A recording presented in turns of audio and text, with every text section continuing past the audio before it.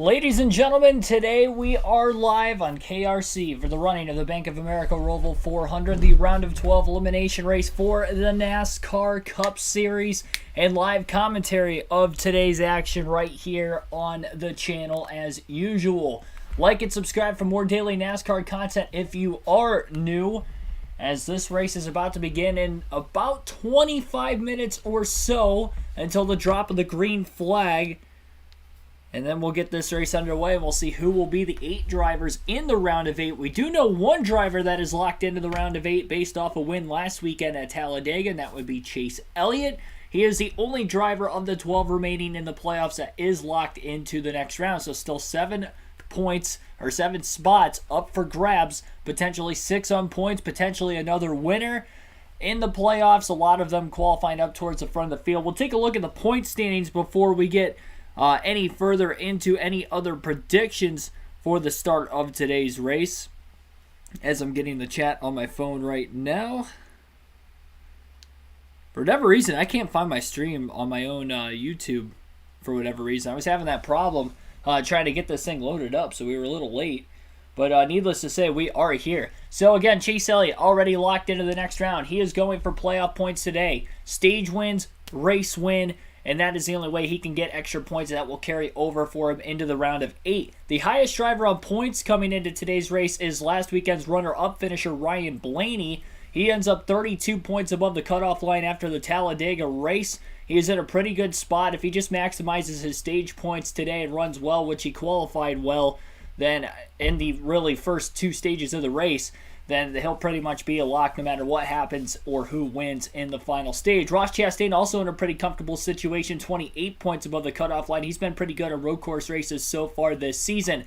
Next driver, and I think from here on down, is where the trouble begins. Denny Hamlin, only 21 points to the good, and he has not ran well on road courses this season. We'll get into more on him in a little bit. Joey Logano, 18 points to the good, starts on the pole today, was top 5 in practice yesterday as well. So he's got a pretty fast car, and he's got a good shot to stay above that cutoff line. Kyle Larson qualified mid-pack, was a bit faster in practice, so yesterday, also 18 points above the cutoff line. William Byron, after getting his penalty completely reduced down to 0 points lost on the race weekend following his incident and run-in with Denny Hamlin at Texas, sits 14 points above the cutoff line. Before that, it was looking like he was going to be 11 points below the cutoff line, but now he's 14 points to the good and is 7th on the playoff grid. Daniel Suarez is the final driver above the cutoff line, 12 points ahead of Chase Briscoe, who is the first driver out, as well as Cindric, also only 12 points below the cutoff line. Both those 2 drivers pretty good on road course races, especially Austin Cindric. He'll be one to look out for later today. And Christopher Bell, 45 points below the cutoff line, likely in a must-win situation. Very likely in a must-win situation. He is the only Toyota driver that has consistently had great speed on road courses this season. So if any of the Toyota drivers were to have a challenge for the win today, it would likely be Christopher Bell. And Alex Bowman, 66 points below the cutoff line, but he is out this weekend again with a concussion for the 2nd straight week, as he is not medically cleared to race. And because of that, Noah Gragson will be taking over the 48 car. So if we look at the owner's point side of things, which I do want to look at real quick, because we have 2 drivers that are not in the driver standings anymore, that their cars are racing for an owner's championship still. That would be, again, the 48 and then the 45 as well. So here is the owner's standings right now. It doesn't have the playoff grid for the owner's standings, but needless to say, if we do the math here, Chase Briscoe in the 14 car is actually the last driver above the cutoff line for those in the owner's standings. As of, actually, this isn't even, hang on, this isn't even accurate, I don't think. Oh, no, it is. Okay, yeah, so he's actually tied with Austin Cindric. So Cindric and Briscoe are tied for that final spot right now. Bubba Wallace would be sitting 24 points below the cutoff line, at least for the owner's points in the 45 car. Bell's still the must-win, and Gregson's going to have to win the race today if he was going to move that 48 car into the round of 8. Here's Dave Burns with Chase Briscoe for more on his, I guess, strategy maybe for the race today. Keep ourselves close enough, then you still got a shot. I mean, first of all, I think we started 11 down, ended 15 up. So, yeah, we just got to stay in the ball game. If there's points on the table, we need to try to get them. And hopefully at the end of the day, I'd love for our Ford Force Racing School car to be in victory lane, but we just need to try to put ourselves in a position where we can try to move on to that round of 8. Yeah, you've already seen how it can work even when it doesn't look good. What about the speed in your car? Was it there yesterday? Brief practice and qualifying. Yeah, it wasn't, I wouldn't say perfect by any means, but it definitely was way better where we qualified. You get one kind of money lap, and I just didn't put it together. It was 100% on me. So, yeah, I think for us, we have a car way better than where we start, so that's encouraging. But not still where we need to be. But I got the team behind me. I got an awesome picker on pit road. We're going to have a lot of opportunities to get up there. Just a matter of putting it all together, and we've had a really good round of putting races together. So hopefully we can do one more. Kim, it's a challenging day for these drivers. 17 turns, 2.3 miles all day long. That's right, Dave. And one of the drivers Kim Kuhn standing in with Austin Cindric as well. Below the cut line, -12 alongside Chase Briscoe. So are you a driver that wants to know you're standing throughout the course of this race? Yeah, I think it's really important for me to have a perspective on what stage points look like, the strategy, those things, whether that's using up your tires or not. And, you could probably throw another caveat in there is the Owners' Championship.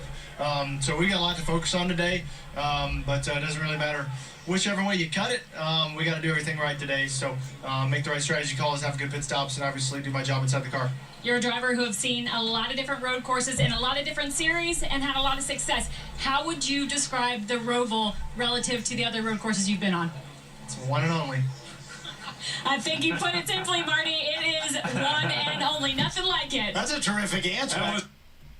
All right.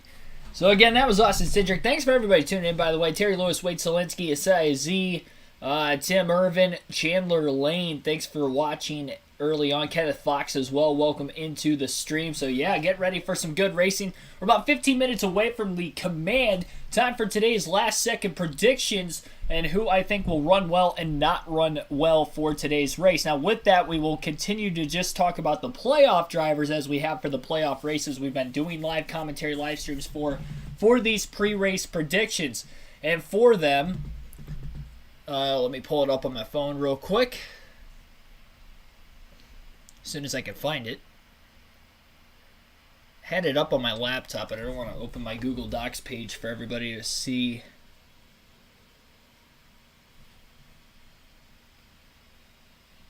I don't know why I can't find it anymore. There it is.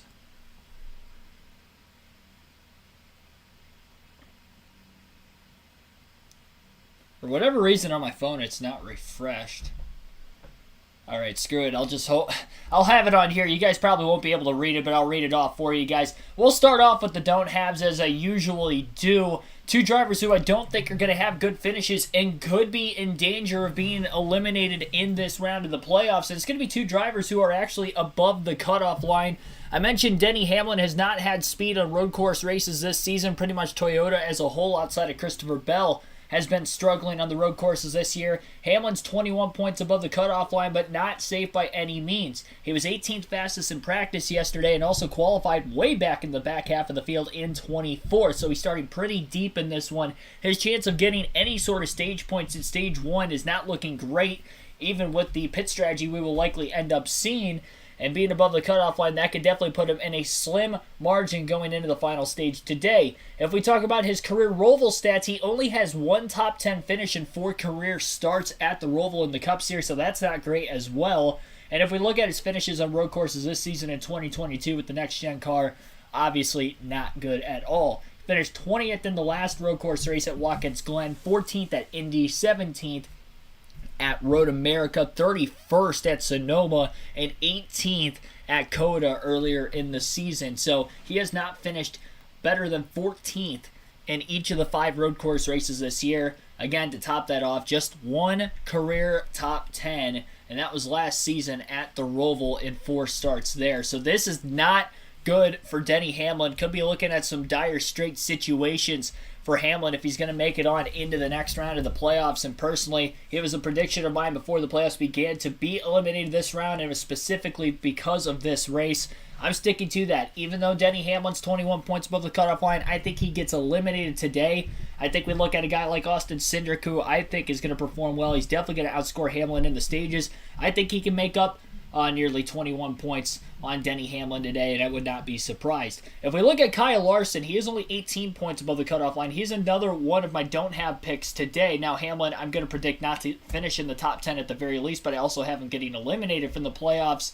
But as far as Kyle Larson today, I wouldn't put him in your fantasy lineup either. I know Larson won at the Roval last year, and he is coming off a win in the most recent road course race at Watkins Glen about a month ago as well, 2 months ago actually. But needless to say, he is not unloaded with great speed today, or I should say this weekend, because yesterday he qualified 18th, so he'll be starting mid-pack in the field. That's going to hurt him in the first stage especially, as the first two stages are really short in today's race, so that qualifying and track position at the start is going to be very important, and it's not on Larson's side early. So we look at that as being a potential danger when you consider there's drivers below the cutoff line inside the top 10 to start today's race. But for Larson's sake, again, he is starting well below the top 10. That's where the stage points are given out to at the end of each stage. If we also look at his finishes this season, yes, he has a first-place finish at Watkins Glen and a third-place finish at Road America, but the other 3 races on the road courses this year, not great. It's been very hit or miss for Kyle Larson. 35th, 15th, and 29th in those other 3 road course races. His career stats at the Roval, outside of his win last season, 2 finishes before that in 2018 and 2019, were 13th and 25th. So, Kyle Larson, it's a little risky. Now, I do think he will make it into the next round of the playoffs. I don't think it's going to be by a whole lot, though. I think Larson could be in a very tough situation today, but I'm still going to predict he is going to make it to the next round. He is in the Don't Have's pick because I don't think he's going to maximize a great amount of points today, and I do think he's going to finish outside the top 10, but I do think he's going to slim his way in because I think he's got a better chance of finishing well higher than Denny Hamlin. That's another reason. He's only 3 points behind Denny Hamlin. I think Larson can outpoint Hamlin by 3, so even if Singer gets in above him, I do think Larson's going to be able to beat Hamlin out. Obviously, Byron's penalty got rescinded, so he's not that far behind these 2 either. And Daniel Suarez has been great on road course races all season as well, so we'll get into him in a little bit also. So I do think those other drivers below him will outscore, but I do think Larson can beat out Hamlin, so I do think that Larson will get in, but I just don't think he's going to have a good finish in today's race personally. So like to see what you guys have to say down in the chat. So again, Larson, Hamlin are going to be the 2 drivers who I have in the Don't Haves list. Definitely stay away from them in your fantasy lineups today. Tyler Birdback, thanks for tuning in. Modern Genetics, Dark Shadows, Derek Booth, thanks for everybody watching. Eccentric Suarez, Bell get eliminated even though I want Bell to move on. That is very bold though. So who do you think below the cutoff? So you think Briscoe's going to end up making it? I don't see that. I mean, Briscoe's been very hit or miss on the road courses this year, much like Larson. But the only difference is he's already further back in points than Larson is. So I don't trust that because also Briscoe rather did not have great unload speed either. He did not have great speed to take off with. I trust Suarez way more than I trust Briscoe, and we'll have the reasons why right here. 2 sleeper picks today, or 2 drivers I already kind of hyped up a little bit. We're going to start off with Daniel Suarez in the Trackhouse Racing number 99 Chevrolet. Suarez qualified 3rd for today's race, was also 5th fastest in practice, so he's had top 5 unload speed as of yesterday's on-track action. Similar conditions at the racetrack again today, so I think Daniel Suarez is going to be pretty fast all day long. With having that great starting position, he's going to score a lot of stage points early on in the race, I'm sure. And obviously, he has been fast on road courses this year. Unlike Larson, he's had way more consistency than that 5 team on road courses this year, and also has a win. Of course, remember, he got his first career and only win of the season at Sonoma, where he dominated the second half of that race, and then also ended up having a pretty solid set of finishes. Has 2 other top 5s this year at both Road America and Watkins Glen.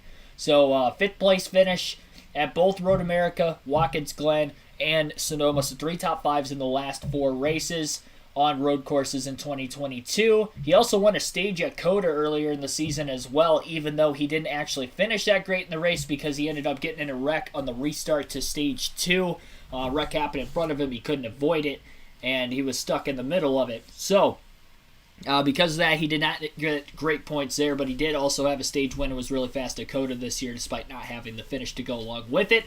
He has no career top 10s at the Roval. That's probably the biggest scare, is that he does have 4 starts at this racetrack. Now, I will say one of those was with Gaunt Brothers Racing, and Trackhouse was a single-car team last year, and nowhere near as competitive as what they are since bringing Chastain in this season, because even that 99 team's been very consistent this year as well, hence the reason why he's in the round of 12 of the playoffs and currently above the cutoff line coming into today's race. So I do think Daniel Suarez is going to get in personally, and I think Daniel Suarez will hang on. He is that final driver above the cutoff line by 12 points coming into the day.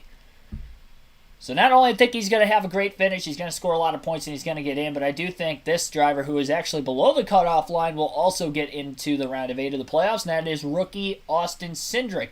Cindric in the playoffs with his win in the Daytona 500, but also has had great consistency this year. I think he's in the top 10 in average finish still this season, so he's having a very quietly solid rookie campaign. He sits 12 points below the cutoff line due to his lack of playoff points at the start of the year, plus not that great of a finish at Talladega last weekend, but needless to say, 13th, 2nd, 7th, 5th, and 8th in all 5 road course races this year, so 13th or better in all those, and 13th at Watkins Glen was the worst and the only race he finished outside the top 8 this year on the 5 road course races. Just like Daniel Suarez, similar unload speed, he's going to have a top 5 car right out of the gate today. Qualified in 5th place, he was 2nd fastest in practice yesterday, only behind AJ Allmendinger as well. And as far as his Xfinity Series stats at the Roval go, we know Austin Cindric is a great road course racer statistically well before this season, unlike Daniel Suarez, where it's mainly been just this year. For Austin Cindric, his finishes in the Xfinity Series at the Roval will be 3rd, 6th, and 2nd. He hasn't had a win here. I don't think he'll win today, but I think he can compete. And I think most importantly, again, he's going to make it into the next round. So Suarez, Austin Cindric, I think are going to get in. I do think that they are great picks for your fantasy team as well today. The 2 must-have picks that you should absolutely have in your lineup without hesitation. We're going to start off with the obvious pick, and that's going to be Chase Elliott in the number 9. Elliott has finished 4th, 16th, 2nd, 8th, and 4th in all 5 road course races in 2022. And as far as that 16th place finish goes, that was at Indianapolis, where he ran top 3 pretty much all day. Got turned on the second to last restart of the race, which put him back in traffic. But before that, obviously he was competing for the win. Competed for the win at the other road course races as well pretty much this season that he did not win.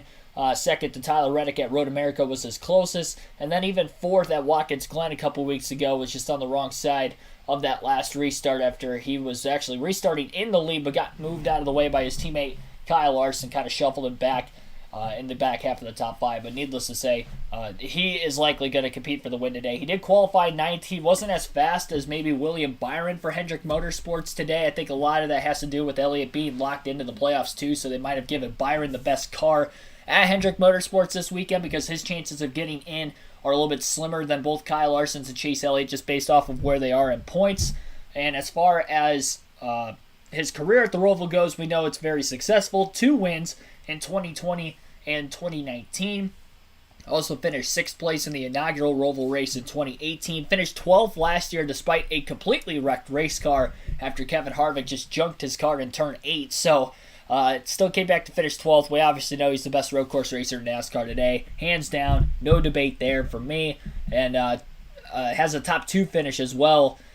Finished 1st or 2nd in 4 of the last 6 stages at the Roval. So that would be stages 1 and stages 2. He has been maximizing points there. He's got 2 stage wins, 2 second-place finishes in the stages, and is still getting these good finishes in the race as well, which is very hard to do on road courses. But Elliott proved otherwise at the Roval in the last few years.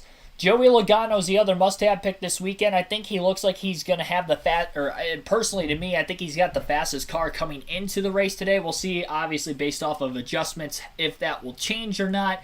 The track itself won't change much other than the fact that it's going to add a bit more rubber throughout the afternoon.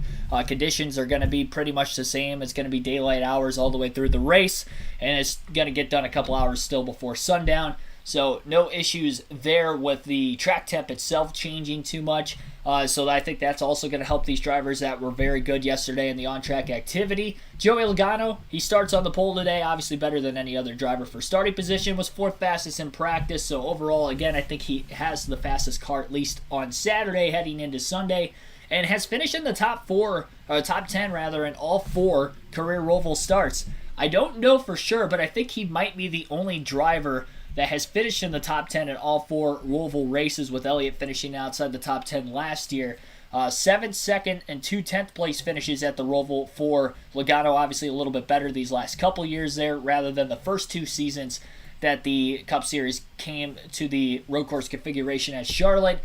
Finished 3rd place and 6th place in his last 2 road course races in 2022. The first 3, it did not go his way. It actually, he was way off of his 2 Penske teammates in the first 3 road course races this year at Road America, Sonoma, and COTA. But the last 2, he has really picked it up. He's led some laps in both those races. Actually had a stage win at Watkins Glen and still finished in 3rd place in the race as well. And again, 6th place at Indianapolis and the road course race before that in the month of August. So, Joey Logano must-have pick for me today. So that is the fantasy analysis. I still have not made my race win pick. I'm holding off on that until the green flag waves because I'm not sure exactly who to pick yet. I've been debating for a little bit, really over the last half hour or so, who I want to take in this race. I feel like Logano does have the best car, but these road course races could get a little wild. They're definitely wild card races when it comes to just, races in general nowadays. I almost throw them in with like super speedways as far as almost anybody can win. Obviously, a more talent-based track in this essence, and the track position is going to matter a little bit more. But we'll see. AJ Allmendinger out-qualified McDowell. Yes, Logano on the pole. Let's see. I want to see what you guys think of those predictions and maybe your own predictions as well. React to that before we go through the starting lineup for today's race. Like chaos, but I want organized chaos. Hope Elliott gets involved in a crash where... Jesus. Ethan's saying that the 9's going to win at the Roval today. I think he's Vegas' favorite right now, 5-1. It's actually pretty good odds to get Elliott on a road course. Big Dog, thanks for tuning in. He's rooting for AJ Allmendinger. A lot of you guys are saying the Dinger is a must-have. I actually don't have him in my fantasy lineup today. And I think it's just because there's a lot of drivers going for more stage points, too. I think you got to think, Allmendinger's not going to stay out and get stage points today because that 16 car is not even in the owner's playoffs. He's going to stay out. Those other drivers that are in the owner and drivers playoffs, they're going to stay out except for potentially Chase Elliott. Elliott will stay out if he's in position to win a stage, but if not, I think he'll end up pitting and taking that track position, which I think would help Elliott in the final stage in getting that track position for the start of stage 3. Bell is a must-win to move on. Yes, that is more than likely.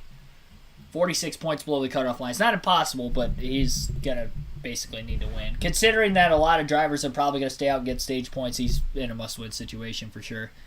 Even if he scores a lot in the stage. He can win the first 2 stages. He's still likely in a must-win situation.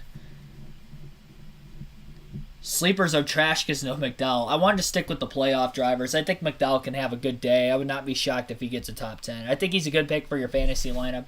I just wanted to stick with the playoff drivers and spotlight them with this being an elimination race especially. Same goes for Allmendinger. I think he's a good pick too, honestly. I don't think there's anything wrong with Cindric and Suarez, though. I think they're going to have good races for sure.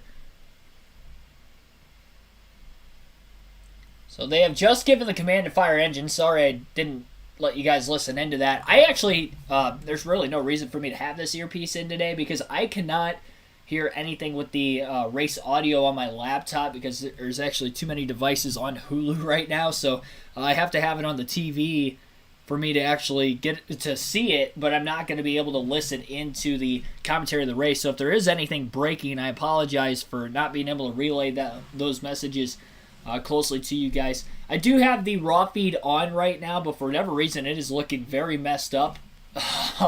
If you see, it only shows 4 positions, and it's randomly, too. 15, 23rd, 31st, 33rd. Maybe it's something to do with the electronic scoring in the race cars, and maybe that'll get updated as soon as we get to green flag racing, hopefully. But, yeah, never had this issue before. I've been constantly refreshing it, so I'll keep an eye on it. Obviously, it'll get fixed eventually, I would have to imagine. We've had issues with it before at the start of the race, and then by like the end of Stage 1 or Stage 2, it's back up and running. James Moore, thanks for tuning in.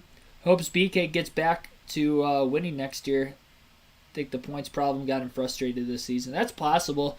I think it definitely maybe allowed for them to play it a little bit on the safer side of things as far as NASCAR maybe, hounding down on them, not wanting to get involved in a penalty. And if you look at the speed in the first half of the year from Roush as a whole, the 17 and the 6 wasn't great. But Buescher's picked it up late in the regular season into the playoffs, and Keselowski, since the playoffs started, has been really good too.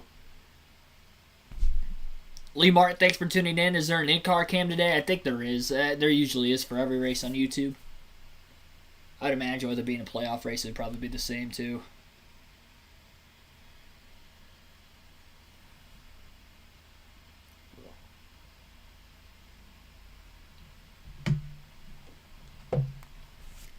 Terry Lewis says Logano winning from the pole. Blaney just can't crash early. He should be in the next round. Yeah, exactly.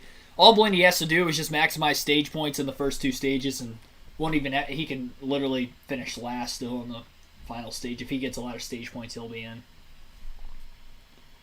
Billy Carjoy, thanks for tuning in. Notice I chose no Toyotas. Yeah, smart move. I didn't put any in my team. I think Bell could have a good run, but there's just too much on the line for him. He might not score stage points too for that reason. He has a better shot of advancing in the owners' playoffs than the drivers' playoffs because he is a little bit closer there. So maybe he does go for points. Who knows what the strategy is there. The driver's standings is definitely the number one you would have to think, because it pays out the most money to the driver themselves. Cars are rolling off of pit road right now as well. I like that Blaney's in the discount tire paint scheme because I really love that paint scheme on the 2 car. Whether it's the Cindric or Keselowski days, I've always liked it. Very underrated. The only difference is I might be calling Blaney Cindric today and Cindric Blaney because Cindric's the one with the neon number 2 rather than the 12. Jets Gang 2.0, thanks for tuning in. Let's go. Logano Jets are winning. I do have Zach Wilson on my fantasy team today. I had to pick him up because Prescott was ruled out again. And I wasn't going to die by Matty Ice again this week. So he was out there. He was probably the best available in my opinion. So hopefully he has a big game. Bold prediction, Byron DNFs due to Hamlin wrecking him. Hamlin gets disqualified. That's a little too bold. If Hamlin does pay Byron back, Hamlin wouldn't get disqualified. They don't disqualify guys for, intentionally wrecking other drivers. Unless it's, blatant in the sense like Matt Kenseth. But he, in 2015 or something of that nature. But in that situation, Kenseth was also multiple laps down with a damaged car. So it wasn't like, he was competing. If they're battling for position on the track when something like that happens, and NASCAR's never stepped in and disqualified a driver for it. I don't expect them to. Jeff Sperry, thanks for tuning in also.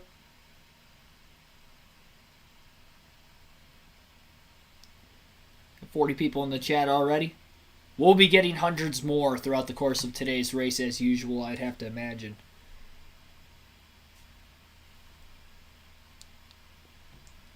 There's a live stream trying to show actual coverage of the race that I noticed, but that's probably going to get taken down. That's got like 1,000 people in it right now, but those will last a couple laps and then it'll get taken down for copyright. No copyright here. And our raw feed is up and running correctly now, so you'll get to see the top 30 on the leaderboard throughout the course of today's race. Stage 1, 25 laps. Stage 2 will be 25 laps, stretching to lap 50. Final stage will be 59 laps for today's race. So they will not have to pit for fuel or tires in the first 2 stages, but in the final stage they will have to make a green flag stop or a pit stop under caution, depending on exactly what goes down there.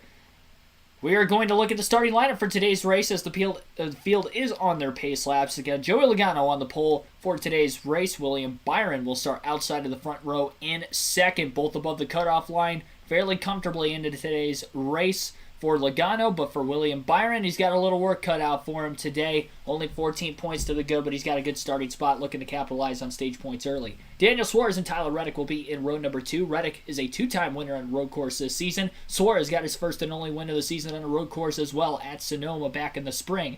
Austin Cindric and Ryan Blaney will make up row number 3. Cindric, road course ace and rookie, starting in the top 5. Comes in 12 points below the cutoff line, looking to advance today. And Blaney, the highest driver on points into today's race, 32 points above the cutoff line for him. AJ Allmendinger and Christopher Bell will be in row number 4. Allmendinger fastest in practice yesterday, and Bell in a must-win likely situation, 46 points below the cutoff line today. Chase Elliott and Ross Chastain in row 5. Chastain in a pretty comfortable point situation, and Chase Elliott locked in off a win at Talladega last week. Michael McDowell and Cole Custer will be in row number 11. Look out for both of those two today. They've had good runs on road courses this season. Justin Haley and Bubba Wallace will be in row 7. Wallace had one top 10 on a road course this year. It was at Indianapolis back in August.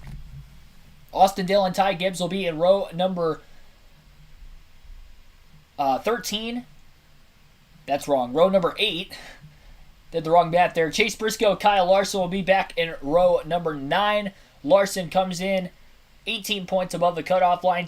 Briscoe also minus 12 below the cutoff line today, but Briscoe outside the top 10. Going to have to work hard if he's going to want to fight his way in. And Larson, one of the don't have picks in our predictions today. Martin Truex Jr. and Kyle Busch will be back in row 10. Both have struggled on road courses throughout the year, as well as most of Toyota. Chris Buescher and Kevin Harvick will be back in row number 11. Harvick has had good runs on road course races this year, but he is without his crew chief Rodney Childers, suspended for 4 races, as well as a major fine and a major point deduction for that 4 team. They're going for basically wins the rest of the year at this point, as they are eliminated from the playoffs and pretty much locked into a 16th place finish. And Chris Buescher has a couple top 5s on road course races this season. We'll see if he can have another shot at a win today, but not great in practice and qualifying yesterday. He's going to have his work cut out for him. Harrison Burton and Denny Hamlin will line up in row number 17.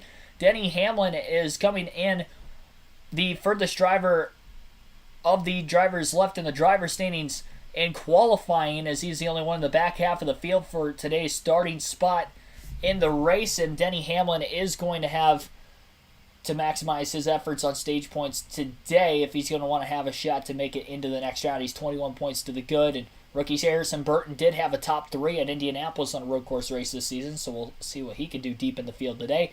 Ricky Stenhouse Jr., Eric Jones will be in row number 13. Row number 14, Joey Hand and Ty Dillon. Joey Hand had a top 15 place finish in the last road course race at Watkins Glen. We'll see if he can have another great day today as well. Noah Gragson, Corey LaJoie will be in row number 15. Gragson stepping in that 48 car after Bowman was ruled out again for this weekend's action with his concussion. Gragson still racing for the owner's points playoffs, likely in a must-win situation to get that 48 car in the next round anyway. Brad Keselowski and Todd Gillen will start deep in the field in row 16. Daniel Kvyat and Mike Rockefeller will be in row 17. J.J. Haley, Larice Hesmans in row number 18. Row 19, Eric Almirola, Josh Williams, and Connor Daly, making his first career start for the money team, will be lined up all by himself in row number 20.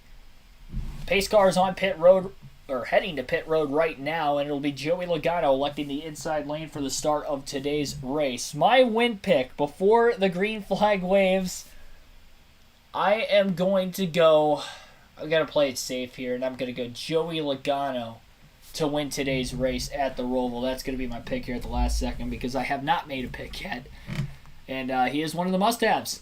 Green flag is in the air. Logano gets a great jump on the start as they head for the first turn, the treacherous first turn at the Charlotte Roval. 2 and 3 wide, even back in the middle of the pack, right around Chase Elliott, stuck in the middle lane as they roll through turns 1 and 2.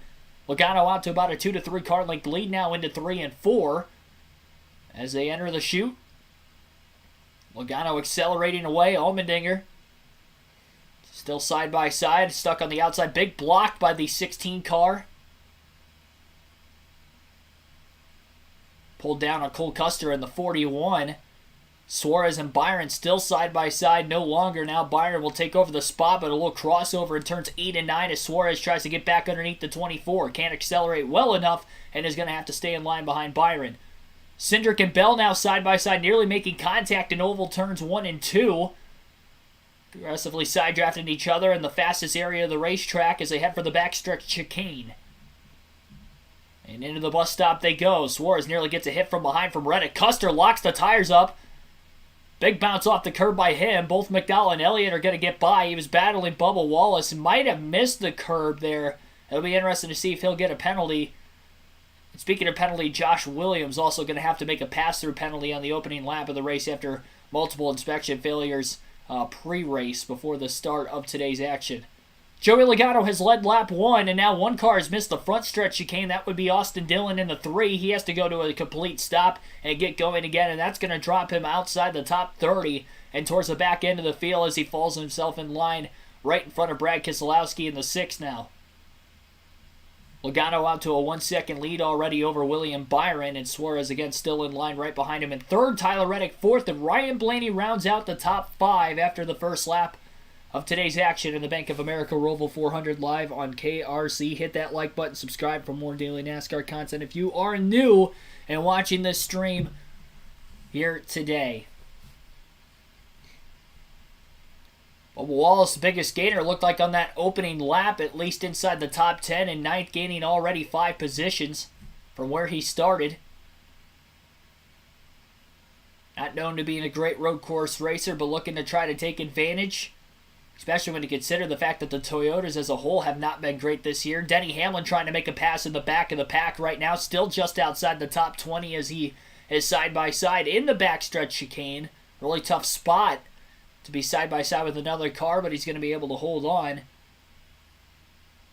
And Ross Chastain back to the 28th place position. He had to drop to the rear for the start of today's race, also due to pre-race changes to that race car, actually, which has dropped into the rear of the field. So he was supposed to start in the top 10 virtue of qualifying, but had to drop to the rear. So he is back in the 28th place position, trying to rally now.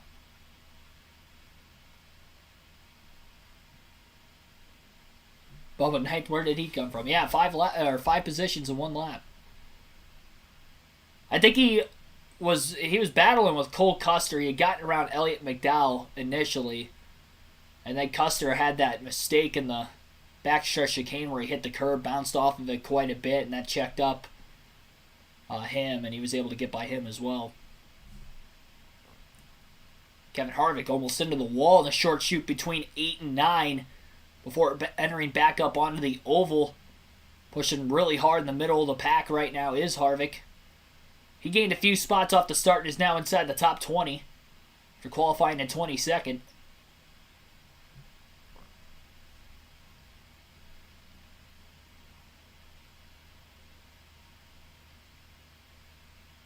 Austin Dillon did a California stop. Is that a rolling stop? Is that what you meant by that?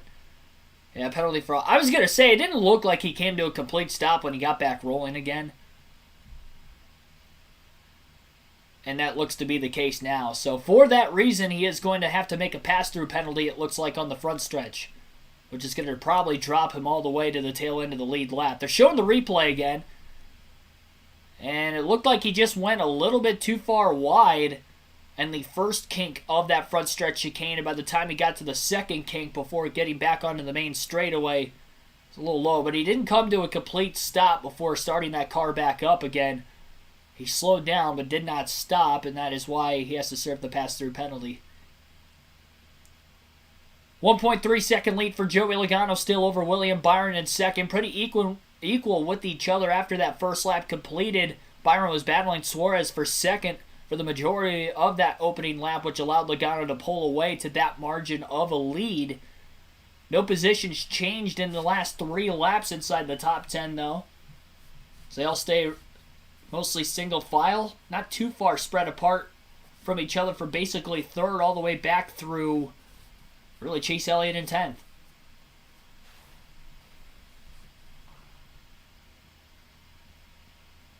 NBC messed up. What happened there? Stanley C. Panther, thanks for tuning in. Rockenfeller is Germany DTM champ 2013. Yeah, I would not have known that. It looked like an issue for Bubba Wallace on the front stretch as well. He's going to drop outside the top 10. I missed what happened. I was looking at the chat. Likely get a replay of it. He's back behind Ty Gibbs now in 16th, so he lost 7 spots on the front stretch that last lap. Right in front of Kevin Harvick, who was up to 17th already now. Denny Hamlin from 24th to 18th. trying to move himself as forward as he can, get himself in position to get some stage points. He's got 20 laps still to do so in stage 1.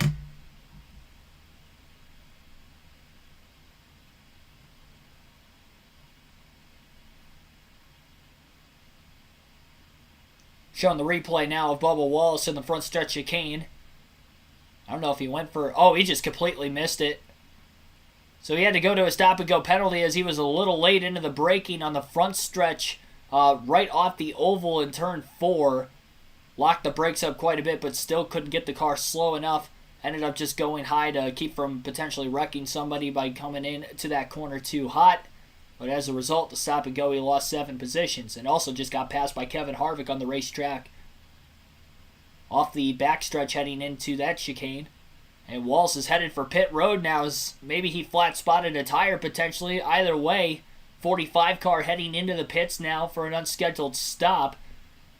As NBC goes to a full-screen commercial break. While that's going on, we'll go through the full field running order after 6 laps at the Bank of America Roval 400. Joey Logano with a 1.1 second lead over William Byron in second. Daniel Suarez is 2.4 seconds off the lead in third. Tyler Reddick in fourth place, 2.7 seconds off the lead. And Ryan Blaney rounds out the top 5. He is 3.3 seconds back.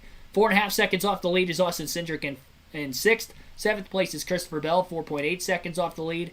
5.2 seconds off the lead is A.J. Allmendinger in 8th. Chase Elliott 9th, 6.3 seconds back. And Michael McDowell rounds out the top 10, 7.6 seconds back.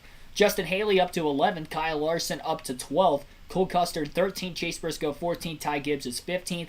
Kevin Harvick 16th. Denny Hamlin up 7 spots to 17th already. Kyle Busch in 18th. Harrison Burton 19th. And Martin Truex Jr. is 20th. Eric Jones in 21st. 22nd is Noah Gragson. Ricky Stenhouse Jr. 23rd. Corey LaJoie 24th. And Ty Dillon is 25th. Ross Chastain from the rear of the field is up to 26th. Ty Gillen 27th. Chris Buescher 28th. Joey Hand 29th. And Brad Keselowski is 30th. Eric Almirola in 31st. Mike Rockefeller 32nd. 33rd is Daniel Kvyat. J.J. Yaley 34th. Connor Daly 35th. Maurice Hesselman's in 36th. Austin Dillon 37th. Josh Williams 38th. Bubba Wallace is now in last after making that unscheduled stop. 13.7 second stop, so it looked like a 4-tire stop with that 45 crew, so maybe he did flat spot some tires when he locked the brakes up on the front stretch only a lap before him pitting. R6, welcome into the stream as well. And again, thanks for everybody tuning in. We got 75 watching in the early going of this race today. Just 6 laps in. Full straight commercial break right now for NBC, and now we're on lap 7, it looks like. 7 laps complete on our screen. Byron a bit quicker than Logano the last couple laps, and if we're looking at who has ran the fastest lap of the day, it is Logano in that clean air with a average speed of 101.744 miles an hour and almost an 82-second flat lap time. About a minute and 22 seconds. Last lap was about a second slower than his fastest lap already, just 7 laps on these tires. So these guys are burning them up here quickly, knowing it is a sprint and not a marathon in these first 2 stages. Again, each only 25 apiece. Shane Murphy, thanks for tuning in. Thanks for that comment as well, Shane. Sean, sorry, I misread it. Sean Murphy.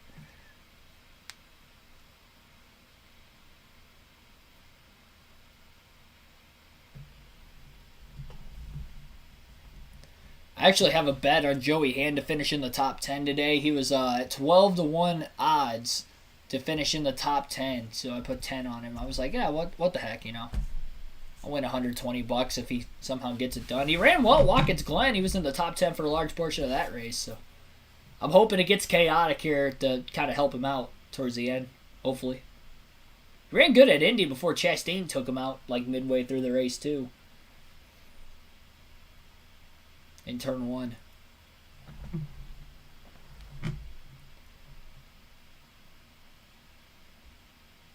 About a 2.5 second lead down for Logano following the commercial break. So despite the fact that Byron was running just a bit quicker than Logano, Logano has upped the pace up just a little bit.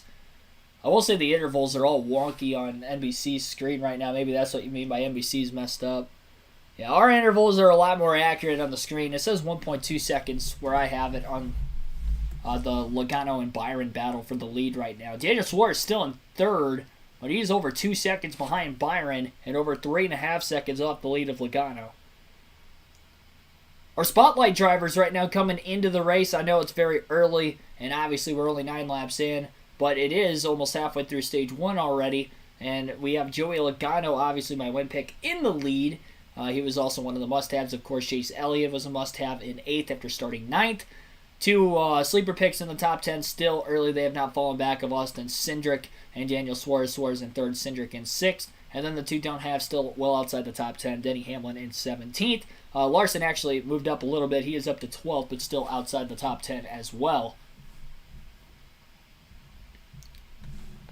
Bill Biggs, thanks for tuning in. Pulling for AJ to win the race. Or at least predicting for AJ to win the race. He's fast at practice. He didn't qualify as well and kind of struggled on the initial start here. But was able to hang on and still maintain himself in the top 10 at 7th. Byron a little quicker than Logano the last lap. Maybe having a little bit better long run pace. Maybe Logano cooked his tires trying to get out to the lead. He did. Byron closing into the front stretch chicane now.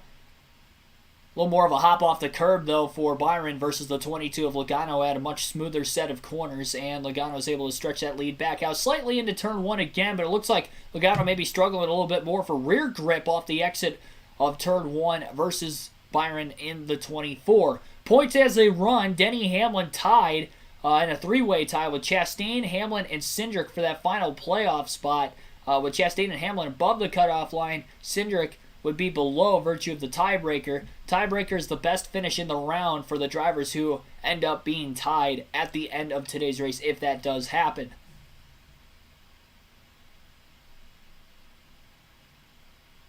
So the tiebreakers could even change throughout the course of the race depending on where those drivers finish as well, if it is better than any finish they had in the first 2 races of the round, which were at Texas and Talladega.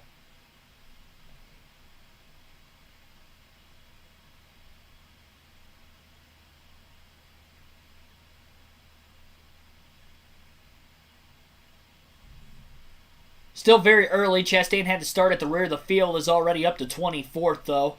Have to assume that his car is probably pretty similar in speed to Daniel Suarez's. That pre-race penalty, though, is going to hurt for Chastain as far as the stage points go here in stage 1. It'll be interesting to see exactly when the field will pit. Again, pit road closes with 2 laps to go in the stage once the race leader takes the start-finish line to get 2 to go. Christopher Bell going to make a pass inside the top 10 of Michael McDowell. McDowell with a little bit of a hiccup in the front stretch chicane will also get passed, it looks like, by the 31 of Haley. Bell goes a bit wide, smoking the tires in turn 1, almost into the outside wall. Justin Haley will now move down to the inside and take away 9th place from Bell, and Bell may give that position up to McDowell again as McDowell looks to the outside, Bell protecting the bottom. Larson and Custer side by side behind him as they all bottlenecked up in those first few corners. And now Custer is on the inside lane and in position to get around Larson as they head for turns 6 and 7. Larson trying to beat Custer back to the accelerator, not able to do so, still side by side. Custer going to try to back the corner up. That's going to check the 14 of Briscoe up behind him as all 5 of these cars are all under one giant blanket, battling between 9th and 12th on the racetrack. Larson is able to complete the pass on Custer, and because they battled side by side as long as they did, it was amazing how quickly both McDowell and Bell were able to pull away from the 5 and the 41. Larson trying to gain that time back in the backstretch chicane now as McDowell slowly catching up on the next car ahead of him for position, which was Justin Haley, who was also slowly driving away, with everybody battling behind him after that mistake from Bell in turn 1, and the mistake in the front stretch chicane the last lap from Michael McDowell, which set up all those drivers to be battling for position with one another. Daniel Powers, thanks for tuning into the stream also.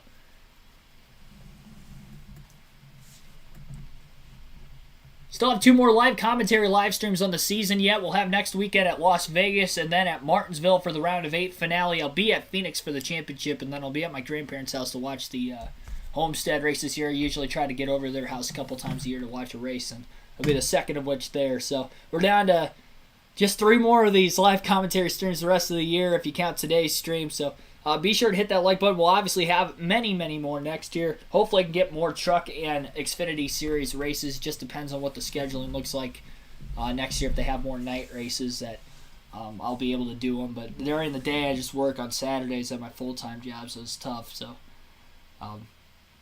unless, obviously end up being able to do this full-time, that'd be one thing, but I don't think I'll be able to do that for next year for sure. So the way we're looking at right now. Alexander Mayer, thanks for tuning in. Chastain will be out this round. That is a bold prediction. I think the only way is if he's not looking to get stage points in stage 1. It'll be interesting to see how many cars exactly pit before the end of the stage to get that track position for stage 2.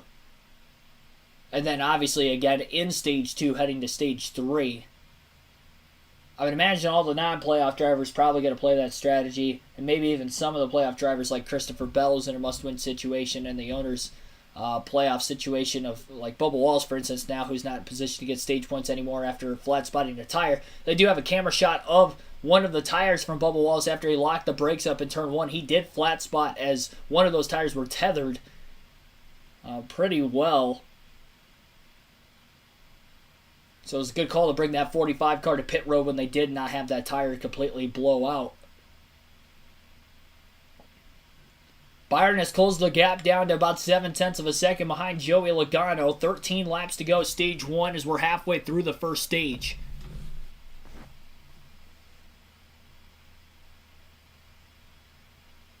And your top 10 would be Logano in the lead by 0.6 of a second over William Byron, who is in second place. Daniel Suarez in third. Tyler Reddick fourth. Ryan Blaney still rounds out the top 5 in fifth. AJ Allmendinger's just passed Austin Cindric for 6th place. Cindric still in 7th. Chase Elliott in 8th. Justin Haley still in 9th. And Michael McDowell still rounds out the top 10 in 10th place. Be sure to hit that like button and again subscribe for more daily NASCAR content if you have not done so already on the stream today, as we have over 80 people watching. Last live commentary live stream was actually of Texas, and we had over 1,000 people watching that stream by the end. For the first time in channel history, we've hit that 1,000 mark for concurrent viewers during the course of a stream, so greatly appreciate you guys doing that. Thanks for doing this. Don't have cable. Yeah, no problem, man. Do this every weekend. I'm basically not at the track for the most part, except for Richmond in the spring and then Homestead again here in a couple weeks, but we'll be at it again next weekend for Vegas, which is a day race, not a night race this year for the playoff Vegas date. And it will also be on the big NBC. Actually, the rest of the races for the Cup Series will be on the big NBC network. Mark Witkowski, thanks for tuning in. Also, if Byron gets a caution, move Logano, no penalty. Yeah, I don't, man. If you think about it, though, that's the precedent set. If I'm in second place, I mean, you would have to think at some point the line's going to be drawn.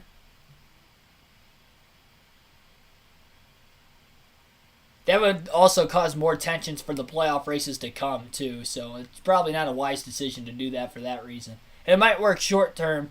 We saw what happened to Harvick last year in a situation with Elliott. It might not be the wisest decision to make.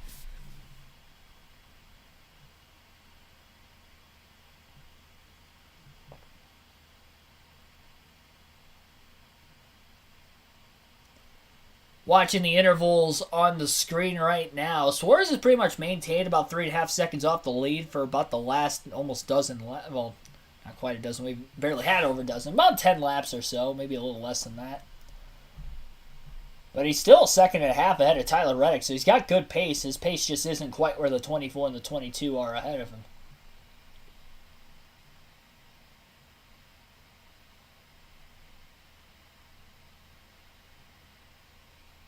Logano stepped it up.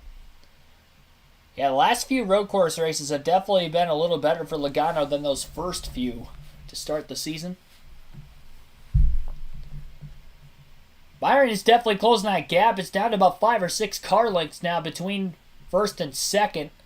The race is back on the screen. Coming to 10 laps to go in stage 1 this time by. Logano still has the fastest lap of the race. I don't think anybody's going to beat that until these guys get fresh tires back on the race car again.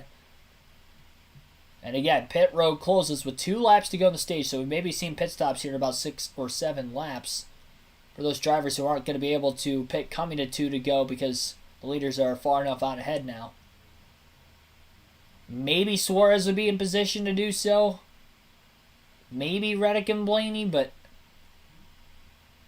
you gotta figure, though, Blaney and Suarez might stay out and just get the stage points.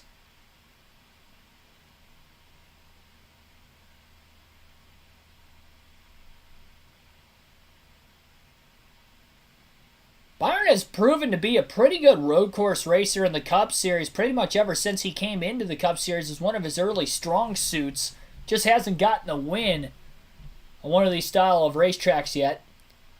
Chase Elliott and Austin Cindric battling for position for 7th. Elliott looking to the inside of the 2 of Cindric.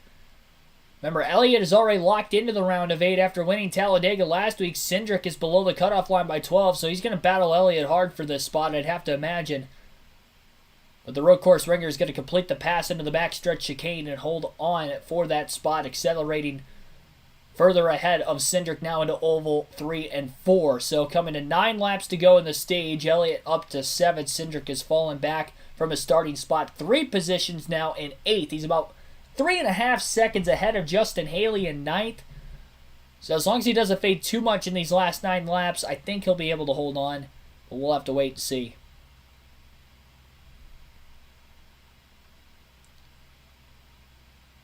Pressure-packed situation for these remaining laps for Cindric in the stage. Remember, Denny Hamlin not looking like he's going to get stage points in the stage after starting deep in the field.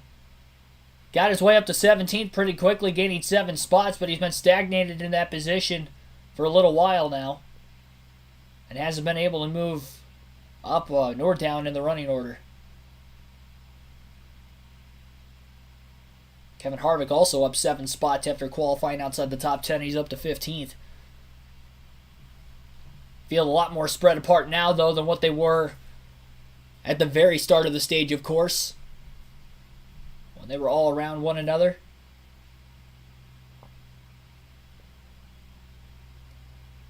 No spins to record on the racetrack so far. Everybody's kept it pretty clean through this first stage, both contact-wise and spin-wise.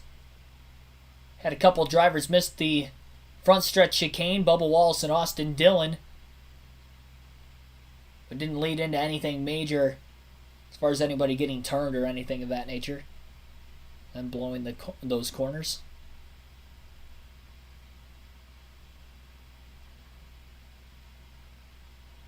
Allmendinger pitting for the end of the stage. Yeah, I mean, especially with that 16 car not in the owner's playoffs, yeah, there's no incentive for him to stay out there. He's gained some spots on the restart. Not on the actual start itself, but since everybody kind of got in their positions after those first couple laps, he has gained a couple spots. Byron stuck in that hole between 6 to 7 tenths of a second off of Logano. Can't get much closer, but he's still staying within that range, and he's not losing the 22. Looks like we might have another commercial break on the horizon again, with 8 laps to go in stage 2. So, kind of stinks. We've already had 3 full-screen commercial breaks in the first 18 laps, but I'd rather have them now, I guess, if we had to have them, than at the end of the race or in stage 3. I feel like the final stage they should definitely go side by side. So, can't keep the commentary going for the moment, so we'll just go through another full field rundown of the running order. Again, Joey Logano, 6/10 of a second lead over William Byron in second. Daniel Suarez is in third place right now. Tyler Reddick in fourth. Ryan Blaney is fifth. AJ Allmendinger 6th. Chase Elliott 7th. Austin Cindric 8th. Justin Haley 9th. And Michael McDowell rounds out the top 10. Christopher Bell in 11th. Kyle Larson in 12th, just on the outside of getting stage points as of right now. Cole Custer in 13th. Chase Briscoe 14th. Kevin Harvick in 15th. Ty Gibbs in 16th. 17th is Denny Hamlin. Harrison Burton 18th. Martin Truex Jr. 19th. Eric Jones is 20th. 21st is Ross Chastain. Noah Gragson in 22nd. Corey LaJoie 23rd. Kyle Busch 24th. Ty Gillen 25th. Chris Buescher 26th. Ty Dillon 27th. Brad Keselowski 28th. 29th is Eric Almirola. Ricky Stenhouse Jr. is 30th. 31st is Joey Hand. Mike Rockefeller in 32nd. Austin Dillon 33rd. Bubba Wallace 34th. He had to make an unscheduled pit stop. Remember, he pitted towards the beginning of the stage because he had a flat spot. He had flat spot on one of his tires after locking it up and missing the front stretch chicane because he was in the top 10 before that. So he's in 34th. J.J. Yaley 35th. Connor Daly in his first Cup start in 36th. Reese Hesmans in 37th. Josh Williams 38th. And Daniel Kvyat rounds out the 39-car field. Kvyat's 2 laps down. I think he might be off the racetrack right now. He's the only driver not on the lead lap. So we'll kind of keep an update on him at least as the laps continue and during the stage break. I guess we'll know if he's still on the track or not. Might have a mechanical failure for that number. What number is that? 26 team. I was about to say that, but I wanted to make sure it wasn't like 28 or something. Something close to it.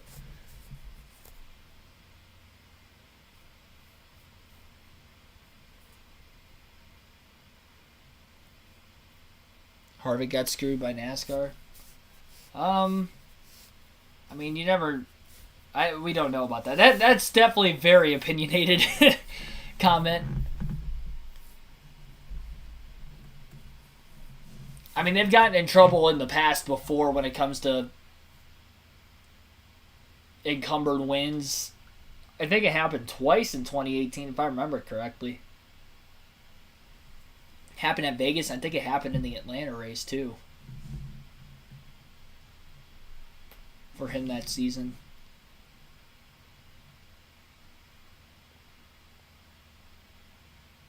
So he's a repeat offender.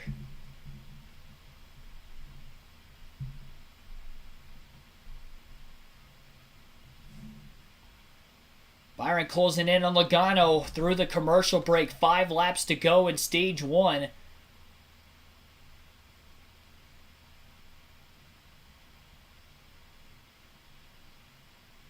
Byron within about a car length and a half behind Logano. Not only the stage point on the line, but if one of these two, if not both of them, make it into the round of 8, this is another playoff point that would carry over for them at the start of the round. So this is a very important battle for the lead late in the stage between the 22 and the 24 as Byron has just crept up on Logano at a slow but consistent pace and is now right there, and he's looking to get around the 22 car for the lead. How aggressive will he be?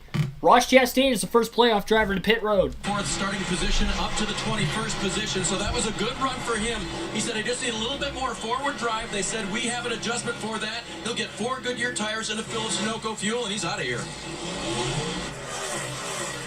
Steve coming early like that so that he can, I think it was 2 seconds you said earlier, 2 seconds? So if he comes 3 laps before the other playoff cars, he'll have 3 laps on those fresher tires. That could be 6 seconds on the racetrack. So, you know, he can make 6 seconds off on, say, Denny Hamlin or Chase Briscoe or some of those other playoff drivers who decide to also come to pit road. The question is who's going to come and who isn't. I think for Logano, for Byron, for Suarez, you have to stay on the racetrack. You have so many points available because you're going to finish so high in this stage. But what about Briscoe, Hamlin, Bell, Larson, the guys towards the back half? What do they decide to do? It's decision time, right? Because next time around will be 3 laps to go.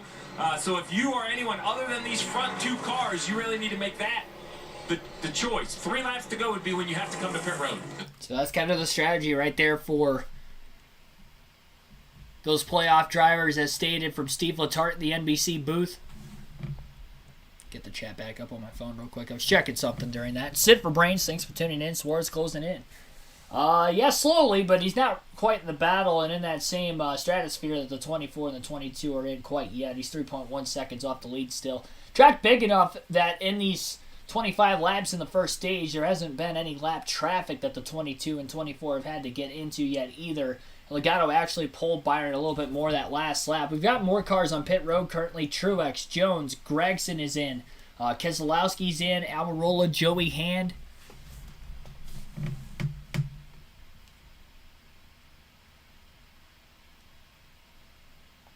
Waiting to see if the playoff drivers are going to hit pit road. So far, not the case. Michael McDowell going to make a pass on Justin Haley into the backstretch chicane. That'll move him up to 9th. I'd have to imagine those two are coming in. AJ Allmendinger is going to be on his way into the pits this time. Chase Elliott also on his way in. McDowell and Haley about running over one another as they're side-by-side coming into the pit lane behind those other two. Christopher Bell also in. Harvick is in. Ty Gibbs is in.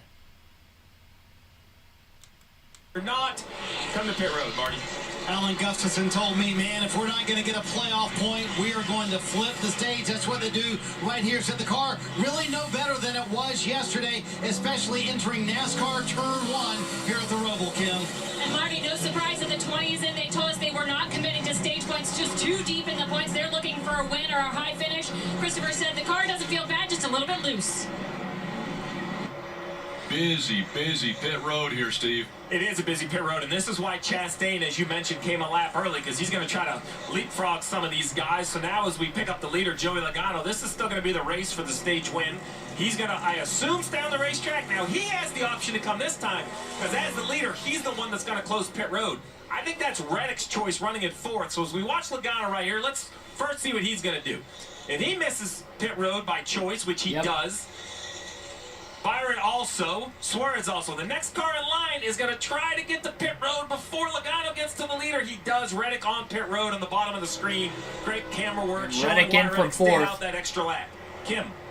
And Reddick, already a road course winner this season. You see the number 8 car right there. He said he's just struggling to power down off turns 8 and 6. So a little air pressure adjustment for him. 4 tires, Sunoco fuel. So it's real simple, Rick.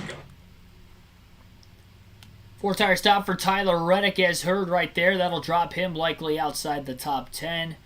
AJ Allmendinger actually still in the top 10 despite pitting. Now he's dropping back. Never mind. I think the leaderboard was just a little delayed there. No, he is still in the top 10. He's in 10th right now, and Reddick will cycle out right in front of him in 9th. So even after pitting, Reddick and Allmendinger are 9th and 10th. Joey Logano continues to lead in Stage 2. Both himself and Byron battling for the stage win. Byron got to within a car length and a half behind Logano, and then Logano picked it up a notch and was able to pull back out to about a 0.7 of a second lead. That's where he sits right now into the backstretch chicane and heading into oval turns 3 and 4. Ty Dillon with a pit road penalty. He'll have to make a pass-through stop, and that is a costly one for Dillon because he's going to go a lap down here. Right before the end of the stage, it was an over-the-wall too-soon penalty on his pit crew. Suarez has cut that lead down to 2.7 seconds himself, but it's going to be too little too late for him to try to win the stage. Final lap, though. We'll see if Byron has another shot at Logano. Logano's about 4 to 5 car lengths in front of Byron.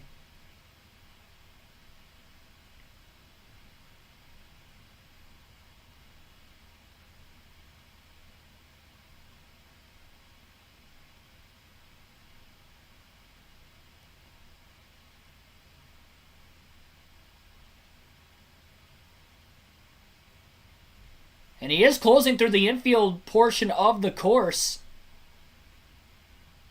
Very slightly.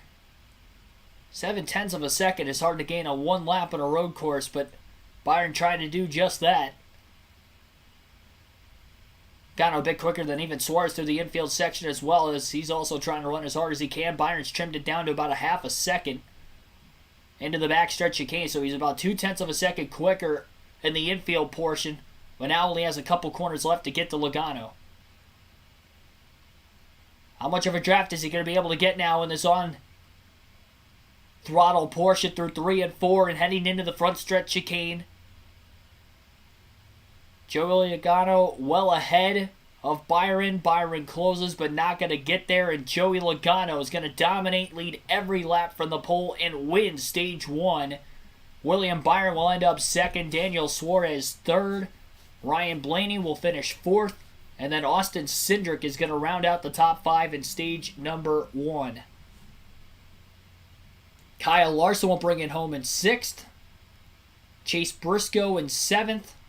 Denny Hamlin in 8th. A big gap back to the cars that had pitted. Where currently Reddick is 9th. Allmendinger is 10th. And that is the way it will be. So Reddick will get 9th in the stage. Allmendinger will get that last point in stage number 1. Although he's not running for points, so it goes to the 16 car for the owner standings. So stage 1 in the books. Joey Logano dominates. Those top 8 cars that stayed out of the pits towards the end of the stage will likely pit now. Maybe they try a different strategy, stay out. That was a strategy Ryan Blaney tried at the Indianapolis road course race earlier this season, so maybe he'll try that again, and maybe everybody else will too. We'll have to wait and see. For Joey Logano, that is his 6th stage win of the season in 2022, and another playoff point that will carry over for him into the round of 8 if he does advance, which is looking very likely. Had a pretty good points cushion coming in and gets 10 more points right then and there. So, of those on fresh tires, it'll be Tyler Reddick who will be the first of those drivers, followed by Allmendinger, then Chase Elliott. Justin Haley also right behind Elliott at the end of the stage in 12th rather. Chastain up to 17th already. After starting deep in the field, Kyle Busch 27th at the end of the first stage. You want to talk about struggling. I mean, he's struggled for a lot of these playoffs, but Toyotas have just not been good on road course this year. Truex has been pretty much 20th the whole race, too. Christopher Bell 14th. Denny Hamlin was the only Toyota in the top 10 in stage 1, and he stayed out of the pits. He was outside the top 10 before that, but he stayed out to get a couple stage points. 3 of them, to be exact. Get to listen into the pit reporters when we get back from the commercial break, assuming that we'll have drivers in the top 8 pit. It's an interesting spot, though, say for Briscoe and Hamlin, on whether they pit or not. I mean, they're going to have like 20 lap older tires. But if they choose to pit now, they're going to be so far back in the... I mean, they're going to be... back in, 38th? 36th? That is a long ways back in the field. Especially if anything happens on a restart, which we know Turn 1 is very treacherous at the Roval when it comes to restarts, especially later in the race. How many die-casts do I have? That you see here, I have 4 of them that are still not hung up that I got at Talladega last week. I actually have to replace some that are in the case. Some of those are my dad's from in the case. I'll have to take those out. A lot of the Dale Jr. ones are actually his. Not all of them, but most of them. So those are going to have to get replaced. So assuming replacing those, I'll be at like 48, 49, 50, somewhere around there. That's at the 124 scale, though. AJ Styles got the opportunity to run, or not run, but sit inside the car that Jeff Burton was driving. The Peacock car. I was going to say the cock car, but you guys know what I mean.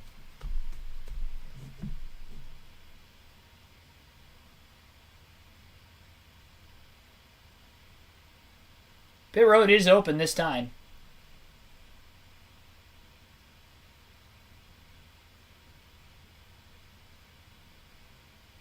Field hasn't quite worked their way over there yet. Still in Oval 1 and 2.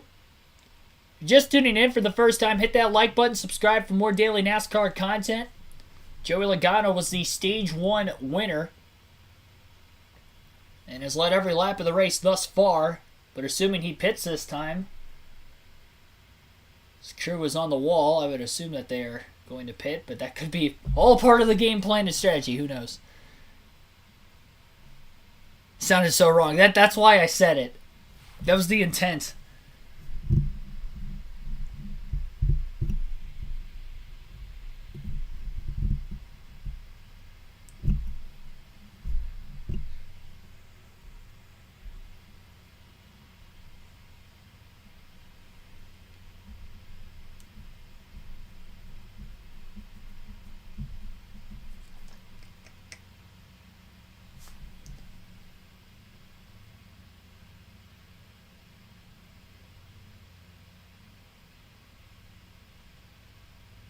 If every one of these drivers up at the front 8 pit, they're all going to be outside the top 30.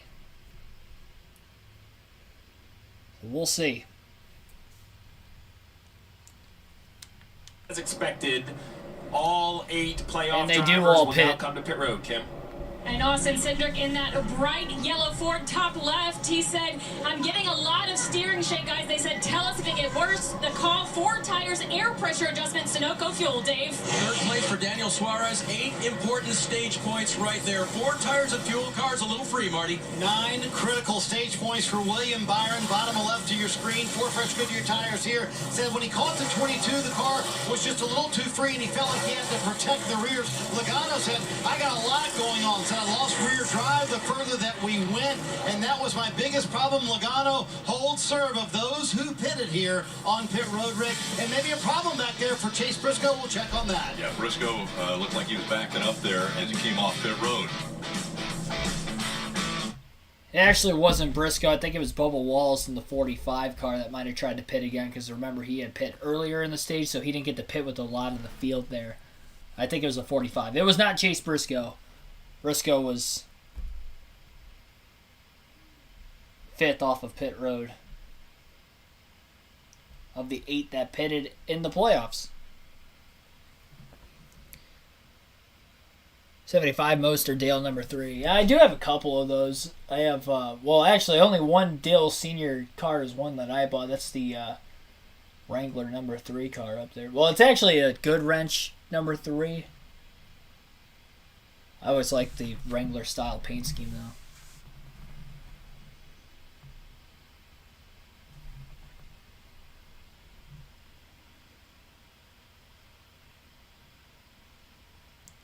Larson only +3 over Briscoe.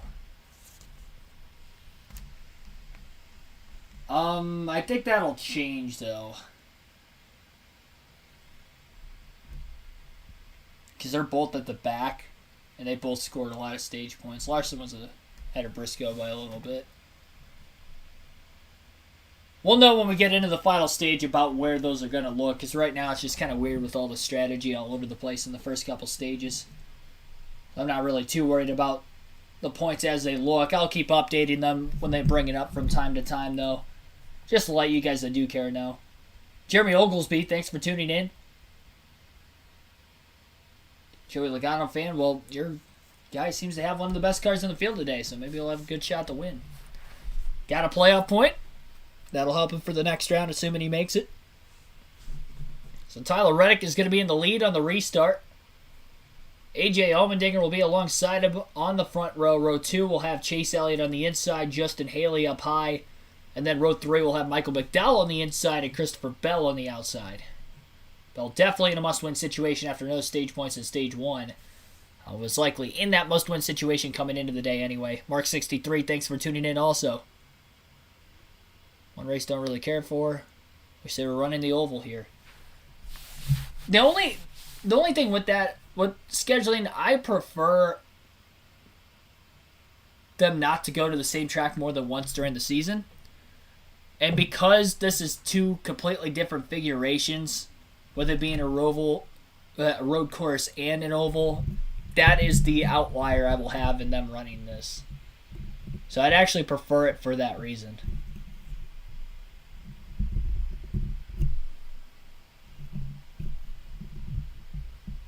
Puts more diversity in the schedule. A lot more of an opportunity for, fans to go. So obviously the Coke 600 sold out this year in this race.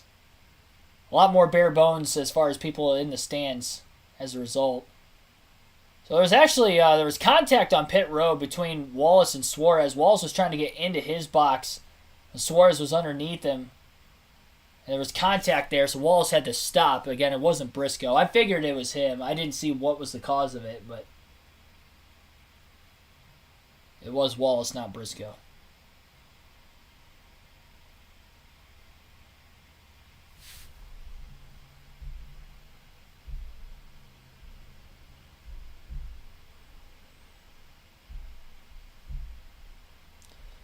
Be heading to the next restart very soon.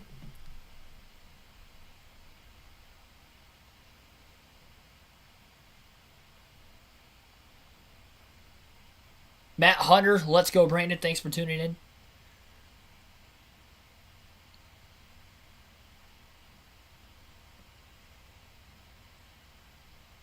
One of the day. Yeah, and I mean, that's what, like, having, like, 2-day races, especially at, like, a Kansas or a Las Vegas, like, what's the point?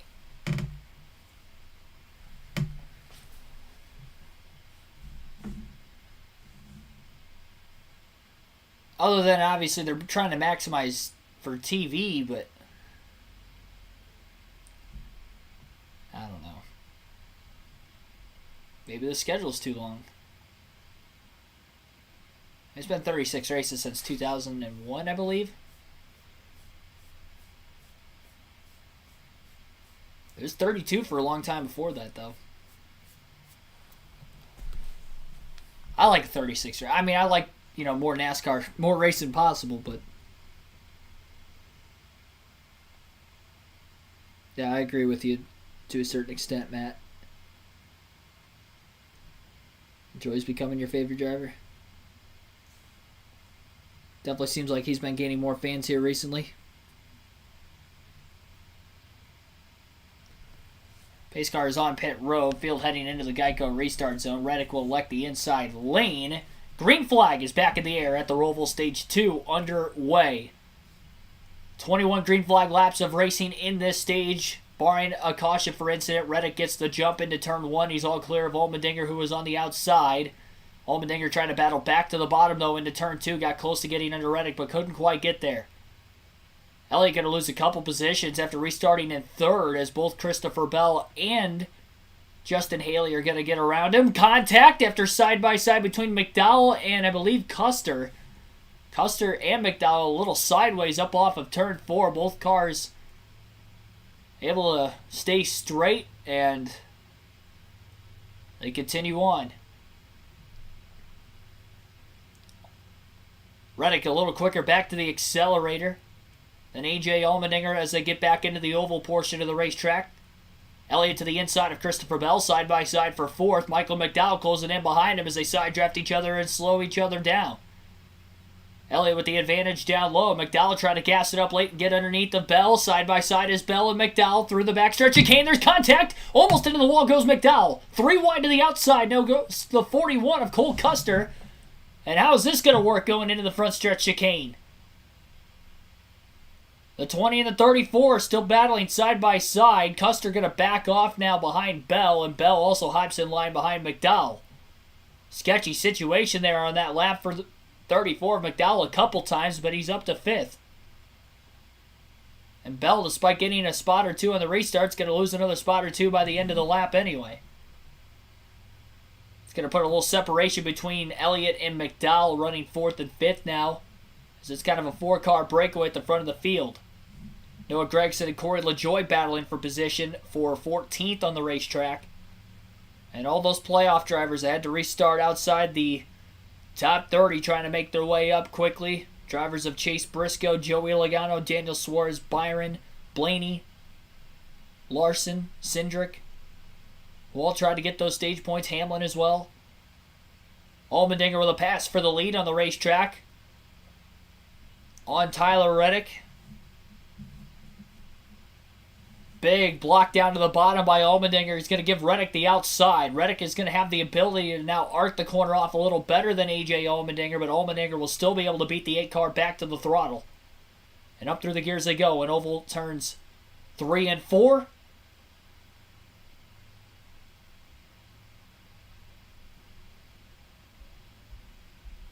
Reddick a lot harder on braking than A.J. Allmendinger, but that is why it's allowing Allmendinger to get back to the gas a bit quicker, giving up the corner entry and backing up the corner a little more so he can get that corner exit speed. It's working out for him versus the 8-car. Now Reddick has a couple cars right in line behind him trying to make a pass for position of Justin Haley and Chase Elliott. McDowell quickly closing into the back of Elliott as well. Top of the field a lot more compacted together now than what they were at the initial start of the race when Logano and Byron were leading the field. Allmendinger trying to pull away out to a 0.4 of a second lead already over Reddick. Jay Yo, thanks for tuning in. Bond 1771, thanks for tuning in.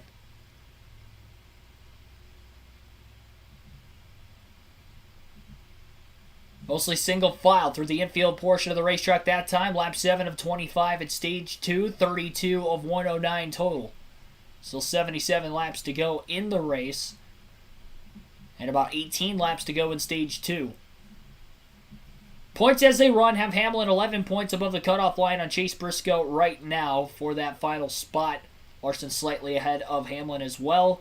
13 to the good, as well as Suarez, and Byron is plus 15. But again, all those guys that are just mentioned right around that cutoff line, they are towards the tail end of the field because they had got stage points in Stage 1, didn't pit there, and now they're up towards the front. Or now they're at the back, and the non-playoff drivers outside of Chase Elliott and Christopher Bell are towards the front. And that's because those guys decided to pit before the end of the stage, as well as Ross Chastain, who's now broken in the top 10 for the first time today, after originally qualifying in 10th, but having to drop to the back at the start of the race.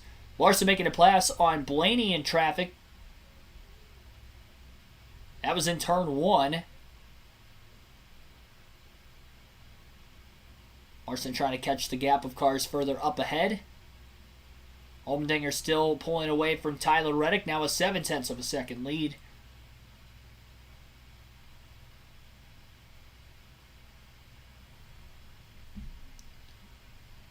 Trying to see who's had the best lap of the race so far.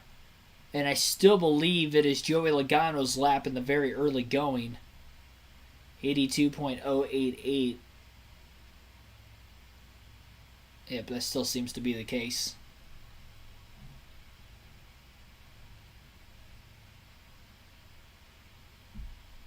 NASCAR Cup Series 2311 Racing, thanks for tuning in.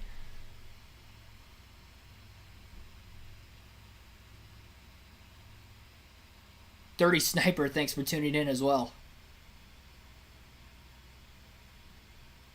Thanks for the comment on the commentary.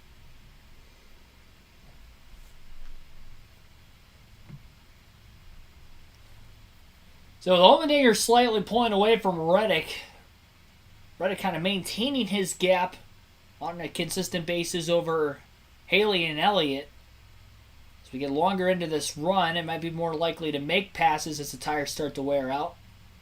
Right now, everybody relatively on fresher tires and have filed themselves in line single file. A couple laps now after that restart to Stage 2. A little easier for them to maybe hang on. I feel like Chastain's driving the wheels off that race car right now. It seems to be sliding around a lot more in the infield portion of the racetrack than all the other cars that are directly in line in front of him. He is on a few lap older tires though too, because he pitted with about 6 laps to go in the stage, trying to gain a little bit of track position on the cars around him that were also going to pit by pitting about 3 to 4 laps sooner. If it wasn't for that, he'd probably be right around like 15th or so, but he'd also have a little bit fresher tires simultaneously.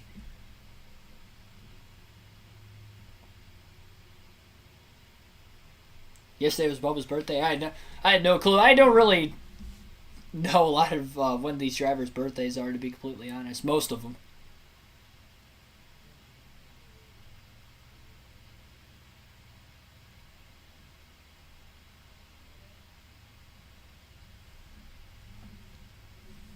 So AJ Allmendinger again in the lead. Tyler Reddick in second. Justin Haley third. Chase Elliott fourth. Michael McDowell is in fifth. Rounding out the top 5 in Stage 2. Our spotlight drivers currently in the stage. Must-have picks of Chase Elliott, Joey Logano. Logano won the first stage, is up to 22nd after pitting during the stage break, so he's further back in the field for that reason. And Chase Elliott is in 4th, capitalizing on pitting before the end of the stage that last time by. Or at the end of the stage, not really the last time by, but needless to say, that is where those two must-haves are running. The 2 sleeper picks coming into the day of Austin Cindric and Daniel Suarez all stayed out for stage points. So they are also outside the top 20 with Suarez in 23rd. And Cindric back in 30th, struggling on this restart for those that had pitted. And the 2 don't have picks, predicting them to finish outside the top 10 at the very least. Kyle Larson 24th, Hamlin in 29th. So far, so good there. But they also stayed out to get stage points. NASCAR Monaco. That would not work. Track is way too tight even for open wheel, let alone for stock cars.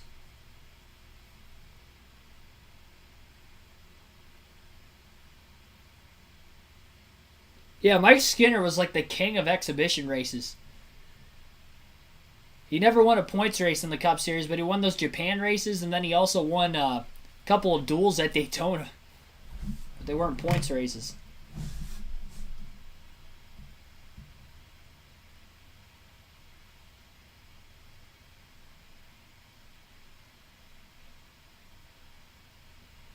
Matt Hunter predicting Larson, Hamlin, Logano, and Bowman to miss.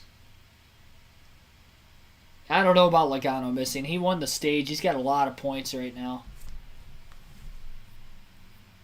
I mean, Hamlin, Larson capitalizing there too, but I think their chances of finishing higher, maybe not as high as Logano's, considering Logano's had good speed in the race car today, but we'll see. Obviously, anything could still happen.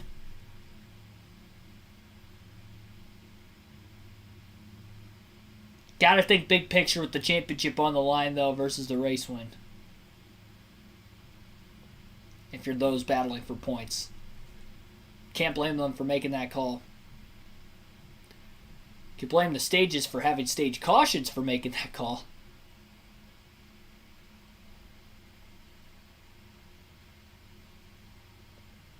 How loud would that be going there in the tunnel? Pretty loud.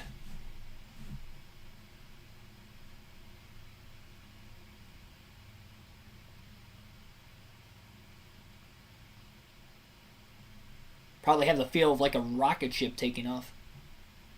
Especially on like a restart, everybody going through there.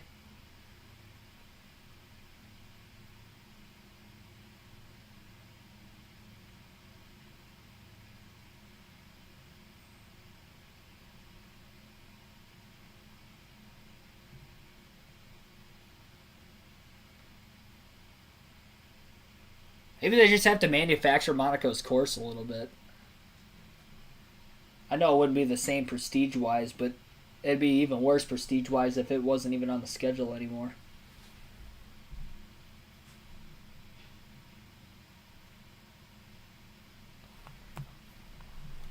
19 different winners. A.J. Allmendinger can make it 20 on the season. I don't think anybody would have predicted that. Going into this section right here, the infield section, that's where A.J. says his car's a little bit loose. That's his biggest issue right now, but in the lead, leading 7 laps so far, Kim. Right ahead of Tyler Reddick and this team. Frustrated, they're out of the playoffs, but they're channeling that frustration and using it as motivation. Their goal to win again before the end of the season. Reddick already a 2-time road course winner this season, running ahead of Justin Haley. And I talked with Justin this morning, and he acknowledged what a good playbook they have with A.J. Allmendinger on the team, and they felt like they could have a top 10 or 12 effort here today. Marty, they run in the 3rd position. A moment ago, spotter Eddie DeHaan told Chase Elliott, we're in the perfect position. Well, how are they in the perfect position running 4th? Because they're fairly confident the 3 cars in front of them will flip stage 2. Chase Elliott would take that playoff point because they need to collect as many of those as they can. That would advance also with them to the next round as well. So they may try and win this stage and be willing to bury themselves back in traffic, Kim. And Michael McDowell running in the 5th position. Crew Chief Blake Harris told me this morning they were going to be aggressive to get track position. We saw that when they short pitted stage 1. Expect likely the same out of this stage. He said they just need a little bit more drive off. Otherwise, this car really good. Feels like it's on rails as he runs ahead of Christopher Bell. Christopher told me this morning, he was honest. He said, I'm extremely deflated and down after the first 2 races in this round because they know they're capable for racing for a championship, and they feel like there are teams that will move on that this team has outperformed, and that's extremely challenging on the mental side of things. He's putting an extra effort in here today toward keeping his head in the game, guys. Great battle back in the back with the 99 of Daniel Suarez, the 24. And the interesting thing, guys, is they're racing with each other. This same group of cars that came to pit road at the end of the stage are racing among themselves. They are not driving through the field, Steve. So I wonder, this strategy to get the stage points, how is this going to work if they cannot move forward in that final stage? Well, I think the final stage is a concern, and this stage might be a concern. It takes about 26, 27 seconds for a team to come down pit road and put tires on. Why I say that is Daniel Suarez is currently 21, closing in on 22 seconds behind race leader A.J. Allmendinger with still 12 laps to go in this stage. So if he continues to lose time, some of the leaders will be able to pit and actually come out in front of them on the racetrack. still costing them points. So at some point, I think some of these playoff cars are going to be closing on an intersection. Do you stick with man, what we you got came in here with, or do you mute? We've got a wreck, it looked like, in the backstretch chicane between Corey LaJoie and Noah Gragson. Both cars were stopped, and now they cycle back out right in front of Joey Logano in the 22. As Logano tries to make a pass on Gragson. Gragson trying to shoot the gap under LaJoie in the front stretch chicane. He's able to make the pass and stick the corner. So they were side by side into the backstretch chicane. It looked like the 48 car moved down trying to make the corner, and the 7 car didn't move down quick enough, and both making contact and both missing, having to come to a stop and go penalty before rolling again. So that hard battle for position ended up costing both drivers. And nobody won in that battle. Ten laps to go in stage 2 this time by. Your top 10 would have AJ Allmendinger in the lead by 1.5 seconds over Tyler Reddick. Justin Haley in third, 2.9 seconds off the lead. Chase Elliott is in fourth, 3.7 seconds off the lead. Michael McDowell in fifth, 5.4 seconds back. Christopher Bell in sixth, Cole Custer in seventh. Kevin Harvick in 8th, Ross Chastain 9th, Eric Jones is 10th. Full screen commercial break right now for NBC. 11th place is Ty Gibbs, Martin Truex Jr. in 12th, Harrison Burton 13th, Brad Keselowski 14th, 15th is Chris Buescher. 16th is Austin Dillon, Kyle Busch in 17th, Chase Briscoe 18th, Ricky Stenhouse Jr. 19th, Noah Gragson is 20th, Joey Logano in 21st, Corey LaJoie in 22nd, Kyle Larson in 23rd, Daniel Suarez in 24th, William Byron 25th, Ryan Blaney 26th, Denny Hamlin 27th, Eric Almirola 28th, Austin Cindric 29th, Ty Dillon is 30th, Bubba Wallace in 31st, Ty Gillen in 32nd, Joey Hand 33rd, Josh Williams 34th, Reese Hesselman's in 35th, Mike Rockefeller 36th, J.J. Yeley 37th, Connor Daly 38th, and Daniel Kvyat, the only driver out of the race with a mechanical issue, 24 laps down and counting at 39th, rounding out the 39-car field in the Bank of America Roval 400. Robert Perkle, thanks for tuning in. Regine Huddleston, thanks for watching also. Skinner had an interesting career. Didn't get along very well with Dale Sr. at times. Left had to go to Morgan McClure, yeah. And that was after their brightest days, too, back in the days where they had Ernie Irvan and Sterling Marlin.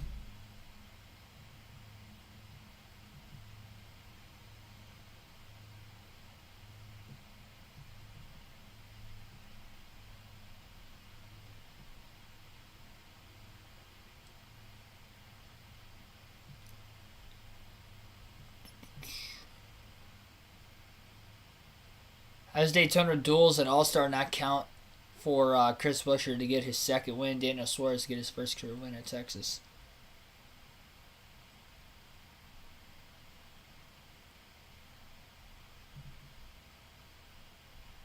Because they're not points races.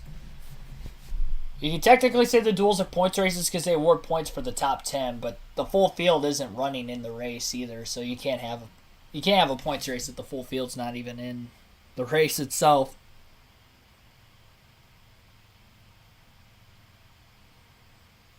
The qualifications for those races take place the year before. You can't really reward points for this season based off of last season. Wouldn't make any sense. That'd almost be like, if I'm trying to convert it into another sport, that'd almost be like if there was a tiebreaker at the end of the season in the NFL standings, and they would have to go back to last season when the two teams played each other. That wouldn't make any sense, because that has nothing to do with this season. That's like the best analogy I can give.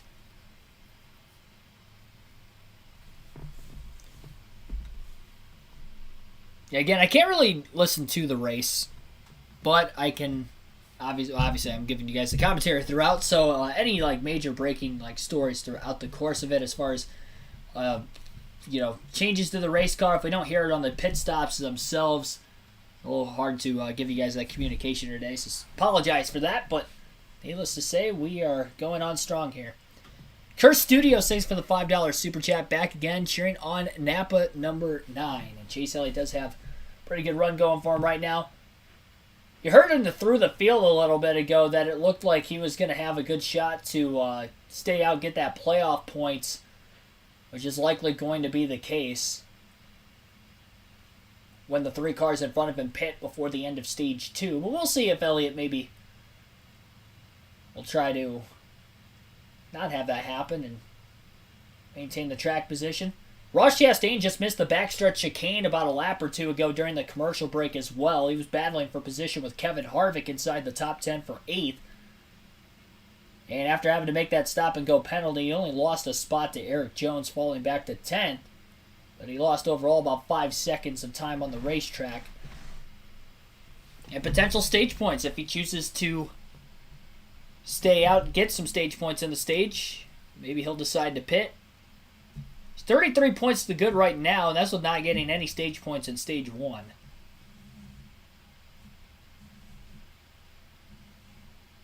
It'll definitely be interesting to see what the strategy calls are going to be for the drivers that did pit during the stage break rather than before the stage break, on whether they'll try to do that same thing again or not.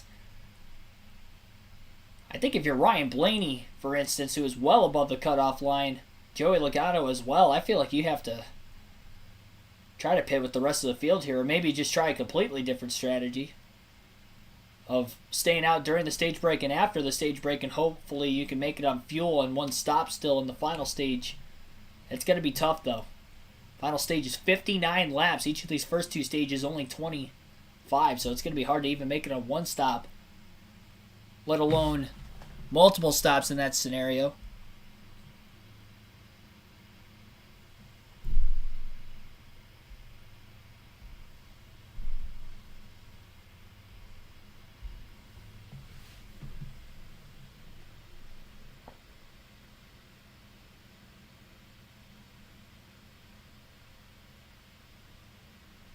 Yeah, Cody, we're out today's race in the 51 car as well. So G.J. Yaley's driving the 51 today. Subbing in for Cody.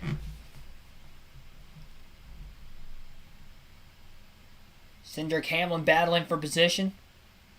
They're back at 25th. They're the furthest behind of the driver standing playoff drivers that had stayed out for stage points. The highest running of those drivers who pitted during the stage break itself and stayed out to get points last stage would be Chase Briscoe in 16th, Larson 18th, and then Logano in 20th. Other than that, those other drivers, Byron, Blaney, Hamlin, Cindric, they're all outside the top 20 still.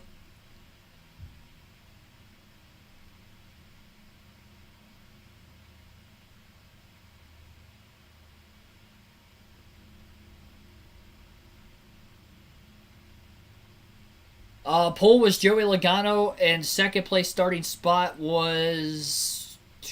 Man, I have to remember. Byron. Yeah, it was Byron. They both finished 1 and 2 in stage 1 also. 3.4 second lead at the start-finish line for Allmendinger. 5 laps to go now in stage 2. Reddick still remains in second place. Justin Haley third. Chase Elliott 4th, and Michael McDowell rounds out the top 5. Christopher Bell in 6th, Cole Custer 7th, Kevin Harvick 8th, Eric Jones 9th, and Ross Chastain still rounds out the top 10. First side-by-side commercial break with 5 laps to go in the stage. I don't even know why they're doing it this late in the stage, but first side-by-side commercial that we've had today. There has definitely been a lot of advertisement so far, I will say. I know it's a big NBC race, but it's quite a bit. Denny Hamlin is going to be on his way to pit road. See, this is why you don't go to commercial break this late in the stage. In case something like this happens. Denny Hamlin is pitting with 5 laps to go in the stage. It's going to be his 4-tire stop, so he is not going to stay out and try to get stage points again. He's going to try to maximize on these fresher tires versus everybody else that's going to pit before the end of the stage in front of him. I'm pitting at least a lap before, maybe more. He was back in the 27th place position when he hit pit road anyway. Might have been other cars on pit road as well, maybe not. He was the only playoff driver to pit at least. That last time by.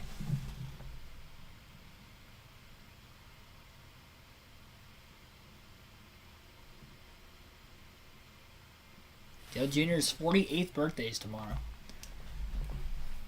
It's crazy to think he's that old and like Jeff Gordon and Tony Stewart are in their 50s. It's just weird. Grew up watching those guys and now they're middle-aged.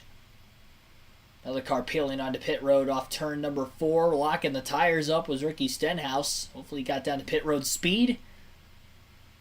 Oh, got ran over from behind too, making that late decision to pit.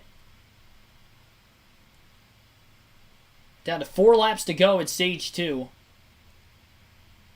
Pit road again closes with 2 laps to go in the stage once the race leader gets to the start-finish line to officially make it 2 laps to go in the stage. That's when the lights will come on and pit road will be closed. So if you don't get to pit road before that and you do try to pit, you will get penalized. I think that happened to Chase Elliott back at Sonoma. It was either this year or last year that happened.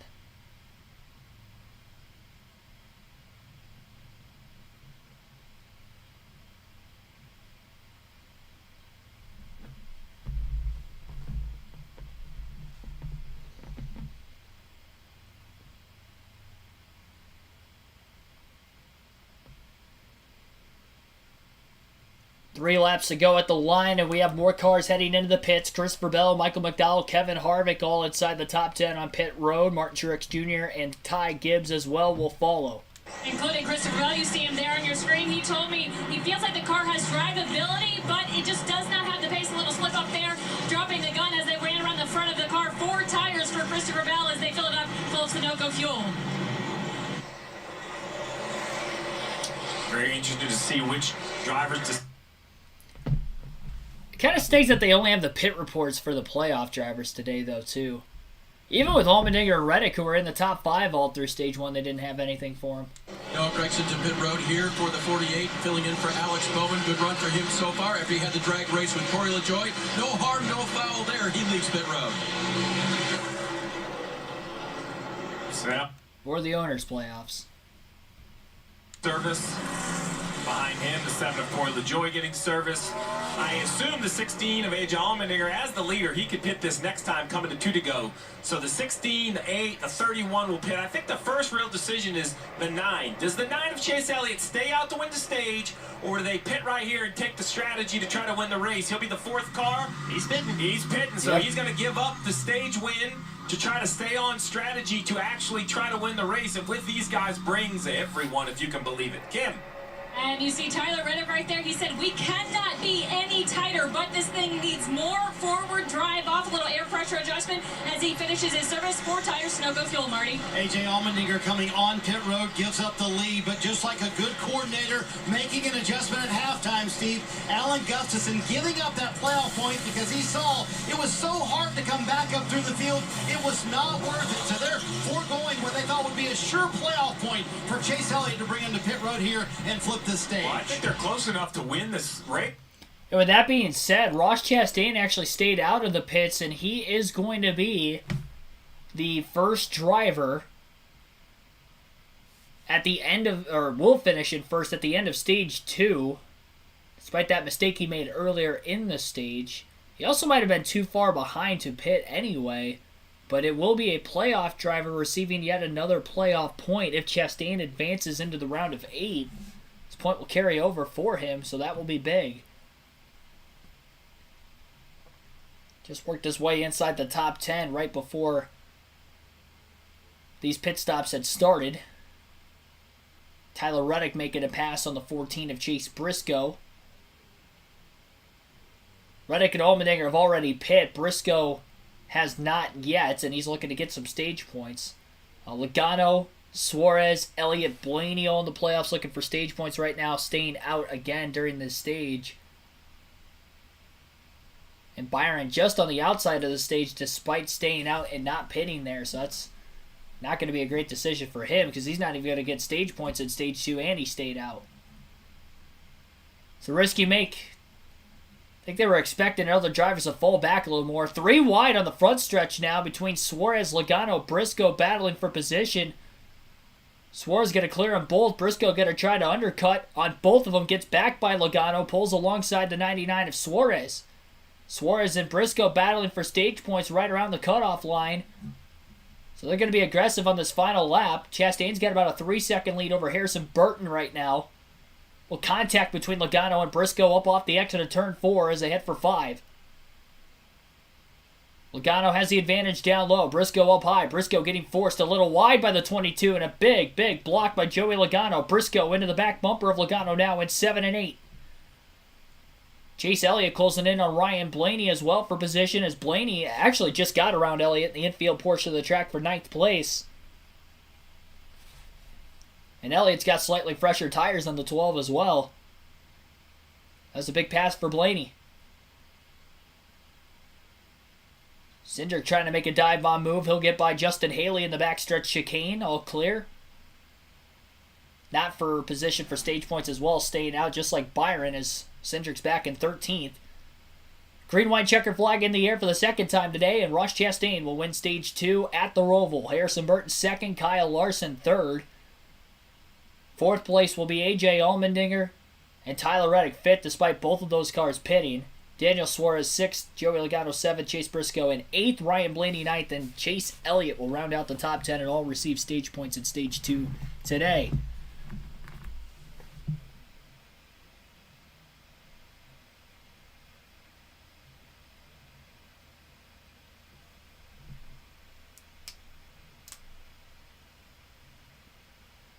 NBC NASCAR between commercials. I like that.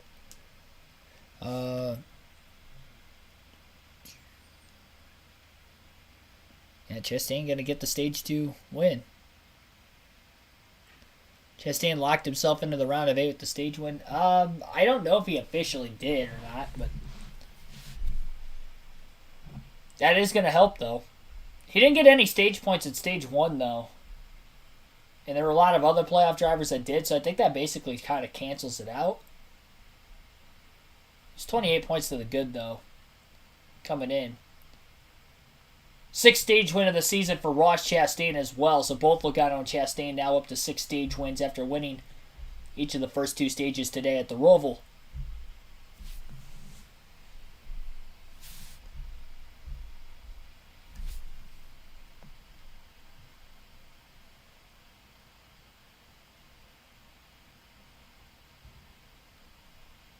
Funny how Chase and his buddy Ryan always end up running together. Yeah, they do race each other a lot. Well, they're both in high quality equipment and both have talent too, so goes a long way. Towards the top of the leaderboard in average finishes this year between the two of them also.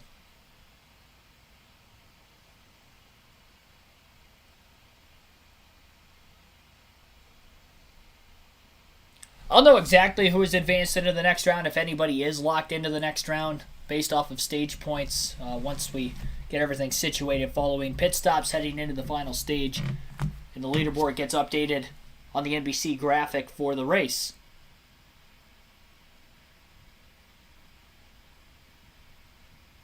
And good golfing buddies. I didn't even know Chase Elliott golfed, to be completely honest.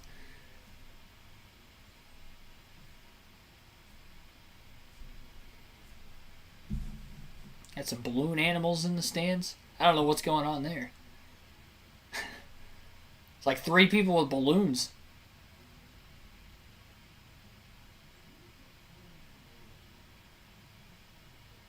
Yeah, they're both great road course racers and super speedways.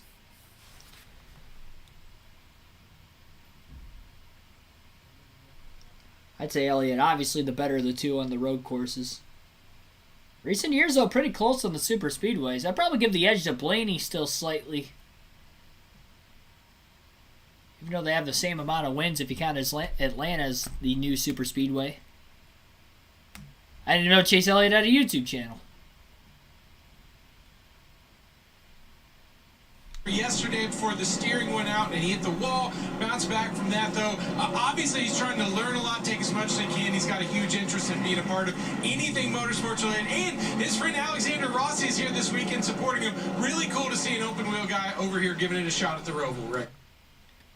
That was brought Rutledge Wood talking about the 50 of Connor Daly making his first career Cup start today. Got a little damage on the left front fender. Almost looked like maybe a tire went down and kind of blew through the left front fender. Maybe it was contact on the track with another car, but not entirely sure. Just making laps today.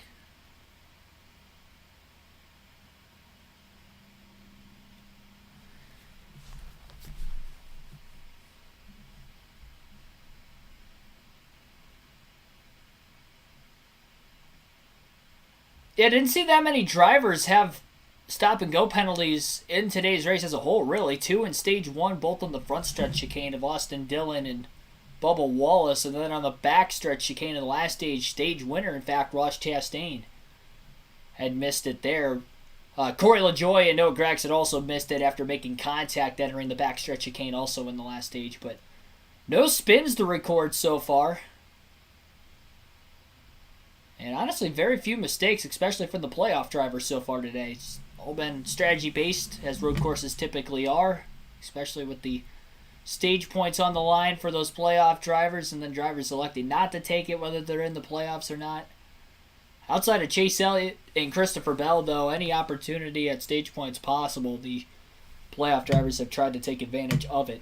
Leaders are in the pits that did not pit before the end of Stage 2. Scrap for Kyle Larson finishing third in that stage. He said, I need a little help turning to the right. Loose under braking in the left. As you see the change top left, they make a chassis adjustment. He said, I'm not terrible, but guys, I'm not amazing either. A little vibration, Dave, at the end of that run. Trackhouse Racing, upper right, lower left. Chastain, the stage winner. Car tightened up at the end. Suarez car pretty well balanced. Made a couple of nice passes near the stage end, Marty. Paul Wolf told Joey Logano, man, I'm sorry I had to do that to you, but we had to have those stage points. Now 14 in the bank for Joey Logano. Will that be enough to carry him to the round of 8? He said, when you're in traffic, the car is so extremely tight, hard to pass, but when I'm out front, I go, hey, I'm actually pretty good.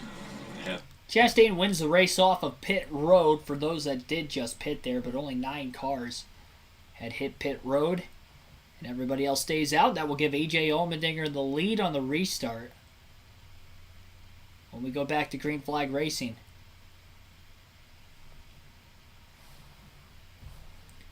Earl Arnold Jr., Vinnie Mac, thanks for tuning in. Ryan Blaney's a dirty driver. Eric Jones was going to beat him at Talladega until he purposely put him in the wall. Chase Elliott doesn't win without a huge assist from Jones. Honestly, that is the only dirty moment of any kind Ryan Blaney's had in his career. I didn't like the move for sure. I agree with you on that side of things. He also didn't know that they were 3 wide, though. So maybe if they were side by side and they made the contact, Jones might have still wrecked. But we don't know for sure because it looked like he made contact with Jones. I can't remember who was slightly on the outside, but then Jones got clipped in the right rear after the contact from Blaney, which led him into the car on the outside, obviously. But I remember Blaney saying in that post-race interview that he didn't know that they were 3 wide.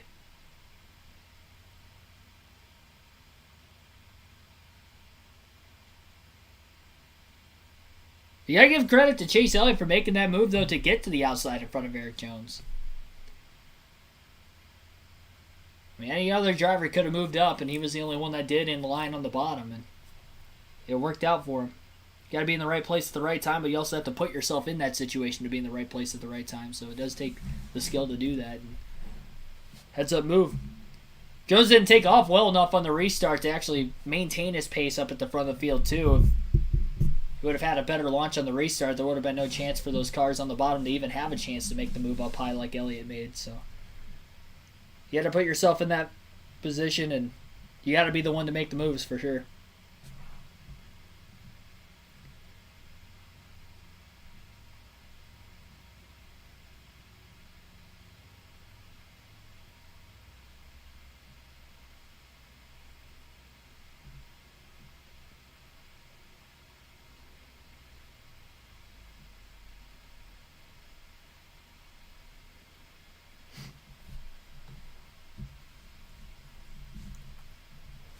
I think fans are just super biased, that's all. That's a part of being a fan, I guess, with any sport. I usually try to look at things unbiased as much as possible. I'm the most unbiased sports fan there is. It doesn't matter whether it's NASCAR. And obviously NASCAR, I'm calling these races, but even if I'm watching like football, like I was watching the Packers play earlier because I'm a Packers fan. They were playing in London. I'm still like, if there's like a penalty or whatever, like even if it's like close, I'm able to debate, I'm like, all right, I can see why they called that or whatever. I'm not, always like, oh, the refs are always against us, because I feel like there's a lot of fans that kind of have that mentality.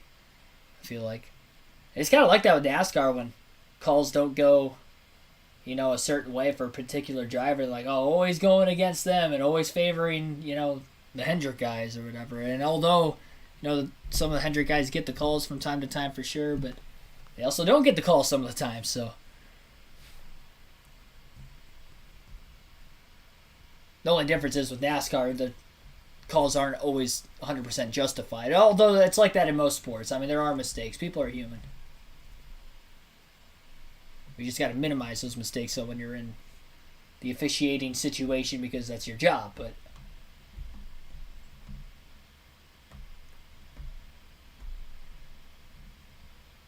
Catherine H., thanks for tuning in.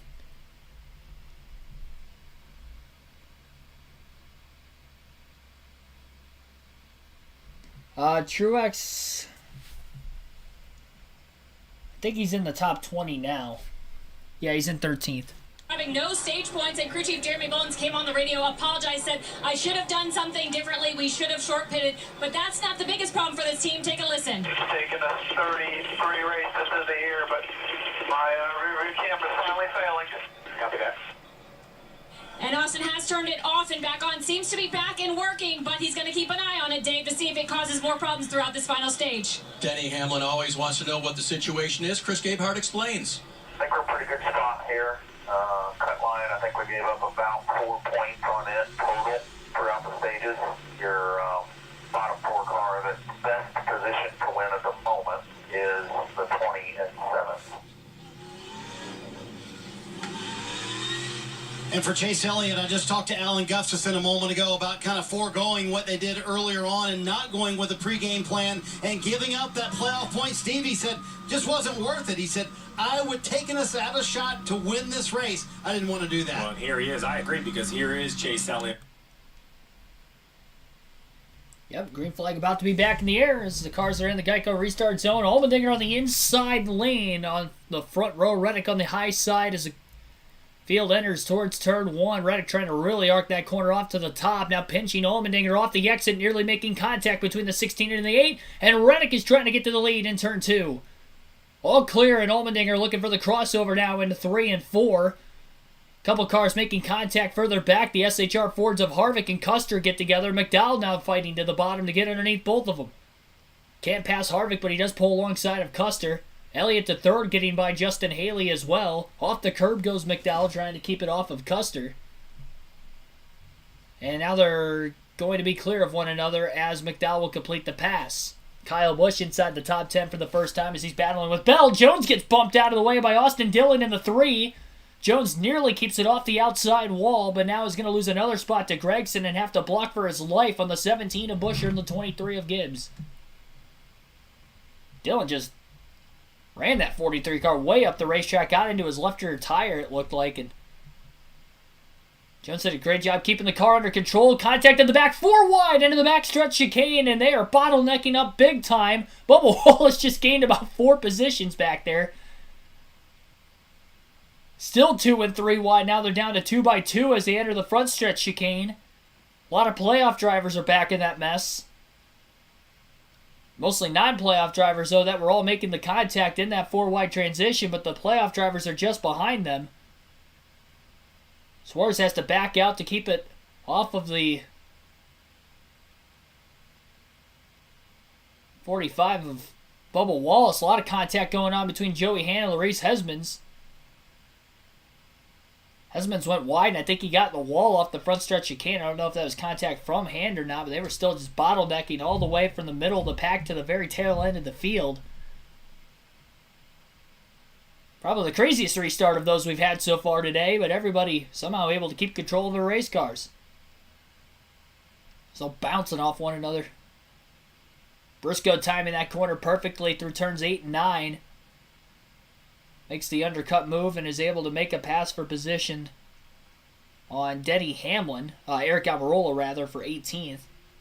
In line behind Hamlin, in front of him in 17th.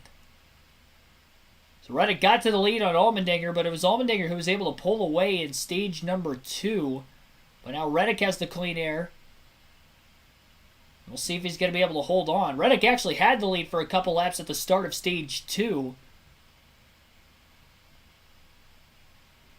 Ended up falling back to second place a couple laps after the stage and just had nothing for the 16 car. Will Allmendinger have that same long run pace again, or will Reddick be able to pull away this time? Still half a second lead for Reddick over Allmendinger. A few car lengths separating the two at the front of the field.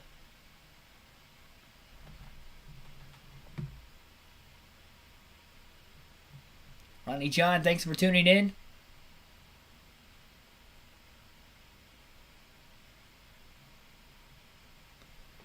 Kind of DraftKings and COVID lockdowns for your interest in NASCAR. Hey, that's one way to do it. So Stenhouse had actually pinched off the 7 of LaJoie into the wall. The 14 of Briscoe nearly got turned by the 7 car coming back across the track in the middle of the backstretch chicane. Kind of caused all the bottlenecking when they were 4 wide. Everybody made the corner. Nobody actually corner cut, which was also surprising, as well as nobody going for a spill. That was a jam session, to say the least.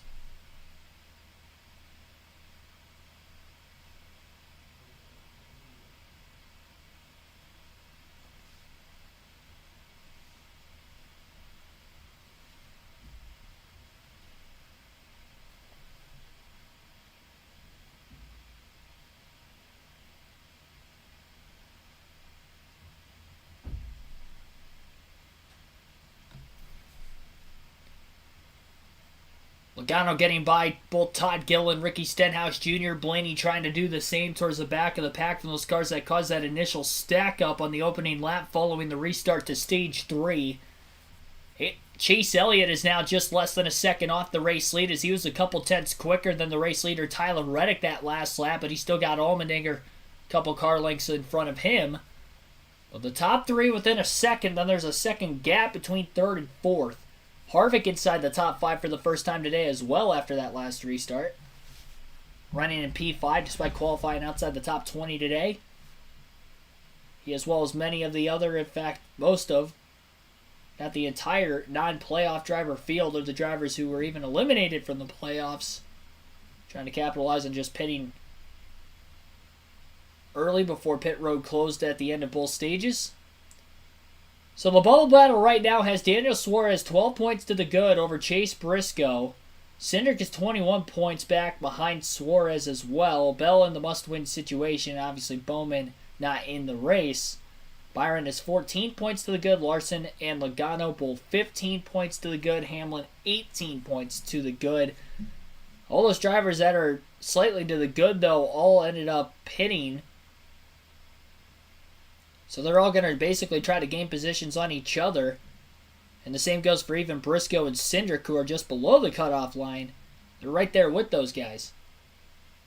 It's going to be very hard to gain all of those positions in the final stage. Still one more pit stop left for the entire field, as we have 51 laps to go in the race. Just past the halfway mark entirely by about 7 or 8 laps. Allmendinger not putting a whole lot of pressure on Tyler Reddick, as he is being pressured from behind still from Elliott. Reddick a bit faster than both the 16 and the 9 cars those last couple of laps.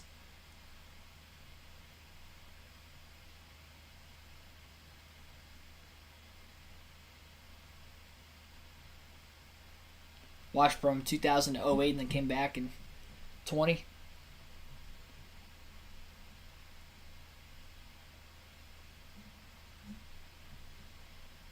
App showing on board for everybody. Is that true? I know they did at Kansas. I don't know if they do it every race or not. They may.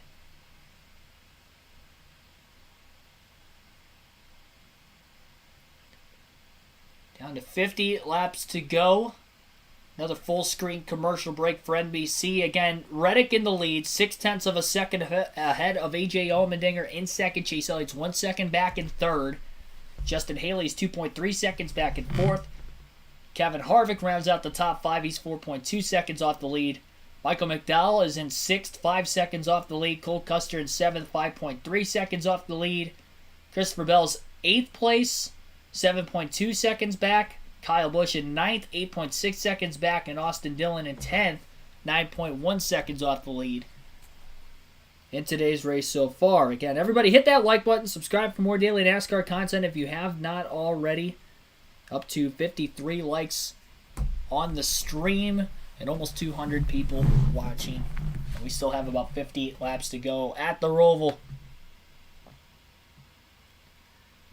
NBC was great, Talladega, and now meh for the Roval on side-by-side. Yeah, they've only had one side-by-side commercial, and it happened to be when pit stops were just taking place at the end of the last stage, so it was a terrible time to even have any sort of a commercial break. Lamb TX, thanks for tuning in also. Happened to the 22. He's been staying out for stage points and pitting during the stage break, so that's why he's back in traffic. Despite having one of, if not the fastest car in the field.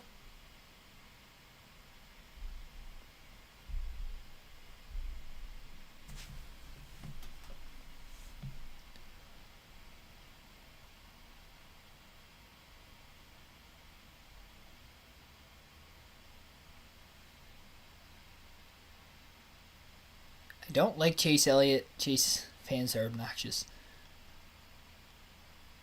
I don't know if that's a reason not to like a specific driver, if the fans are the reason you don't like them. I mean, you could hate like Chase Elliott fans and not hate Chase Elliott. You can hate a fan base of a particular driver, but it doesn't mean that you should hate the driver for that reason. That doesn't make any sense to me personally.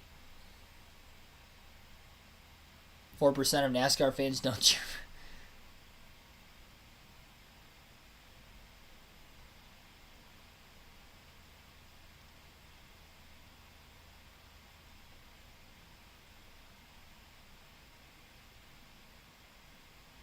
Fans are all 10.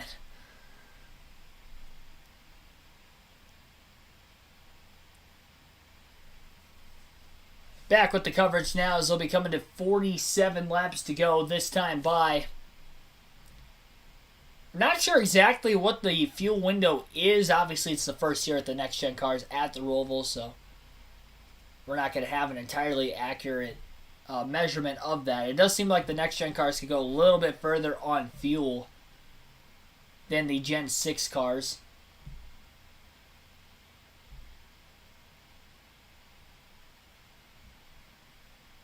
'25 playoff cut races, 2014 to 2022, 4 times each. It was the final spot was separated by 1 point, 2 points, and 3 points, and 12 times final spot was decided by 3 points or less total. So we'll see if that'll happen again today. Didn't quite happen at Bristol in the round of 16 elimination race. Actually, it did. Never mind. I think it was 3 points. That final spot once Kyle Busch had gotten taken out. So I guess that would have been one of the times. Fastest speed today, I think Logano still has the fastest lap of an 82.002. I don't see anybody else in 81 or 82.0, so yeah, Logano still has the fastest lap. That was ran in one of the first few laps of the race. Surprised that still holds. Connor Daly now on pit road. They're on the right side of the race car. The mirror is on fire just a little bit. You're on fire there? No, it's not, but it keeps sparking and catching on fire right here in the middle, the black wires. So you see Connor right now sitting on pit road trying to diagnose and alleviate that problem. Sounds like some sort of an electrical fire. I know we have seen some fires in the rocker panels, but there's been some rule changes that have seemed to alleviate that. That sounded more like some sort of electrical problem underneath the dash for the 50. So probably will end his day as the 99 continues. Well, there you go. Connor Daly on pit road. It looks like his day might come to an end. An electrical fire inside the race car. Let's talk about some sparks coming out from the dash and near the right side window. So team is trying to diagnose the issue, but he's definitely going to lose multiple laps on pit road even if he gets back out on the racetrack. Was running pretty much outside the top 30 most of the day in his first career start for the Money team. A team that has not ran the full season as a non-chartered team. But they've ran a few races throughout the course of the season.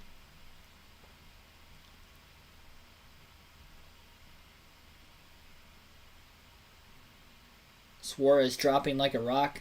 Yeah, he's back to 29th right now.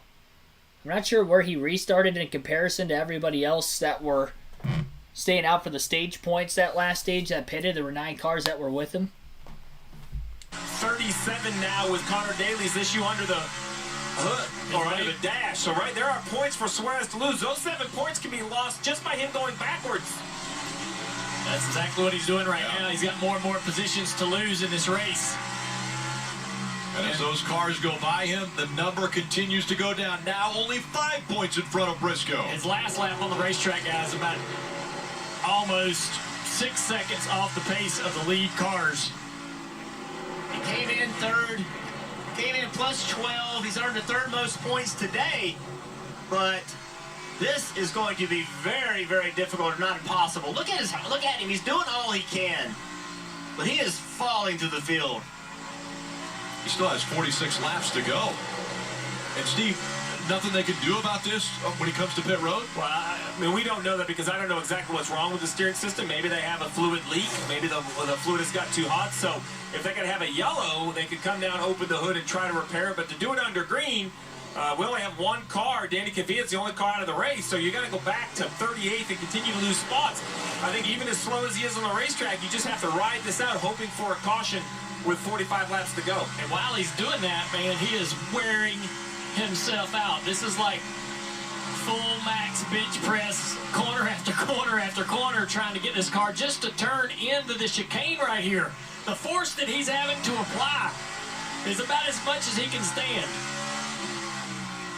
Well, so what makes this so difficult is this next-gen car doesn't have the old-school steering box anymore. It has a rack and pinion that's hydraulically assisted. So let's take a look at our Toyota virtual car and talk specifically about the steering wheel. Go under the hood and show you what is new on this car, what is different. As I mentioned, not the same, not the old steering box, which you can kind of manually turn, even though it still is a deficient system without hydraulic fluid. That entire silver cylinder all the way across from left to right, that is the steering rack itself. It's hydraulically assisted by the cars itself. This is the component, right? So you see right here, this is the column coming down. That's what Daniel is steering. And then you see the shiny silver area that basically goes from here all the way across right there. That is the rack itself. You see the lines on it, it's hydraulically assisted. When you lose fluid, either because it gets too hot, maybe you've had a seal fail, maybe one of those hoses is leaked, that's the component that's failing for Daniel Suarez. That component just doesn't work without the hydraulic assist. I mean, you see the force. Right now, it's probably... I see it, bud. I see it. I know it's tough. Dig deep here. There's nothing we can really do right now.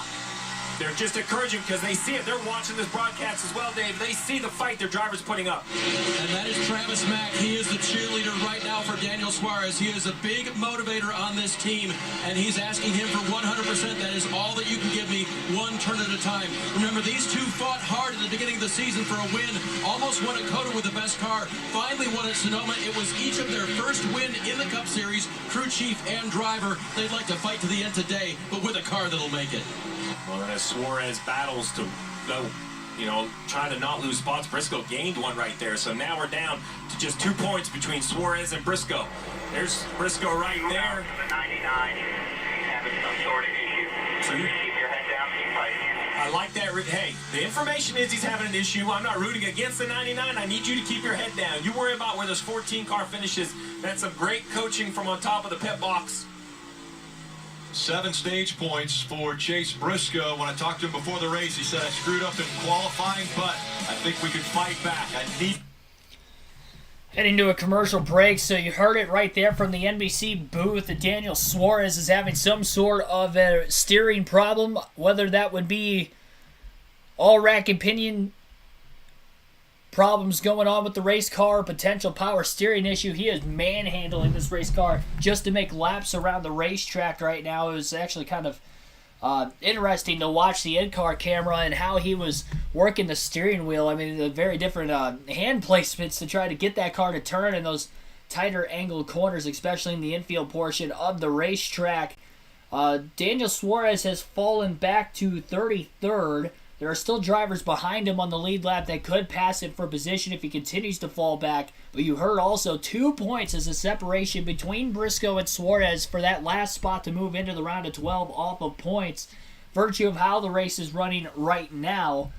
And the only driver that is below the cutoff line who has a real good shot of potentially winning would be Christopher Bell. But he is back in 8th place right now, so he's going to need a little bit of help if he's going to want to get up there with Reddick, Allmendinger, and Elliott and have a shot to win, as those guys are all still within 1.7 seconds of each other at the front of the field. Reddick also possible loss of power steering. He's still in the lead right now, so we'll see on him.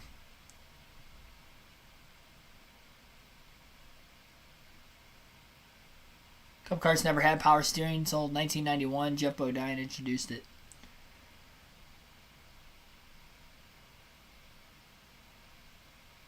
Cars are definitely, faster now, though, than what they were before.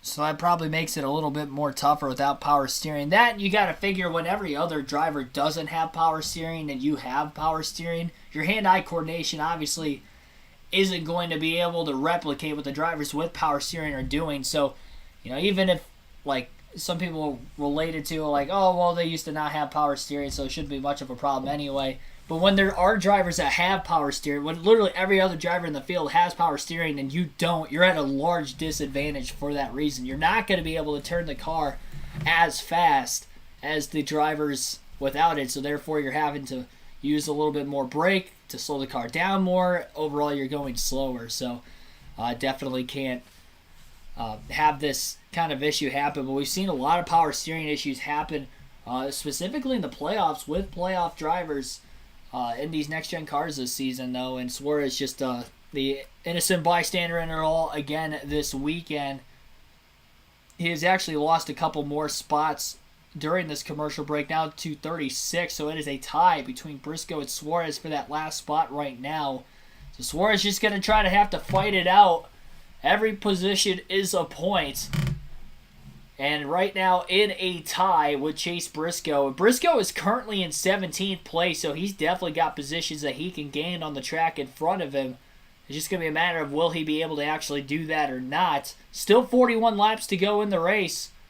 And in case anybody else potentially drops out too, you got to think that Daniel Suarez is going to want to stay on the racetrack for that reason. That could be another point going his way. And now Briscoe is actually 1 point to the good on Daniel Suarez, not actually tied. So Briscoe +1, Suarez -1. There's really nobody directly in front of him. He is well off the pace compared to a lot of other drivers on the track.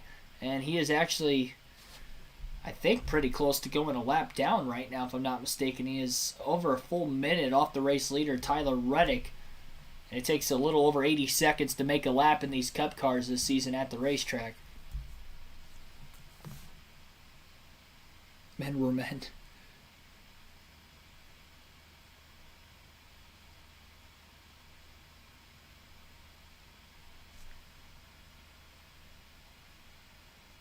So they're definitely going to be spotlighting the Briscoe-Suarez battle for most of the rest of the race. That also gives Austin Cindric a better shot as well. He's 8 points below the cutoff line on Briscoe, who now sits slightly above it. Looks like J.J. Yaley's just passed Daniel Suarez for position on the racetrack as well. But you have to finish above 36, though, to start getting points. So it's 1 point per position for 36 on back. So even though Suarez just lost a spot to Yaley, he actually technically didn't lose a point there because he is in 37th now rather than 36th. So every position is a point from 36th on up. So that just means Suarez is going to have to gain 2 more positions just to get 1 point from where he's at on the racetrack right now.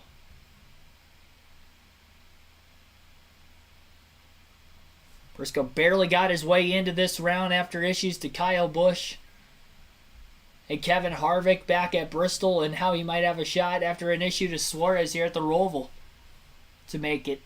Estimated pit window is going to open up around lap 71 in this race, which would be next lap. to potentially make it upfield to the end, as we have 40 laps to go currently in the Bank of America Roval 400. Ryan Blaney, Austin Cindric on the screen right now, battling for position. Currently battling for 22nd. Christopher Bell is on pit road. And hope to get a yellow. Kim? And Christopher Bell and his team knew they didn't have the pace to win, so they wanted to be the first to pit last to get that track position. Christopher saying he was losing his front. He wanted a little bit more grip as you see him finishing up this stop. First to pit last. Very easy to explain, Rick. The 20 has now serviced their car. If the entire field will have to come to pit road still, the 20 will then instantly be the leader. So now... Exactly. So Bell going off strategy. We haven't had a caution for incident at all in this race today. It's been fairly straightforward, which is not normal for the Roval, though there's still 39 laps to go, and you'd have to imagine that the pressure is only going to pick up more and more and more as we get closer to the end. I'm surprised that AJ Allmendinger has not been able to put as much pressure on Reddick in Stage 3 versus Stage 2, and some of that might be Reddick and the changes that the 8 team has made. Suarez is starting to close back in on a couple drivers in front of him for position again. He is finding a way to try to gain some track time as both Harrison Burton and the 50 car, I guess the 50 is multiple laps down of Connor Daly, but he is closing back in on Harrison Burton, which he really wasn't before. I think he got back around J.J. Yaley as well, if I'm not mistaken. No, Yaley's actually past Burton, so Burton's actually falling back to 36, so Suarez is closing in on him. And Daniel Suarez about to go lap down to Tyler Reddick, it looks like, as well, as Reddick is closing in. That's going to be problems for the 99, obviously, as we get into lap traffic for the first time today. Kyle Larson also on pit road. And we may see a yellow. Kim? Daniel's reminding his team we need a smooth, clean stop. You just saw them finish right there. 4 tires Sunoco fuel for Kyle Larson. And you see Daniel Suarez on the top of the screen go a lap down to the 8 and the 16. Just, 9.9 second stop for Larson's crew. He has 12 points to the good, but he is also one of only 2 playoff drivers that have hit pit road. Allmendinger a lot better than Reddick this last lap, has closed that gap between himself and Reddick down to about a car length and a half as they head to the front stretch chicane. When they get there, there will be 37 laps to go this time by. Both Reddick and Allmendinger have won on road courses recently in NASCAR. Allmendinger won at Indianapolis last season. Competed for the win late at COTA earlier this year. Chase Elliott now in the pits. Chase Elliott in a position to win a second race in a row after winning at Talladega last week. He saw his teammate Kyle Larson pit. Chase said, I just can't get close to anyone. I need a clean stop. So they decided to bring him a little on the early side of the window here, running third when he came to pit road. I mentioned the numbers. We'll forget. So 3 playoff drivers have now pit. Joey Logano's on his way in. Buescher, Ty Dillon also in the pits. Counter by these 2 leaders as now we see Logano on pit road as well. Logano saying, I am free off of every corner, especially in the infield, really struggling through there. Paul Wolfe made the call at the end of stage 2 to get those extra 4 stage points. Right now, Logano plus 16 above the cut line. Is it enough? We'll see what happens for the final 37 laps. So on the top, you see the leaders. I expect to... Brandon Ramsey, thanks for tuning in. Steve Lee Villanor. And other new viewers in the chat, thanks for watching, as well as those of you also not in the chat. Tyler Reddick is going to pit from the lead. Allmendinger will stay out to now take over the lead.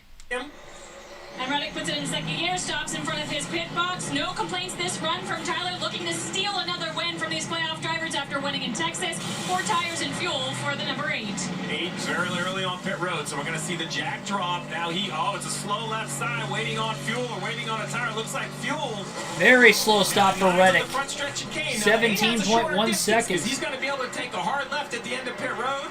We see the 9 cross the start-finish line. He's going to go down at a turn 1. Chase Elliott's pit stop was about 4 seconds shorter than Tyler Reddick, and the gap between them was less than 2 seconds, so that is going to allow Chase Elliott to easily cycle back in front of Tyler Reddick. Now it's up to the 16 of A.J. Allmendinger and how fast of a stop he's going to have.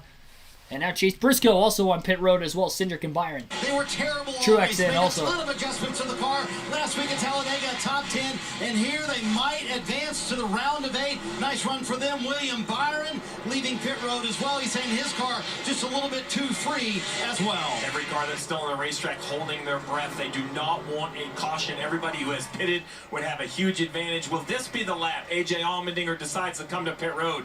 The more he runs, the more I think... Yep, and Allmendinger going to stay out again, risking a potential caution, which I would be more risk the way the race has gone, how calm it's been of Chase Elliott cycling to the lead. And Elliott was about 1.7 to 1.8 seconds behind Reddick, and he was a lot closer to A.J. Allmendinger when Elliott had pit, so I would think the chances of Elliott cycling out in front of the 16 would be a lot higher. Reddick had a slow pit stop on the left sides, which definitely costed him. And he is a few seconds behind Elliott on the racetrack. A lot more cars in the pits. Pit stop, Tyler Reddick had almost an 18-second pit stop. Kyle Busch, Austin Dillon, Keselowski, Haley also in. Hamlin. He'll get more pressure in your tires and then wait for a signal to go on fuel. Does not need to full fill. As for Ryan Blaney, no balance changes from the last time. The 12 car, he said you can go the same direction on the air pressure change you made last time. That'd be fine for me. Blaney in. So the 12, Blaney also on pit road. He's coming off. Bubba Wallace is in. Blaney looking for every point he can get, every position, so that he can advance. Allmendinger still on the track. Will he pit this time as we have 35 laps to go? And he will be pitting this time. So Allmendinger pitting about 4 laps after Chase Elliott pit and about 3 laps after Tyler Reddick hit pit road. And now the race is going to be between the pit crew of the 16 and the 9 of Elliott, who is still on the track trying to get this time back. 23 laps. Could he become the 20th Cup winner in 2022? AJ saying the car was really rolling over on the left rear. That was his biggest complaint. Matt Swiderski making the call to keep him out long, Steve. Now let's watch the blend. Yeah, well, the 9 on the racetrack, but the 16 almost at the end of pit road. This is going to be, I think, a little bit closer than it was for the 8 car. We're going to see the left sides go on the 16, the 9's into turn 1. It's just a simple number of laps. Yeah, no, well, between the laps and another slow stop for AJ as well, because his stop was 14.4 seconds. So Chase Elliott's pit stop was 3 seconds faster than AJ Allmendinger's and 4 seconds faster than Tyler Reddick. On top of the stop and just the fact that Elliott had pitted 3 to 4 laps before, Chase Elliott has made up the time, and he is up to second, which will eventually be the lead as soon as Eric Jones hits pit road, because Jones is the race leader as of right now, but still has to make his final stop in the 43 car. Most of the field have made potentially their final stop of the race, and we'll see if it'll stay green to the very end. It definitely seems like tires matter. Everybody on fresher tires mowing past Daniel Suarez in the middle of the racetrack. I don't think Suarez has even made his last stop yet. Trying to stay out in case a caution comes so that way he can get his lap back because he went a lap down just shy of it. Michael McDowell now going to pit from the top 10.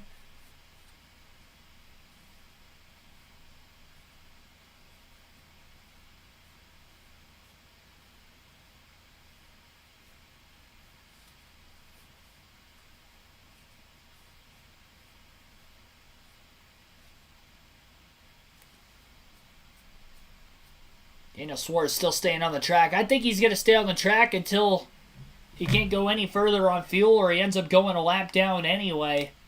So at this point, he's got nothing to lose. Trying to see where he's at on the racetrack right now. He would be a lap down still. So maybe Suarez did pit, and it's just literally the mechanical issues, particularly the steering issues that he is having, in which he's just losing all that time despite being on equal tires as the rest of the field now.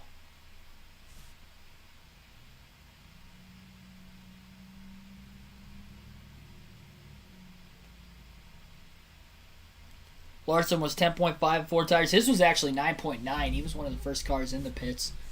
Yeah, Larson had a fast stop, but he's back at 15th, though. He was nowhere near where the rest of the leaders were because he stayed out to get stage points in each of the first 2 stages.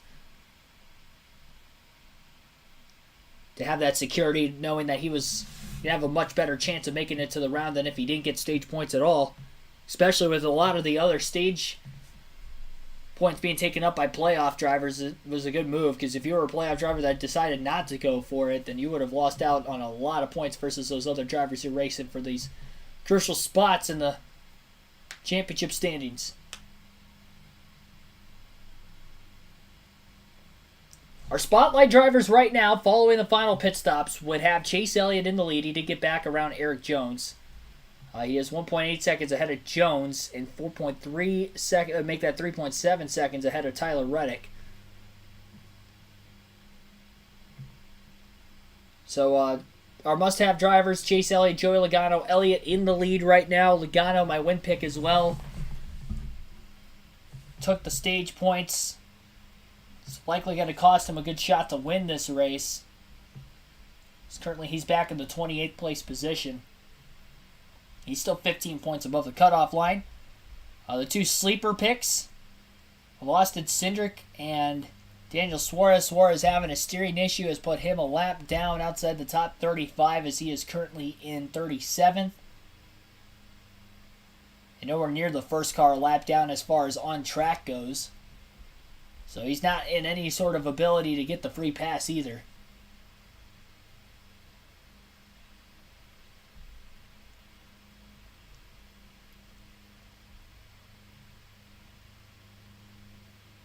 Stu Isaac, thanks for tuning in. And almost 250 people in the chat. Actually, refresh it. We might have more than that. Let's see here. We've got 236. Appreciate you guys tuning in, though. There's 68 likes on the stream as well. Hit that like button if you haven't done so, and subscribe if you haven't done so for more daily NASCAR content.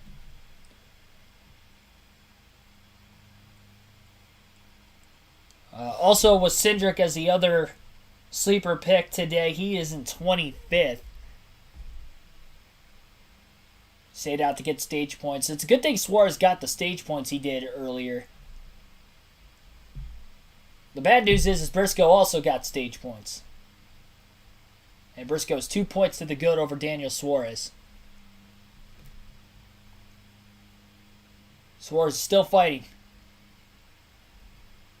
inside that race car.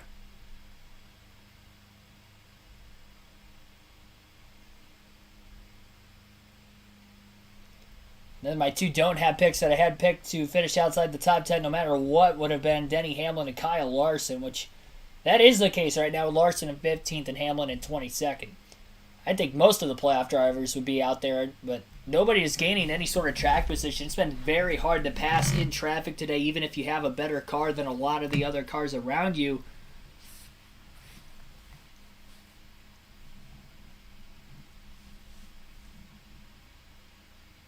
I think a lot of it, too, has to do with the fact that there isn't a lot of long straightaways at the Roval and long on-throttle times. So it's all based off of just tight cornering. Obviously, we're going, or at least it seems like the Chicago Street Course is going to be a thing next season. But this is probably the closest layout to a street course that NASCAR has currently.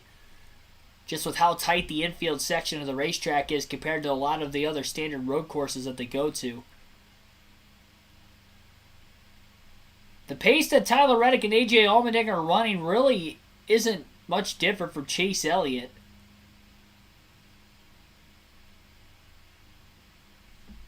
Reddick and Allmendinger are only separated by about 0.7 of a second from one another. Again, Elliott over 3.5 seconds ahead of the other 2. This is the longest any driver is going to have to go on tires throughout the course of the day. Allmendinger pitted with 35 laps to go. Reddick with 39 to go. 38 to go rather, and Chase Elliott with 39 to go. So 35 plus laps on these tires if it stays green to the end.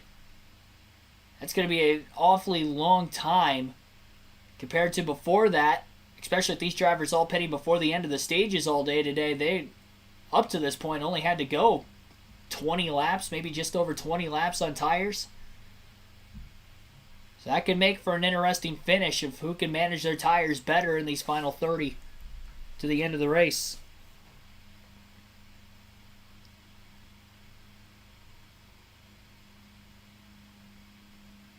Watching NBC, following Keegan's commentary. Appreciate it.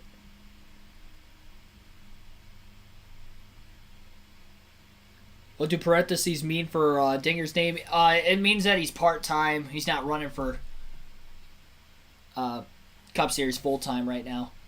Same goes for the other drivers making one-off starts today, like J.J. Yaley, Josh Williams, Reese Hesmans, Daniel Kvyat. It doesn't have it next to Connor Daly for some reason, but it has it next to those other drivers.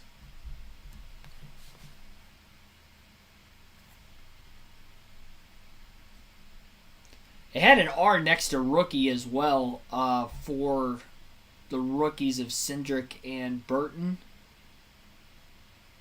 A hashtag, sorry. Gilliland as well.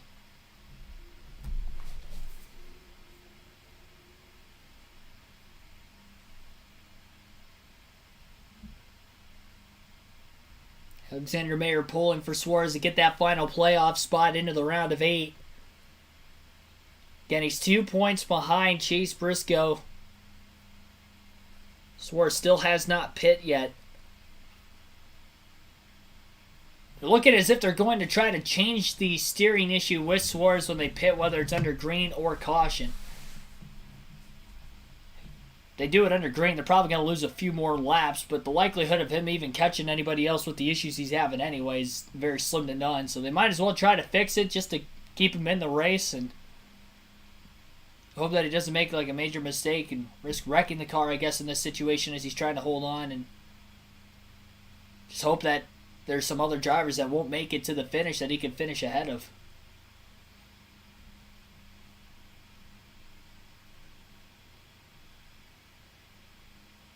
KRC Motorsports.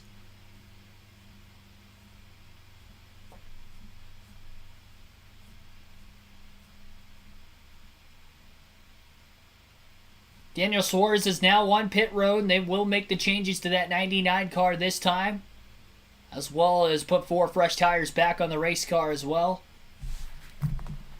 NBC comes back from their side-by-side commercial break. Daniel Suarez has finally hit pit road at the Charlotte Roval. The team will go to changing the Goodyear tires, to giving him fuel to get to the end. Will they go into the hood? Yes, they will. They need to get men back over the wall so they don't have too many over the wall. Now the hood pins will come out. The hood will be raised. You see the hydraulic fluid there, ready to go. They'll try to change that pump so that he can have some sort of steering assist and try to lift this car back to the end. But right now losing valuable time on track. Steve, what do you think? Is there a chance they get this done? Well, you see the challenge right here. You can't see anything, right? You see the air intake into the motor. You see the air vent. So they are adding the fluid. They're trying to take a look underneath there. You know, our virtual car makes it look simple because I virtually remove all the parts that are going to be in the way. Under this hood, extremely hot. A lot of parts and pieces in the way. You see right there, they put some fluid in it. We'll see if that is enough for the 99. Dave, how about this one of Chastain? He seems to be a bit off the pace as well. So Suarez's teammate, Ross Chastain, had contact with the wall. Listen. The right rear is down a line. I can't go wide open on the straightaways or the banking. I think we got to keep running here, even if we can't go full pace. So the 99 car, difficult to drive. Will it be fixed? The one car, now tough to drive after he hit the wall, and it's out of the lineup. Tough day for Trackhouse Racing. They're so fast on this track. Yeah, I was going to say, Dale Jr. was about to say, but you can see the right rear tire wobbling on Ross Chastain's number 1 Chevrolet. Another issue with another Trackhouse driver, but this one more of the driver issue as Chastain has gotten into the wall somewhere around the racetrack. And he is very slow as a result, and he's going to have to pit. He's not going to be able to ride it out. That right rear is all over the place. I think the toe link might be broken on the one car of Ross Chastain. He is 18 points above the cutoff line, and he did win stage number 2. Remember, that is 10 points for him. He did not get any stage points at stage 1. Suarez got minimal stage points at both stages, so they're kind of equal on stage points coming into the race, but Suarez, at least they're trying to get that car fixed. While Chastain's still out on the racetrack, and I don't know that they're going to be able to fix his car. He is well off the pace, and now Chastain is falling a lap down. He's got to be careful, because if that right rear tire comes off, that is probably going to be a suspension for the crew chief. And there's only 4 races to go in the season after this, so that would be an early off-season. And I think the tires actually starting to come apart. There are huge chunks of rubber falling off the race car. Cindric made contact with the 15 car of Joey Hand, knocked him into the wall on the backstretch chicane.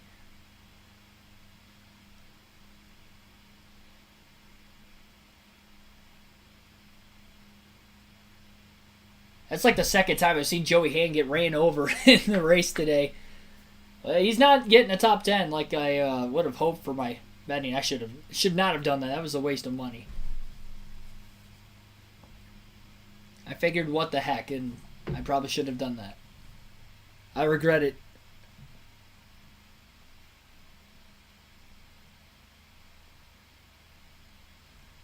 Yeah, Chase is pretty much in control right now. He's 4.1 seconds ahead of Tyler Reddick. Still a decent ways left remaining yet in this one. We'll go through the full field running order real quick. Chase Elliott is your race leader, 4.1 seconds ahead of Tyler Reddick. AJ Allmendinger is in third place. He is 4.5 seconds off the lead. Kevin Harvick is in fourth. Justin Haley in fifth. Christopher Bell sixth. Michael McDowell seventh. Noah Gragson in eighth. Austin Dillon ninth. And Cole Custer is 10th. Kyle Busch in 11th. Chris Buescher in 12th. 13th is Martin Truex Jr. Kyle Larson in 14th. Chase Briscoe 15th. Brad Keselowski 16th. William Byron 17th. Ty Gibbs 18th. Bubba Wallace 19th. And Denny Hamlin is 20th. Austin Cindric in 21st. Ryan Blaney 22nd. Eric Jones 23rd. Eric Almirola 24th. Joey Logano 25th. Corey LaJoie in 26th. Ty Dillon 27th. Ty Gillen 28th. 29th is Ricky Stenhouse Jr. And Harrison Burton is 30th in the last car in the lead lap. Mike Rockefeller in 31st. First car 1 lap down. 32nd is Josh Williams. 33rd is Maurice Hesmans. 34th is J.J. Yaley. Connor Daly is 35th. Ross Chastain, a couple laps down in 36th. Daniel Suarez, a couple laps down, 37th. Joey Hand in 38th. I think he got knocked out of the race after getting into the wall after contact with Austin Cindric, because he is 7 laps down now. And then Daniel Kvyat's been out of the race in stage 1. He'll end up finishing last place today. And it's your 39-car running order. About 250 people watching. Again, hit that like button. Subscribe for more daily NASCAR content as we are getting into the final 22 laps of today's race.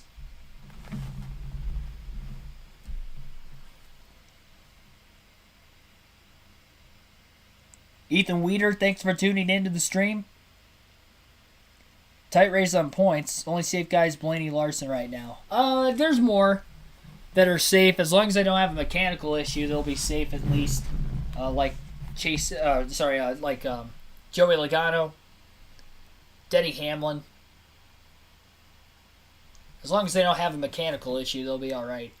Logano's back at 25th. He is not at the same pace, though, that he had when he had the clean air at the start of the race either, because even drivers he was outrunning beforehand, like Blaney, Cindric, Hamlin, Byron, Briscoe, they're all ahead of him.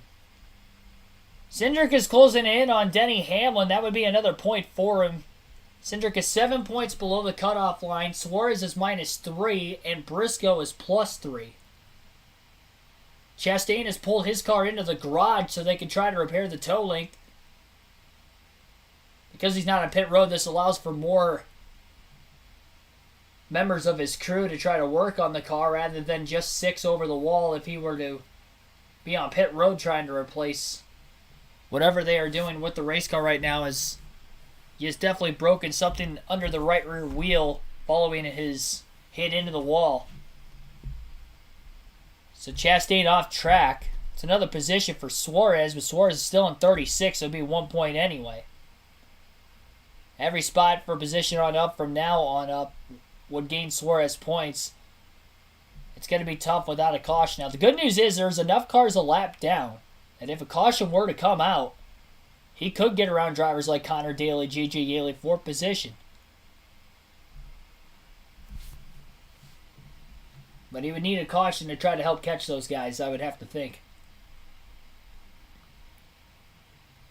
Unless they have completely fixed the power steering issues. Which, if that is the case, and maybe he does have the base to catch those other cars that were running at the back of the field before.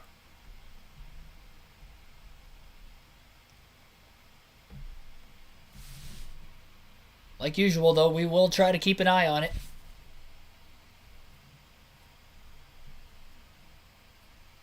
Yeah, or a few more cars drop out of the race, obviously, too. We've been seeing some issues late, like Joey Hand, Ross Chastain, one way or another. That helps Suarez. Chastain's 13 points to the good right now, so he should be in. It's a good thing he won Stage 2. If he didn't, he'd also only be 3 points ahead of Briscoe. I should say only 3 points ahead like Briscoe, ahead of Suarez and Cindric.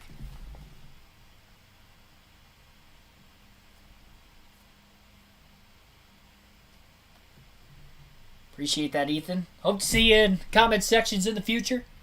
Next live race commentary stream is going to be next weekend. For the South Point Casino 400 at the Las Vegas Motor Speedway. It'll be the round of 8 opener for the NASCAR Cup Series. We'll be streaming again tomorrow at Las Vegas ourselves with NASCAR 22 on the NASCAR 21 Ignition season update, as we'll have our 3rd race of the season there.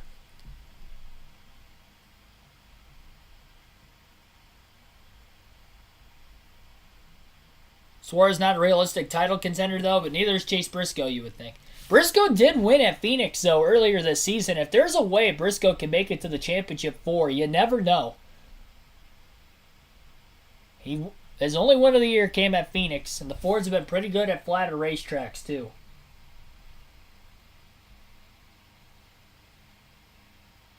I'll leave it at that.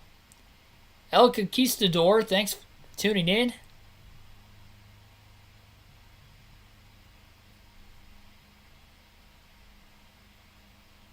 Yeah, if it wasn't for the points battle, there would be absolutely nothing coming from this race. Chase Elliott is slowly pulling away still on Reddick and Allmendinger. Down to just 20 laps to go. And about a 4.6 second lead for Elliott over Reddick. Cindric looking to the inside of Denny Hamlin for a spot. Eric Jones also just ahead of these two. Which will be another spot. Cindric has cleared Hamlin for position. Hamlin 13 points to the good, but still, despite being outside the top 20, in position to make it into the next round.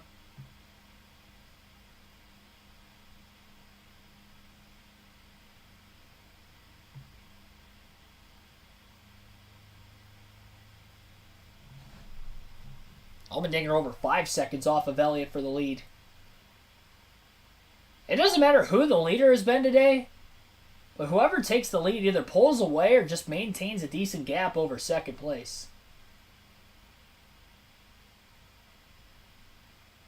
You get in traffic and it has been so hard to pass in the dirty air. We see that on road courses from time to time, but we haven't seen it quite like this with the next gen car until today. On the road course side of things, at least. Chris Davis, Alex Sidorov, thanks for tuning in.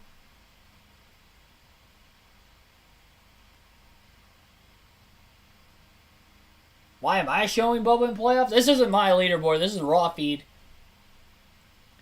Both him and Greg have a P next to him for the owners' playoffs. Which is possible that those two could advance with the issues happened to Suarez and Chastain. I think Chastain still might be alright for owners' playoffs, but there's a better chance, though, for Wallace to potentially get in, because he was 10th coming in the owners' standings Suarez was one of the drivers not that far ahead of him, so if he's ahead of Suarez, Wallace is 18th right now, so he might be ahead of Suarez. I don't know if he had passed Cindric or not. On the track, he's about 3 points ahead of Cindric, but Cindric scored more stage points than Wallace. I don't think Wallace got any stage points that I can remember.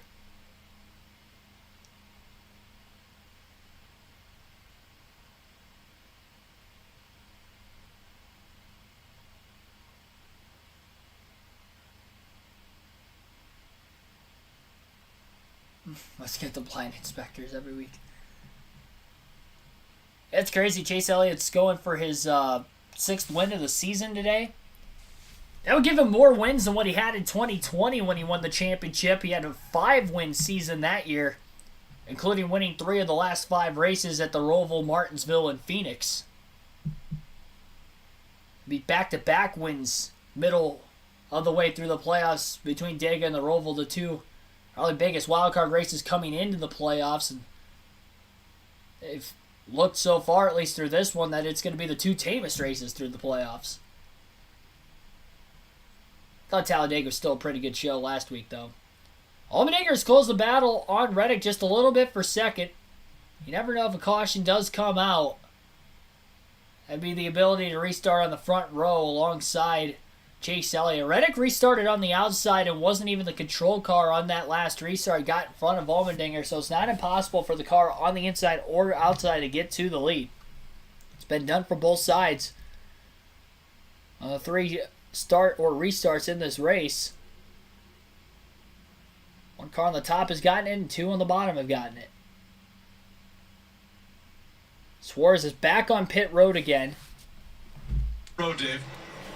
Yep, he is struggling for sure, Rick, so they're going to come down and try to band-aid that car to the end. Meanwhile, his teammate Ross Chastain has just exited the garage area in the 1 car. Now, Suarez is the one with the points problem. You see him 3 below. As for Chastain, we still see that little bit of cushion above, plus 13. There's Ross rolling out moments ago in the 1 car. That plus 13, guys, that wouldn't have been nearly as good if Chastain had won a stage and added 10 points to that. He's back on track. Going to go fast now if they repaired that 1 car. That's a great point, Dave, right? Plus 13 makes it look like it was never really in question, but that involves, that includes those 10 stage points for the 1 car. So great point by Dave, and just how important those stages are. We saw the 16 get by the 8. Now the real question is, it's only a couple lap fresher tires, right? Will the 16 have any sort of pace to try to run the 9 car down? The 9 is...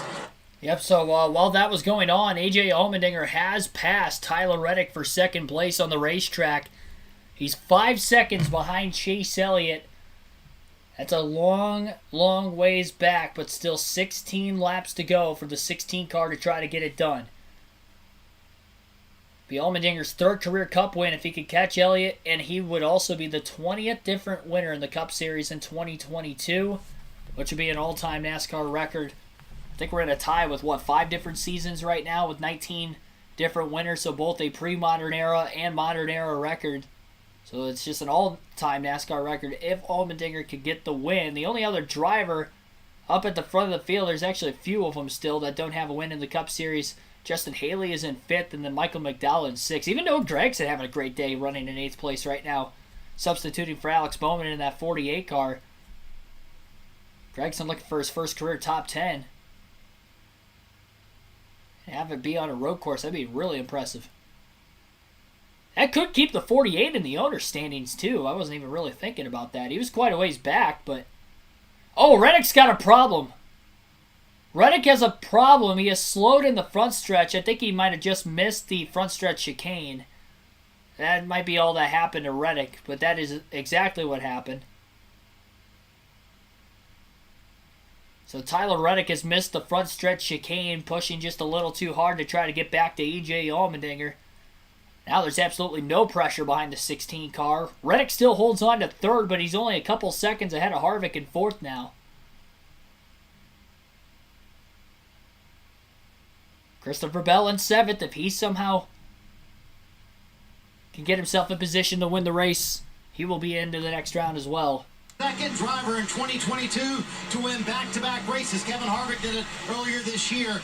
And I'll go back to the call Alan Gustafson made at the end of stage 2, giving up that one playoff point for this possibility. He could get 5 playoff points if he keeps the lead for 15 more laps. AJ Allmendinger does have 3 lap fresher tires than Chase Elliott, but he has 4.8 seconds, 4.5 seconds now to gain over the 9. He is faster than the 9 car right now. Does he have enough time? That's the biggest question, Kim.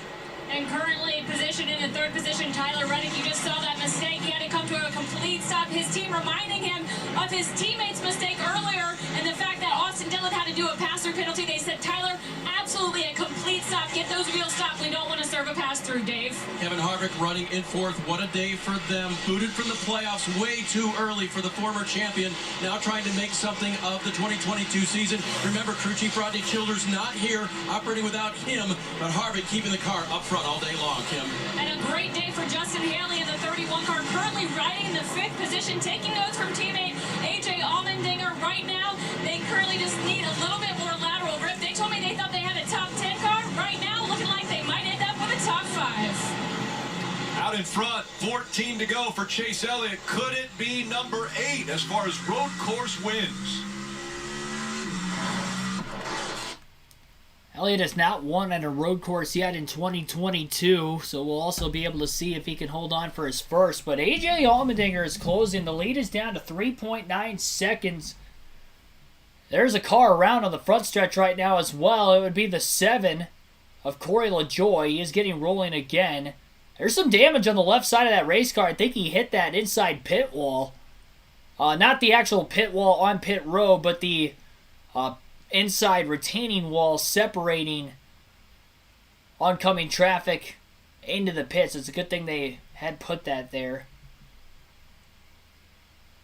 and installed that pit wall. The Roval first started becoming a race on the NASCAR schedule. LaJoie's been involved in a couple of near incidences today and had gotten banged around quite a bit as well as Joey Hand earlier. Hand out of the race. LaJoie's still in. But he definitely has damage. It'll be interesting to see what exactly happened and caused that spin from LaJoie.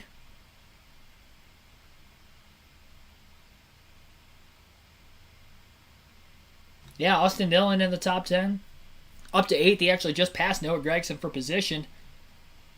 Dillon, not usually a good road course racer, but he is having a good run today. And I will say Cole Custer's performed well in the road courses this year, and he is also in 10th place right now. Trying to hang on to a top 10. It's a NASCAR. Well, I mean, LaJoie was rolling, so they had no reason to throw the caution there. He was out of the way and was able to keep the car rolling. They usually do that on road courses if there is a spin of any kind, as long as there isn't debris laying on the track in the aftermath of it, and the car is able to get rolling again, then they don't throw the caution. He was well out of the way against the inside wall, so it wasn't stalled out in traffic for any moment. It wasn't really stalled out either. He kind of hit the wall, but he was still keeping the car rolling. Allmendinger is closing that gap slightly, though. He's about a 10th quicker than Elliott that last lap. But the fact that he was 5 seconds off the lead when he got around Tyler Reddick to begin with, and now has closed the gap under 4 seconds. We'll have to wait and see. Lap traffic is going to be a factor. They have both passed the 21 of Harrison Burton in recent laps. Ross Chastain back out on the racetrack. He's 9 laps down. Daniel Suarez 5 laps down. So Suarez likely not going to be able to gain any positions late in this race.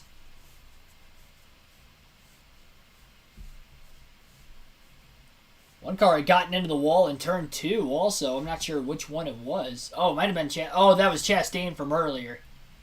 So it was turn 2 where Ross Chastain had gotten into the outside wall. Bent up the right rear tire in the underbody of the car.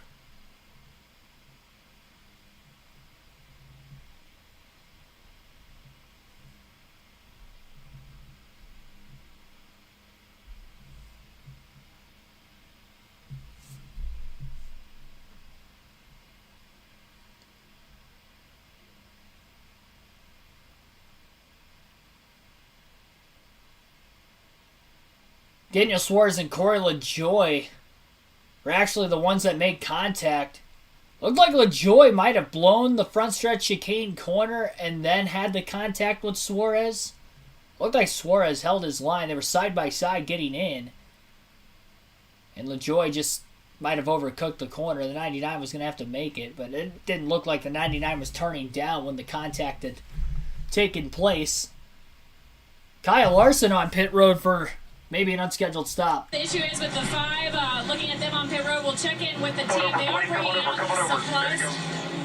So again, Kyle Larson, unfortunate circumstances, right rear toe link is what we're hearing. Got knocked out, so not sure where that contact came from. We talked about this at the top of the show. There doesn't even have to be wall contact. While there are walls everywhere, these curbs will destroy a race car. Drivers, Jeff, we talked about it. Help me out, man. 109 laps is a lot of laps at a road course. This issue for the 5 car is going to be stressful. Plus 16 currently, but dropping as he drops. Look, now plus 15.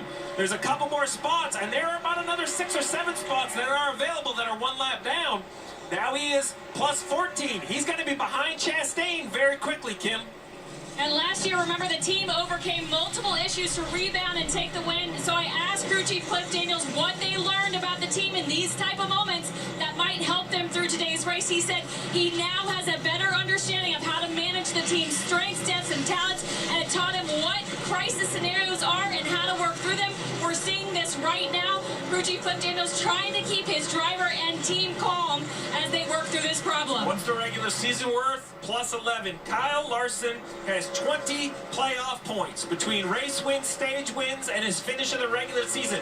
Those 20 playoff points that get carried from round to round right now is the only thing keeping Kyle Larson into the playoffs. This is the defending champ who will only have a chance to advance if he is fortunate enough not to get some yellows here, and he is fortunate enough to have those 20 playoff points heading into this round.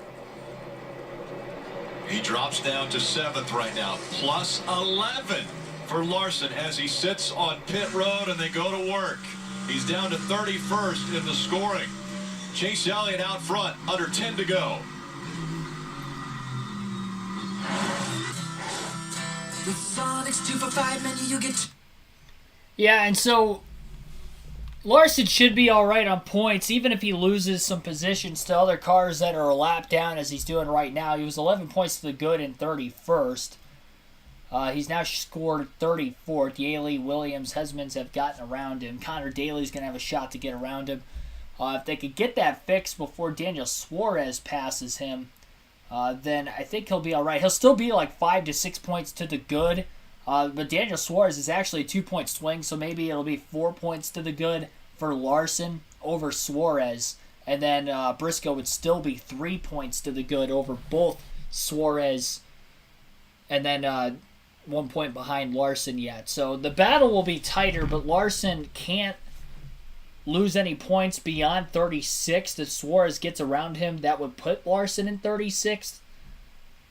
So he's basically just banking on Suarez not being able to pass 3 more cars, which is just going to depend on if there's any more mechanical issues, because Suarez is 2 laps behind the next driver on track, which would be Connor Daly in the 50, who had a mechanical issue of his own self earlier, but not as costly, at least time-wise and lap-wise, as what Daniel Suarez has. We have not had a single caution for incident at all today, so that has caused the field here to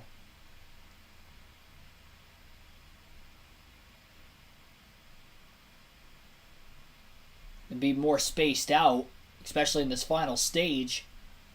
Kind of similar to Road America in a sense, where that race went caution-free without any incidents in that one, and this could be the second road course race of the season to have that this year. Battle for third on the racetrack between Kevin Harvick and Tyler Reddick. Harvick in a blow around Reddick in turn 1.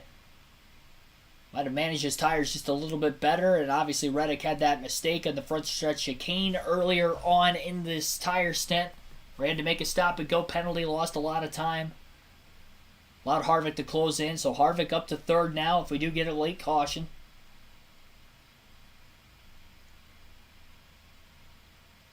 Allmendinger was closing the gap on Elliott, but now he's 4.2 seconds off the lead. He did cut it down to 3.5 seconds. I wonder if maybe there's a lap car that got in Allmendinger's way in recent laps. Will be just 7 laps to go this time by for Elliott when he gets to the start-finish line.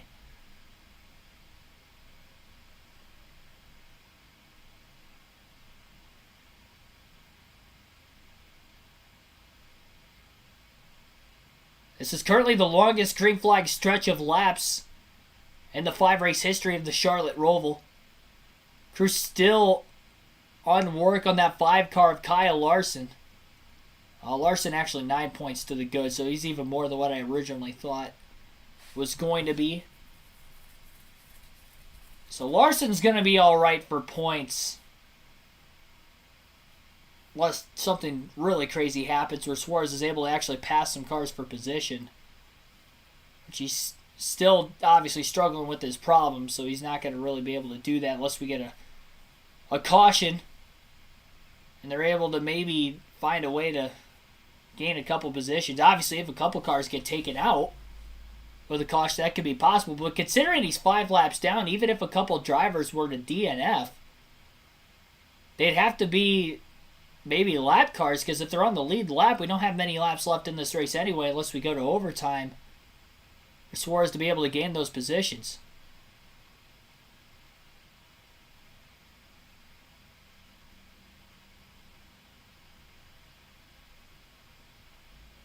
Allmendinger back down to about a 3.8 second gap off the lead from Elliott again. Seemingly a little bit too much time, though, for 6 laps at the line this time by for Chase Elliott. The call to bring him to pit road when they did, and especially for Allmendinger staying out of the pits 4 more laps than Chase Elliott. So costly.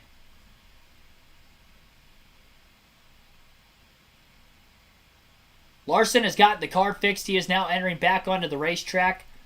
I think he's 5 laps down along with Suarez, but Suarez hasn't quite cycled back in front of Larson yet. With Larson's car being fixed, I'd have to imagine that he is going to be quicker than the 99 car anyway and likely be able to catch him even if Suarez gets around him, which is not going to be the case. Suarez is actually just in line behind Larson.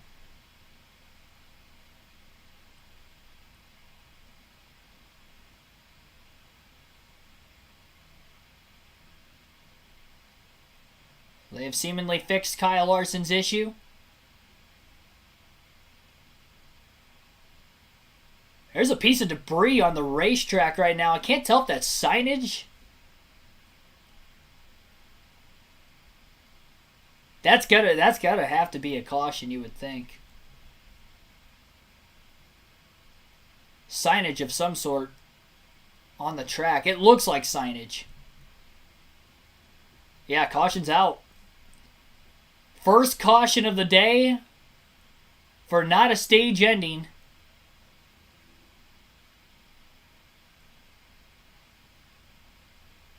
With just 5 laps to go.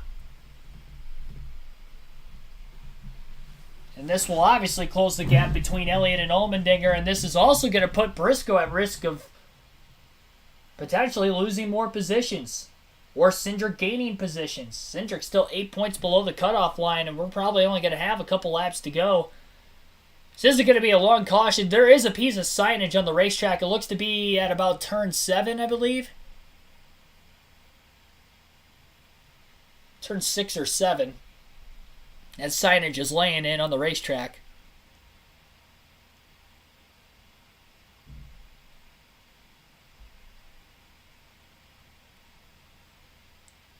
Quickly picking that up. I thought I saw it laying there when they had Suarez's onboard earlier. I felt like it was laying there for like a couple laps. I agree that they should have thrown the caution, but I thought I saw something on the track earlier and I should have pointed it out. I wasn't sure if that was like a shadow or something because it was dark signage, but still. It was laying there for a couple laps. They should have thrown the yellow a long time ago because I thought I saw cars running it over.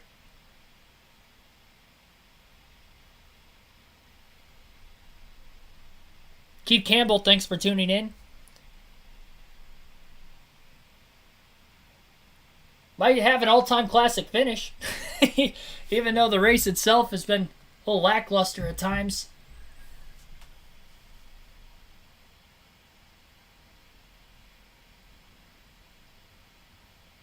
It'll be interesting to see who pits and who stays out as well, because remember, these guys have over 30 laps on their tires. See where a car hit the... Looks like the inside wall in turn 7. Where the signage would have gotten scraped off.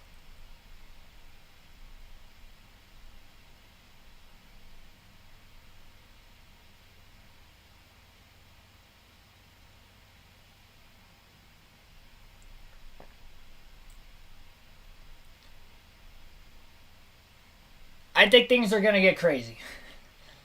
I think it's safe to say. Pit road is open this time by. Nobody at the front of the field is going to pit. That's not shocking. How many cars towards the back are going to pit? Quite a few. There are quite a few cars in the back half of the top 10 pitting. Briscoe stays out. A lot of Cindric stays out, but there were a lot of cars ahead of Cindric that pitted. I'd say more between Cindric than Briscoe that hit pit road. And you see right there the 20 getting fresh tires. They needed to do something different. They didn't have the pace to win. Also, they were very close on fuel, so needed more in case we get a green and white checker, Dave. Denny Hamlin was told, can't imagine a scenario where we finish on the lead lap and we don't go through, so come to get the fresh tires. Denny Hamlin on pit road, the final restart maybe coming up, because there is such a thing in NASCAR as overtime here at the Charlotte Roval. Differing strategies. That is true. A lot of these guys trying to stretch it on fuel too. You got to think about that. And that could be another reason why other drivers pit. If we get multiple restarts, you wonder if fuel might become an issue, because there were a lot of drivers that pitted as soon as that window opened.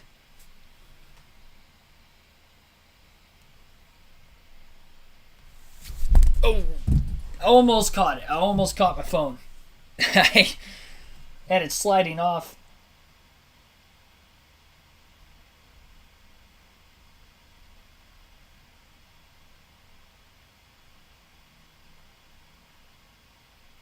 Why did Bell pit? I don't even know. He was in 7th, wasn't he? It looks like he's going to restart 18th. Tires have mattered today. I mean, you look at the fact that Chase... Oh, I just bumped my microphone with my phone. But you figure that Chase Elliott gained as much time as he did. What, about 5-6 seconds? Roughly 2 seconds a lap faster. When he pitted about 4 laps before A.J. Allmendinger and Tyler Reddick.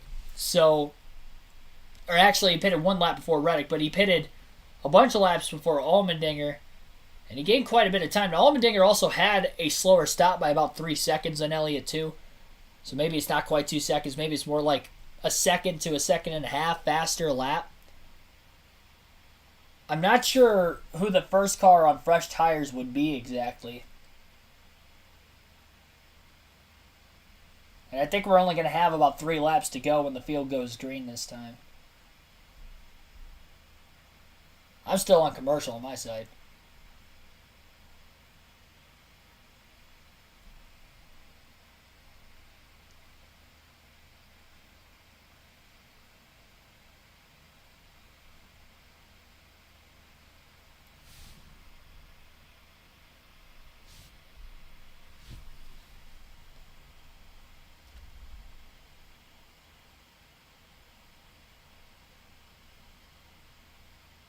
Yeah, field lining up for the restart. 3 laps to go this time by.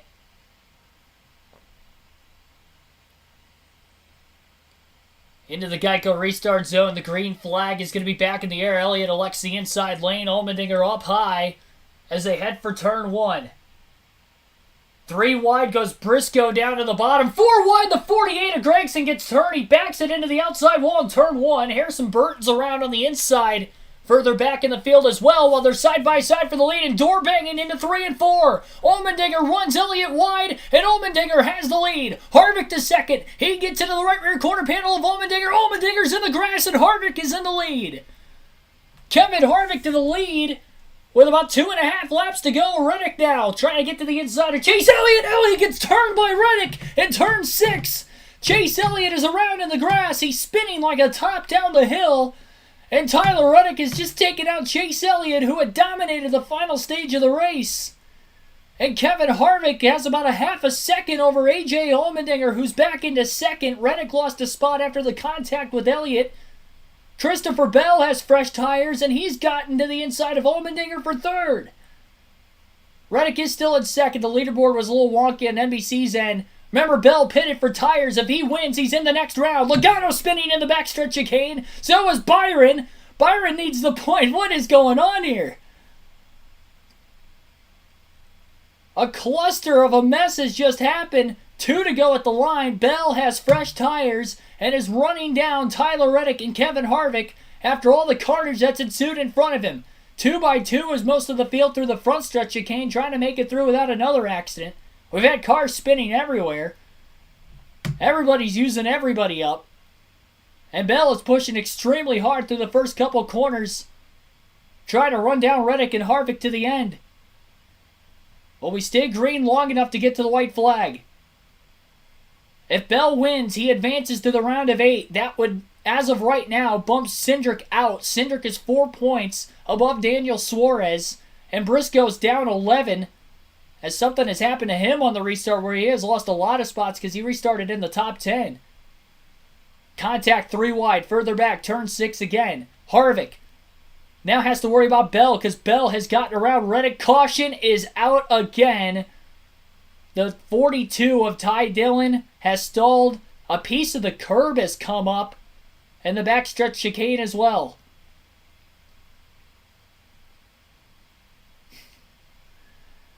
I don't even know what that was, other than just carnage left and right.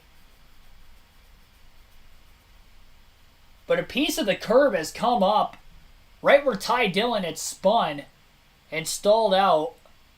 So this might be a lengthy caution. I don't even know. But we are headed to overtime. Now fuel becomes an issue. And Christopher Bell would be the first driver on fresh tires. Harvick is the leader.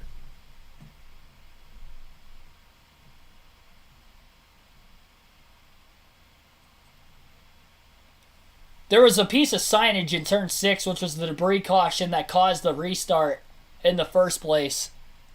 There was some signage laying on the racetrack because somebody had gotten into the wall in turn 6. We still have no clue who hit the wall in 6 that caused that signage to get there, but Truex has heavy damage. His right front tire's down. He's on pit road.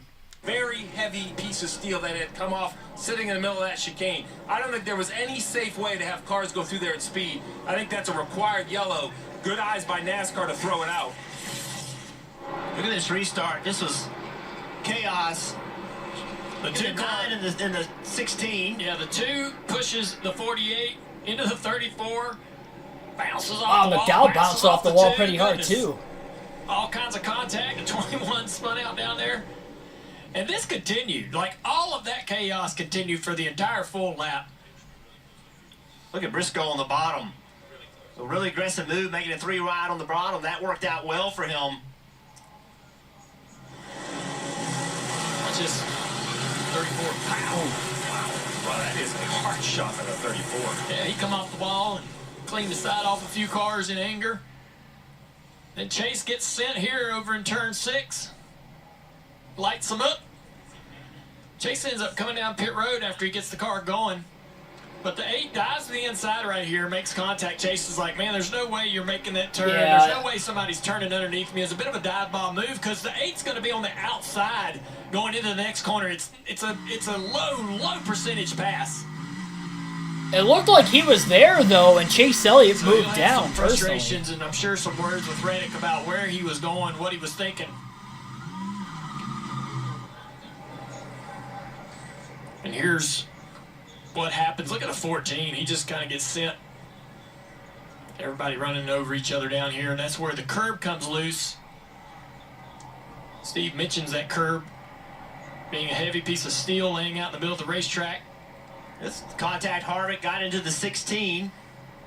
Allmendinger had gotten in front of the 9 for the lead. So that right was there. There's the move where those two made contact. Yeah, that was one lap.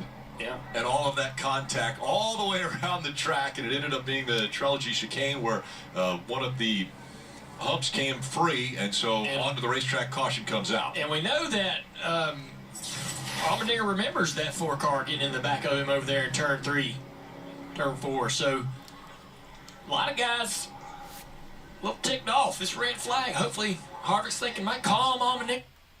Yeah, so red flag is out to try to fix the curb on the backstretch chicane that came up, causing the caution flag to wave. It came up because there were cars actually. I think the 14 of Briscoe, he went for a spin and kind of slid sideways over the curb. And I wonder if maybe the rear diffuser had knocked it off, that piece of the curb off. So they're repairing that right now. So now we're under a red flag as we are headed to overtime. Hasselhoff 2001, thanks for tuning in. Reddick 100% at fault. I don't know about that. I think he did make a late move, but he was already there, and Chase Elliott was coming down. I think it was more of a racing deal than anything else. But if I don't know. I almost feel like Elliott was as much in fault there as Reddick, just because it looked like Elliott had turned down, and Reddick was already there.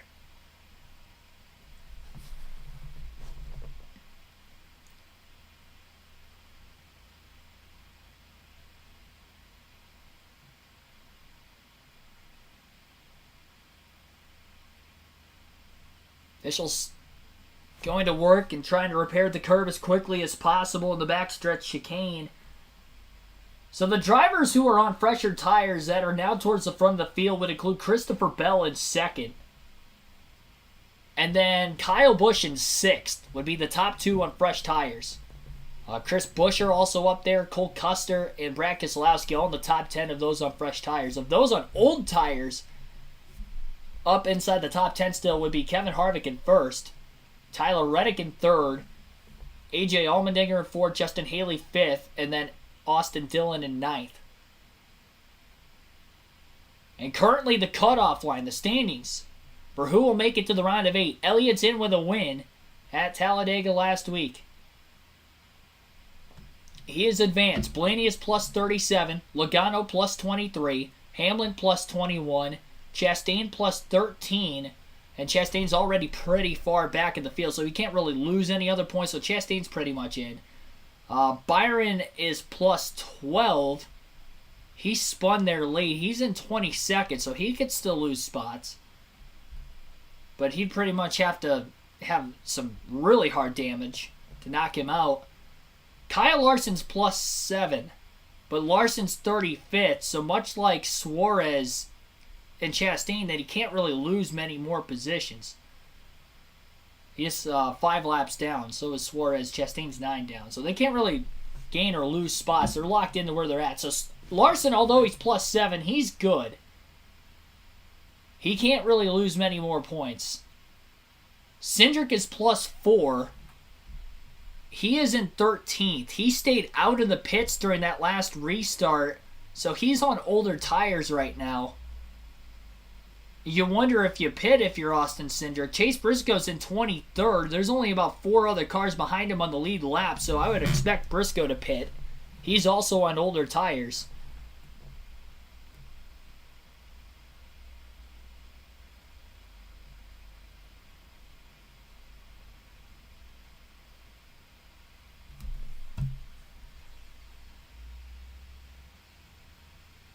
Dinger getting ready to make some enemies. Remember, though, that, well, I was going to say, he owes Chastain one, but Chastain's not even up there, so never mind. I was going to say from Coda, but...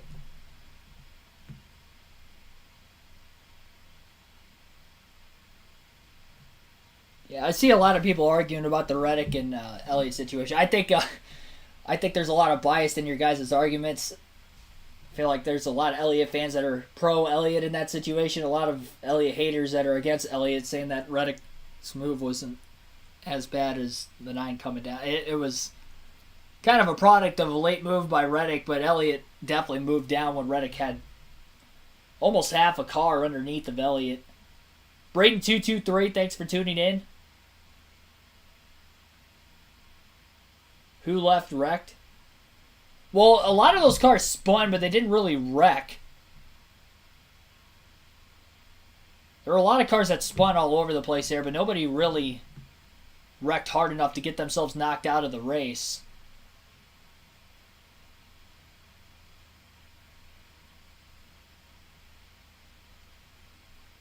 The big points issue, though, is with Austin Cindric.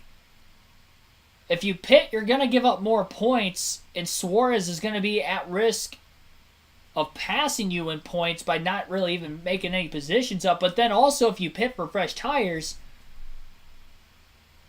well, then again, see, the problem is, though, too, you have to figure is that if you pit to take fresh tires, you're only going to have maybe a lap fresher tires than everybody else who just pitted. Because there were a lot of cars that pitted. There were very few that stayed out. Maybe 8 or 9 that actually stayed out initially. And all but 5 of those are well outside the top 10 now. So if you pit at the tail end of the lead lap, you're not going to lose many points. You might as well. At least you have some sort of a better shot of passing other cars. But in Cindric's case, he's still mid-pack of those on the lead lap.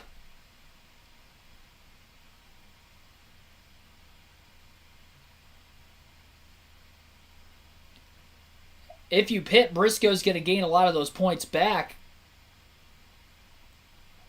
But at least you'd have more of a shot of racing him head-to-head, I guess, at the back of the field. Which they came into the day tied. They both scored stage points. I don't know who scored more between Cindric and Briscoe. I guess I can look that up. Give me 1 second.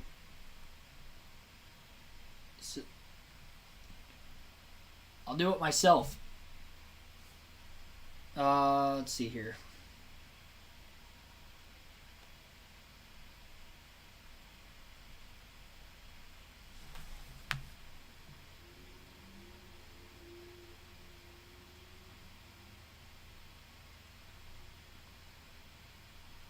I'll look at the stage results.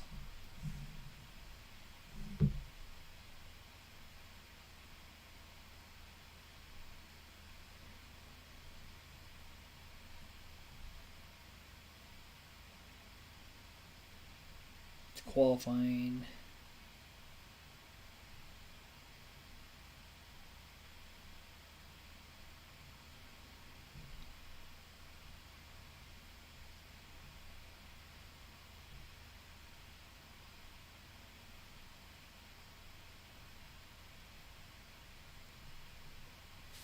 Might have to go on my laptop and check.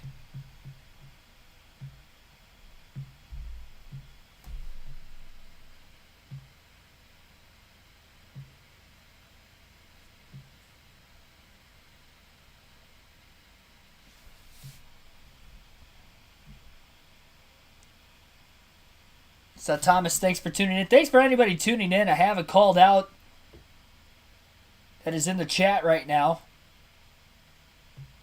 So we have about 300 people watching and maybe more before the end of this race.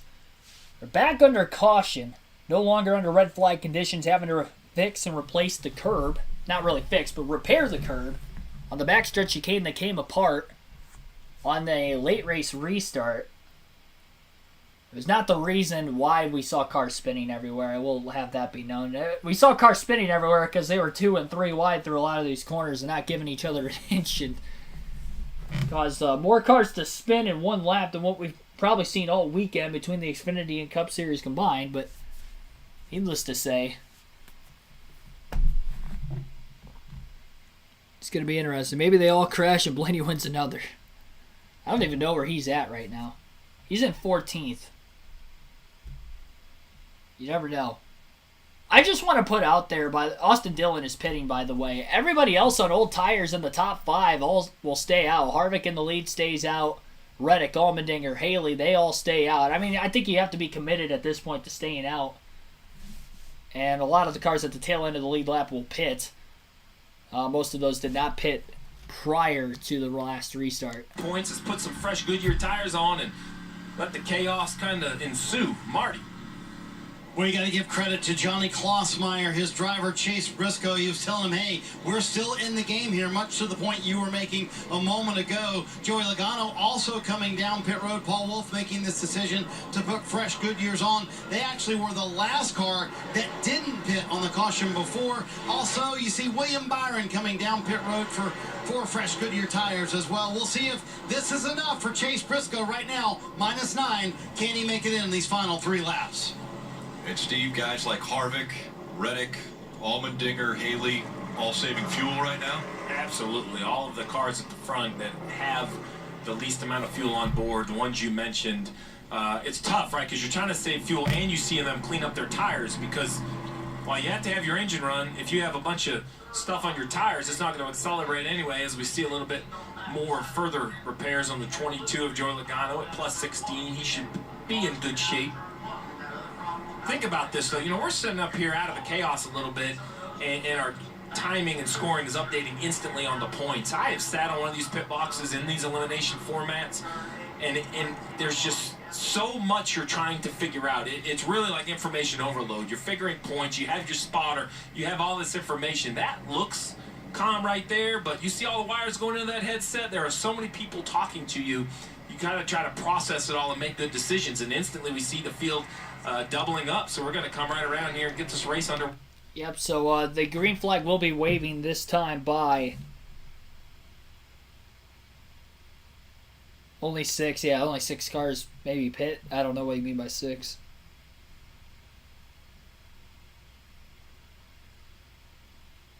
Bell's going to get done by Reddick. I don't know. We'll see. We'll see what happens. You gave me one goal. Thank you. I don't, glad it wasn't 6 or 8 different things. This mess of a world. So let's go back and talk about, we know Christopher Bell has new tires. Where are new tires an advantage? To me, it's everywhere. It's on the launch.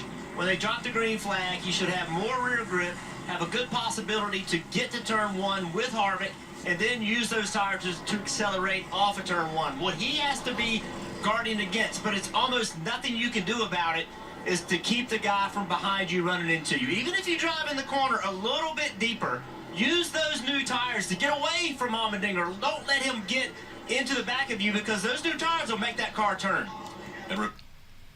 Depending on how long it's going to take Bell to potentially get around Harvick and those other drivers that are around him on old tires in the restart, could it give guys like Kyle Busch, Chris Busch, or Cole Custer, who are further back on fresh tires in the top 10, and have themselves a shot at the win? Green flag in the air. Harvick gets the launch on the preferred lane down low. Bell up high, trying to have an advantage on those fresh tires. Looks to the outside. Harvick trying to get to the accelerator as quick as possible. They're 5 wide in the back. Cars go spinning. Elliott comes to a stop. Blaney goes around.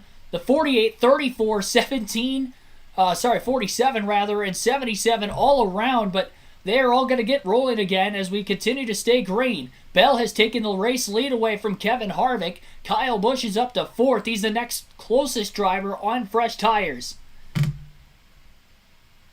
As Christopher Bell has taken the race lead away, that means Kyle Larson is 1 point to the good on Austin Cindric. Cindric in 21st. If Cindric finishes in the top 20, then Kyle Larson may be eliminated from the round of 12 of the playoffs. Assuming Bell hangs on to the win. He is pulling away from Harvick. Next closest competitor is Kyle Busch. Cars locking it up towards the back. Keselowski misses the backstretch chicane. Cindric gets dumped by Eric Jones in the 43. And Austin Cindric is losing positions and losing points as they'll be coming to the white flag. This time by Christopher Bell's going to get there. Next flag is going to end the race. Keselowski coming to a complete stop on the front stretch. I think that's for missing the backstretch chicane.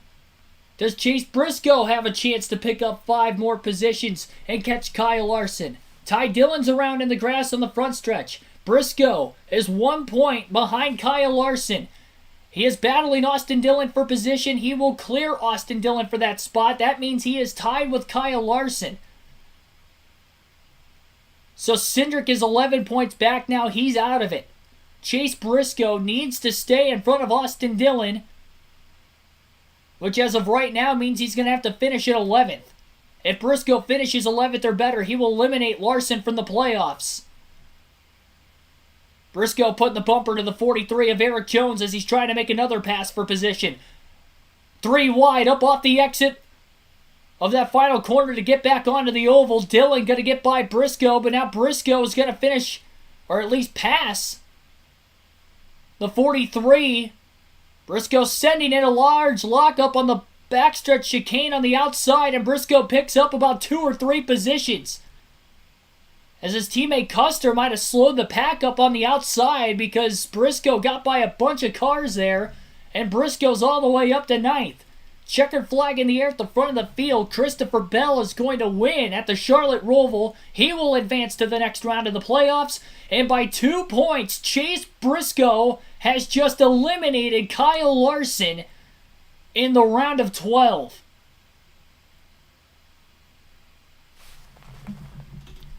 Unbelievable. Briscoe survives and advances in the elimination race again, much like at Bristol. And he has just knocked out the defending Cup Series champion. Daniel Suarez 9 points back. Cindric minus 13. Cindric probably would have beaten out Briscoe and Larson if he didn't get spun by Jones on that restart as they were entering the backstretch chicane. I think the 41 locked the brakes up on purpose, honestly. Briscoe passed like 3 or 4 cars in that transition of Custer locking the brakes up.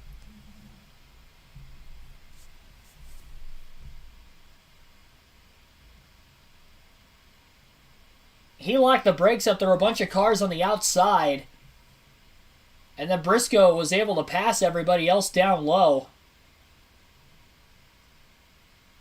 We do know no matter what, with the win, Christopher Bell has advanced. He came in with likely a must-win situation after no stage points in Stage 1 today. That was the case. He had to win, and he was able to do so, and Bell has now advanced with his second win of the season.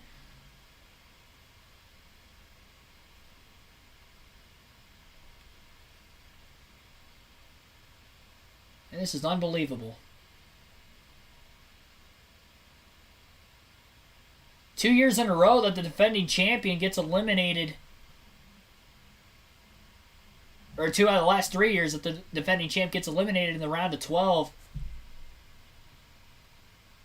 So Briscoe passed Austin Dillon, Cole Custer in the backstretch chicane when Custer had locked the brakes up well in front of Austin Dillon.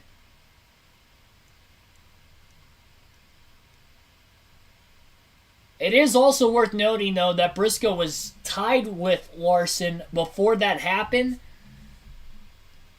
And as well as being tied with him, he did have the tiebreaker.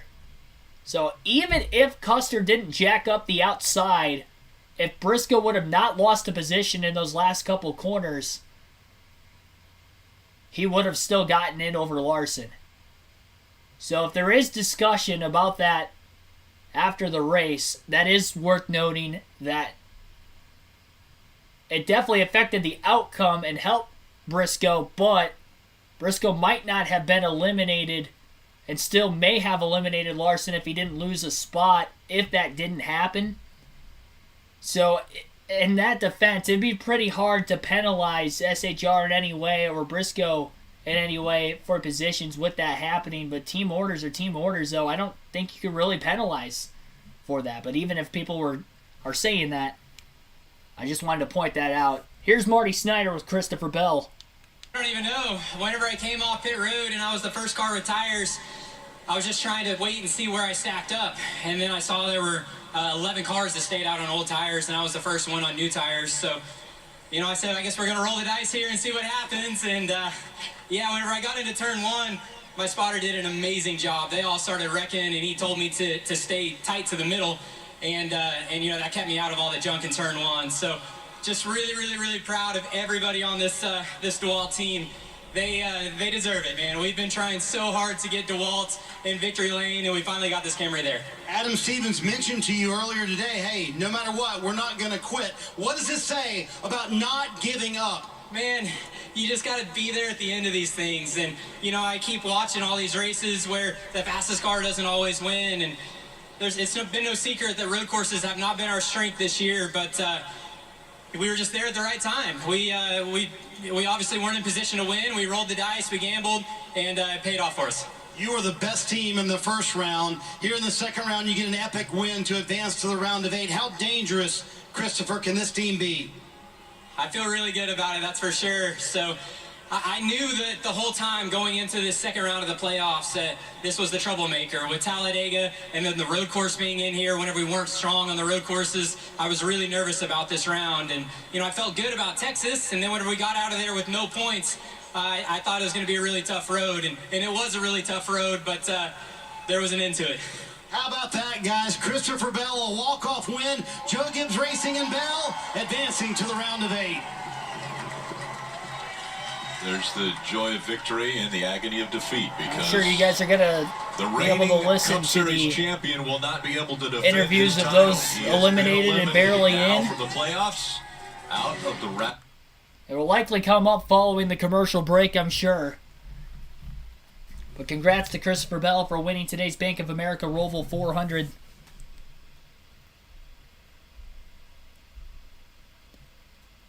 I mean, it was just...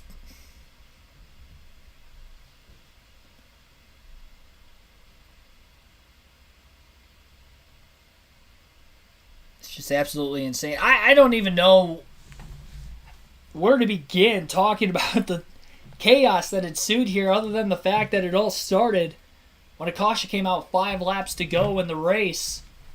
So there was a piece of signage in turns 6 or 7. I believe it's technically it's turn 6, I do believe.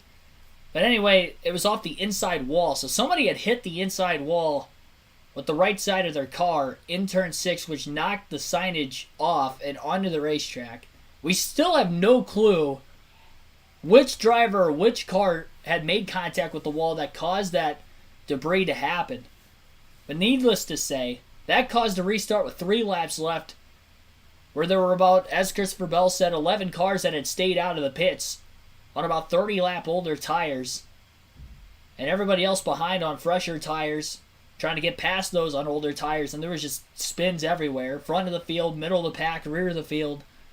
Then the curb came apart, and the backstretch chicane, which caused the caution. Nobody had spun out because of the curb coming apart, luckily, so that didn't really factor into any on-track carnage itself, but it did cause there to be yet another caution, which forced overtime and one more restart, in which we saw more craziness.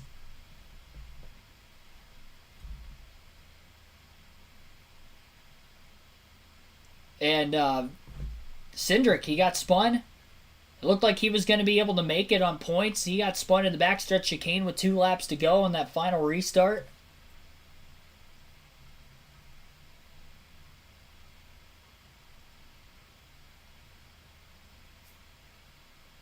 And then Chase Briscoe was able to pick up enough spots and ended up with a top 10 finish in 9th place and made up a 12-point deficit coming into the race today to make it into the round of 8. The last driver to make it on points 2 races in a row.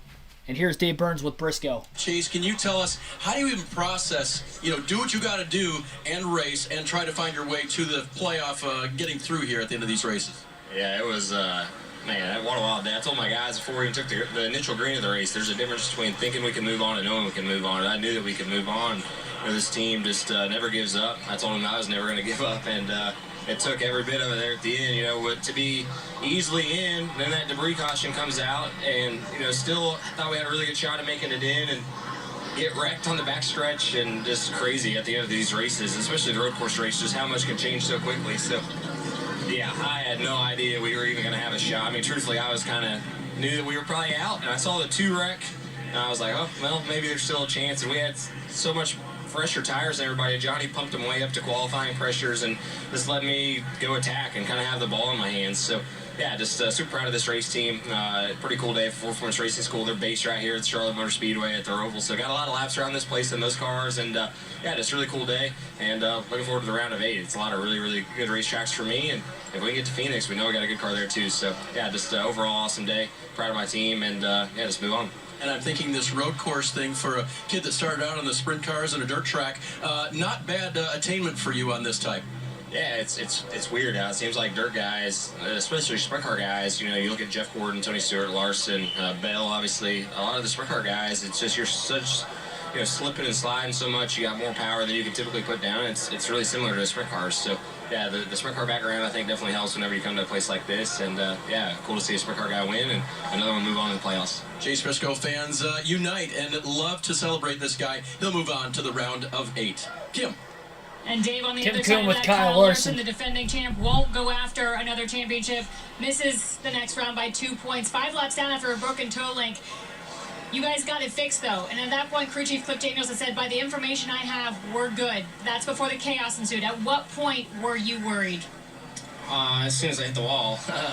So yeah, just yeah, I mean, it's just, you give up that many spots, you know that you're going to be close. And then, you know, the caution there. So yeah, just yeah, I just made way too many mistakes all year long, and you know, made another one today, and ultimately cost us a opportunity to go chase another championship. So just extremely, you know, mad at myself, and you let the team down a number of times this year, and let them down in a big way today. So you know, we'll keep fighting. We'll come back stronger, and I'll definitely come back stronger and smarter.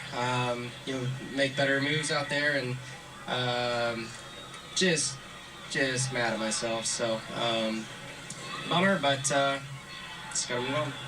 Seems like you take a lot of blame for this. How do you make it up to the team? Yeah, just go race hard. Yeah, there's definitely no other person to blame but myself for today. So I feel like our team put ourselves in position as well as we could on points today, and got as many stage points as we could. It was, I think, plus 27 or 8 at the time when I screwed up. So just for no reason either. I wasn't even pushing that hard at that moment, and got loose and caught me off guard. So just I just gotta keep working on my craft. Just be better and make a lot less mistakes. You know, like I said, I've made way too many mistakes this whole year, and you can't win a championship like that. So yeah, no surprise that I made another mistake today and took us out of contention. The dejection coming from the former champion, and that is another champion now eliminated. So Kyle Busch, Kevin Harvick, and now Kyle Larson, all eliminated from the playoffs. There's only 2 former champions still in the field, and we see those in Chase Elliott and Joey Logano. They will be fighting for... So, quick update on the 8 drivers that are going to be in the round of 8, of course. 2 off of wins, 6 off of points. Elliott and Bell advance off of wins. Then on points today, Joey Logano, Ross Chastain, William Byron, Ryan Blaney, Denny Hamlin, and then Chase Briscoe will all be in the round of 8. The 4 drivers eliminated today. Alex Bowman, of course, who did not race the last 2 races of the round due to a concussion after he crashed at Texas. And then later on in the race, obviously those final laps, Cindric had gotten spun. He was eliminated. Kyle Larson, the closest below the cutoff line to be eliminated by just 2 points. And then Daniel Suarez also eliminated by a handful of points after an issue he had. It's like Suarez and LaJoie talking about their contact that had happened earlier on in the race. A little bit of a disagreement potentially between the 2 of them.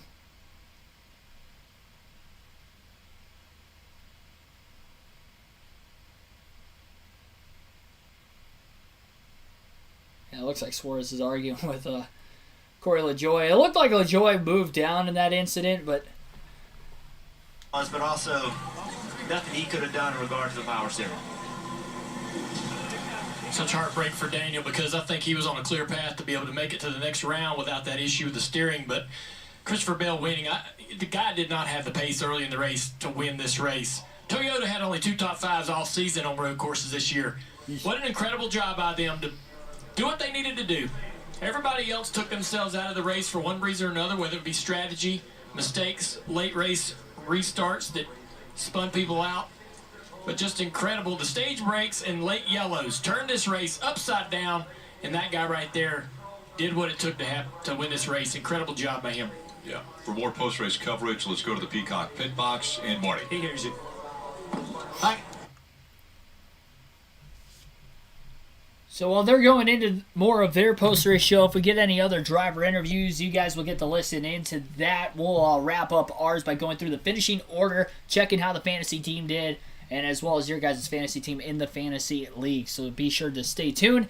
And again, hit that like button, subscribe for more daily NASCAR content if you have not already.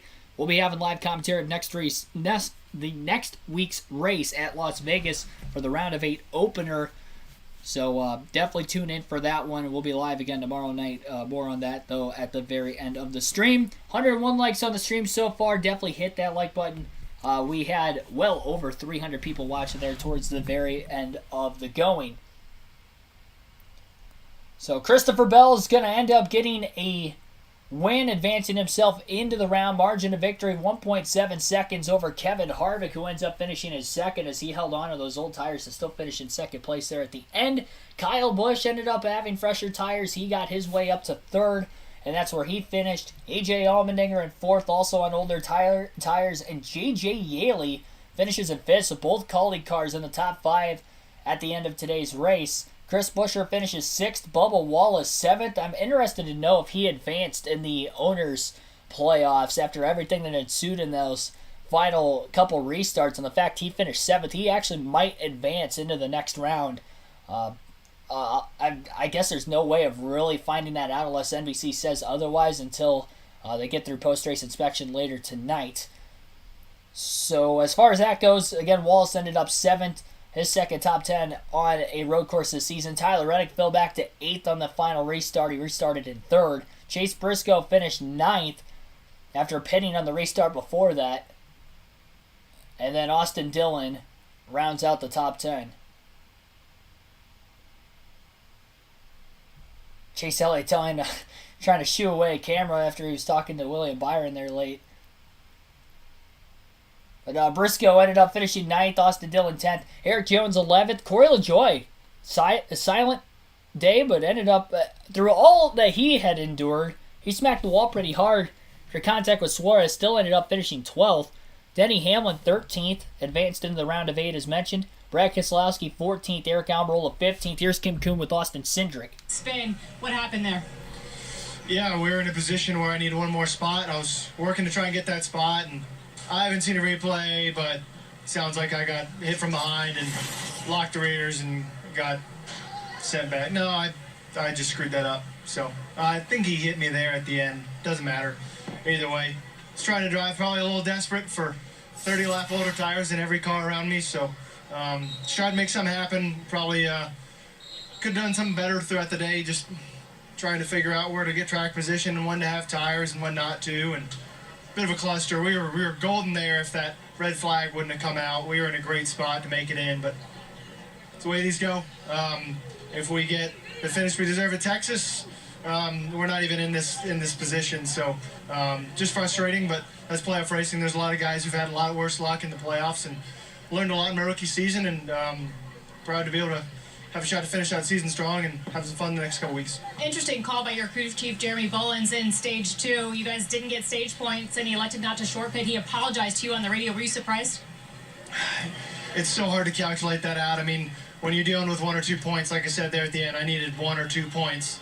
And that 1 or 2 points that we thought we were going to get, we had some cars that we probably didn't anticipate staying out in stage 2 that we didn't think that their priority was probably going to be stage points. So miscommunication or a bad call, whatever you want to call it. It's tough when it is that 1 or 2 spot and you're relying on other guys to make decisions that benefit you. So that's the way it goes.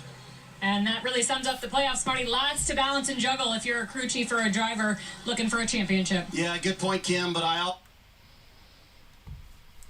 So we left off on Almirola at 15th. William Byron advances and finishes in 16th today. Martin Truex Jr. 17th. Joey Logano also advances to the next round, finishing 18th. Ricky Stenhouse Jr. 19th. And Chase Elliott, through all that, ends up finishing in 20th.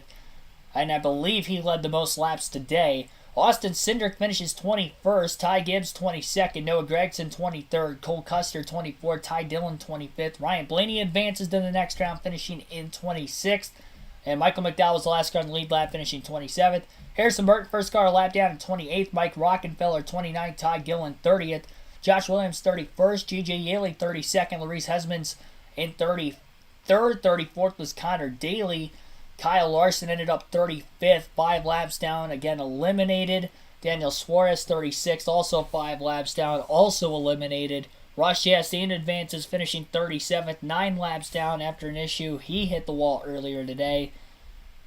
Joey Hand DNF'd, finished in 38th, and Daniel Kvyat DNF'd, so just 2 drivers failed to finish today's race, despite all the carnage we saw in those last couple of laps.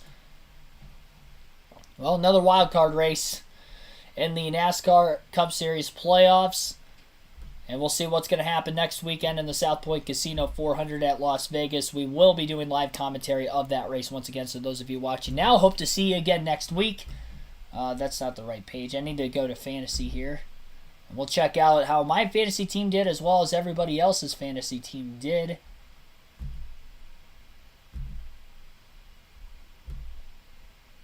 Alright, so I didn't really update the garage, but based off of where everybody was running, I probably should have taken Suarez out. Actually, his problems didn't actually come up until the final stage, so I mean, I'm not really upset about. Probably should have put Reddick in, but I wouldn't know who I would have put in replace of him, to be completely honest, from the time stage 2 started and looking back on how everything ended up. But needless to say, I had Austin Cindric, Joey Logano, William Byron, Chase Elliott, Daniel Suarez in my lineup that I actually did get points for. And I don't think any of them finished in the top 10, unfortunately. So, not so hot. They all scored stage points. Elliott only had 1. The others stayed out to get stage points throughout the course of the day. So it helped me a little bit. But the race finishing results, not great.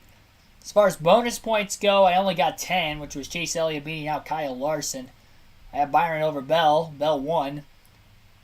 Had Cindric over Briscoe. Briscoe finished ahead of him, and then I had Suarez over Logano, and Suarez had that mechanical issue. So, not a good job for me in fantasy this week. I only scored 127 points total, and left some points in the garage with Reddick.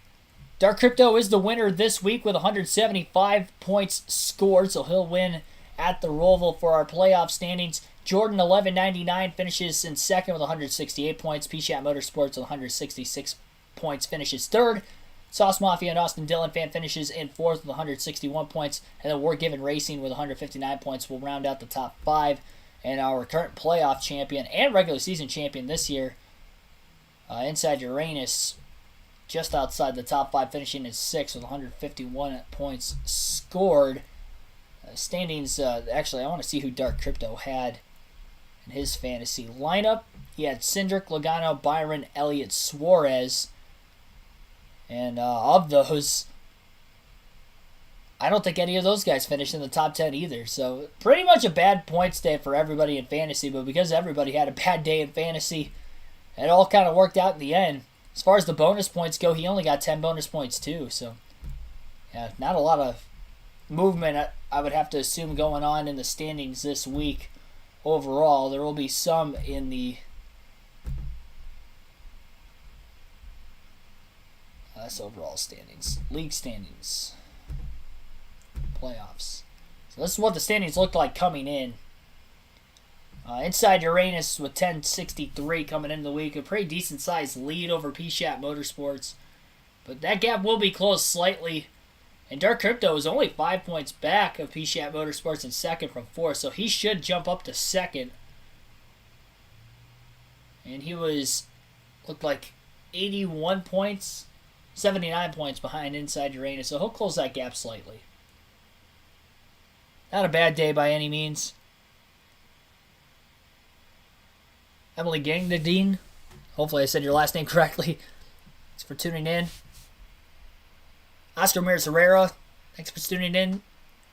Strickland's Custom Models, Pro Street Nation. Thanks for watching.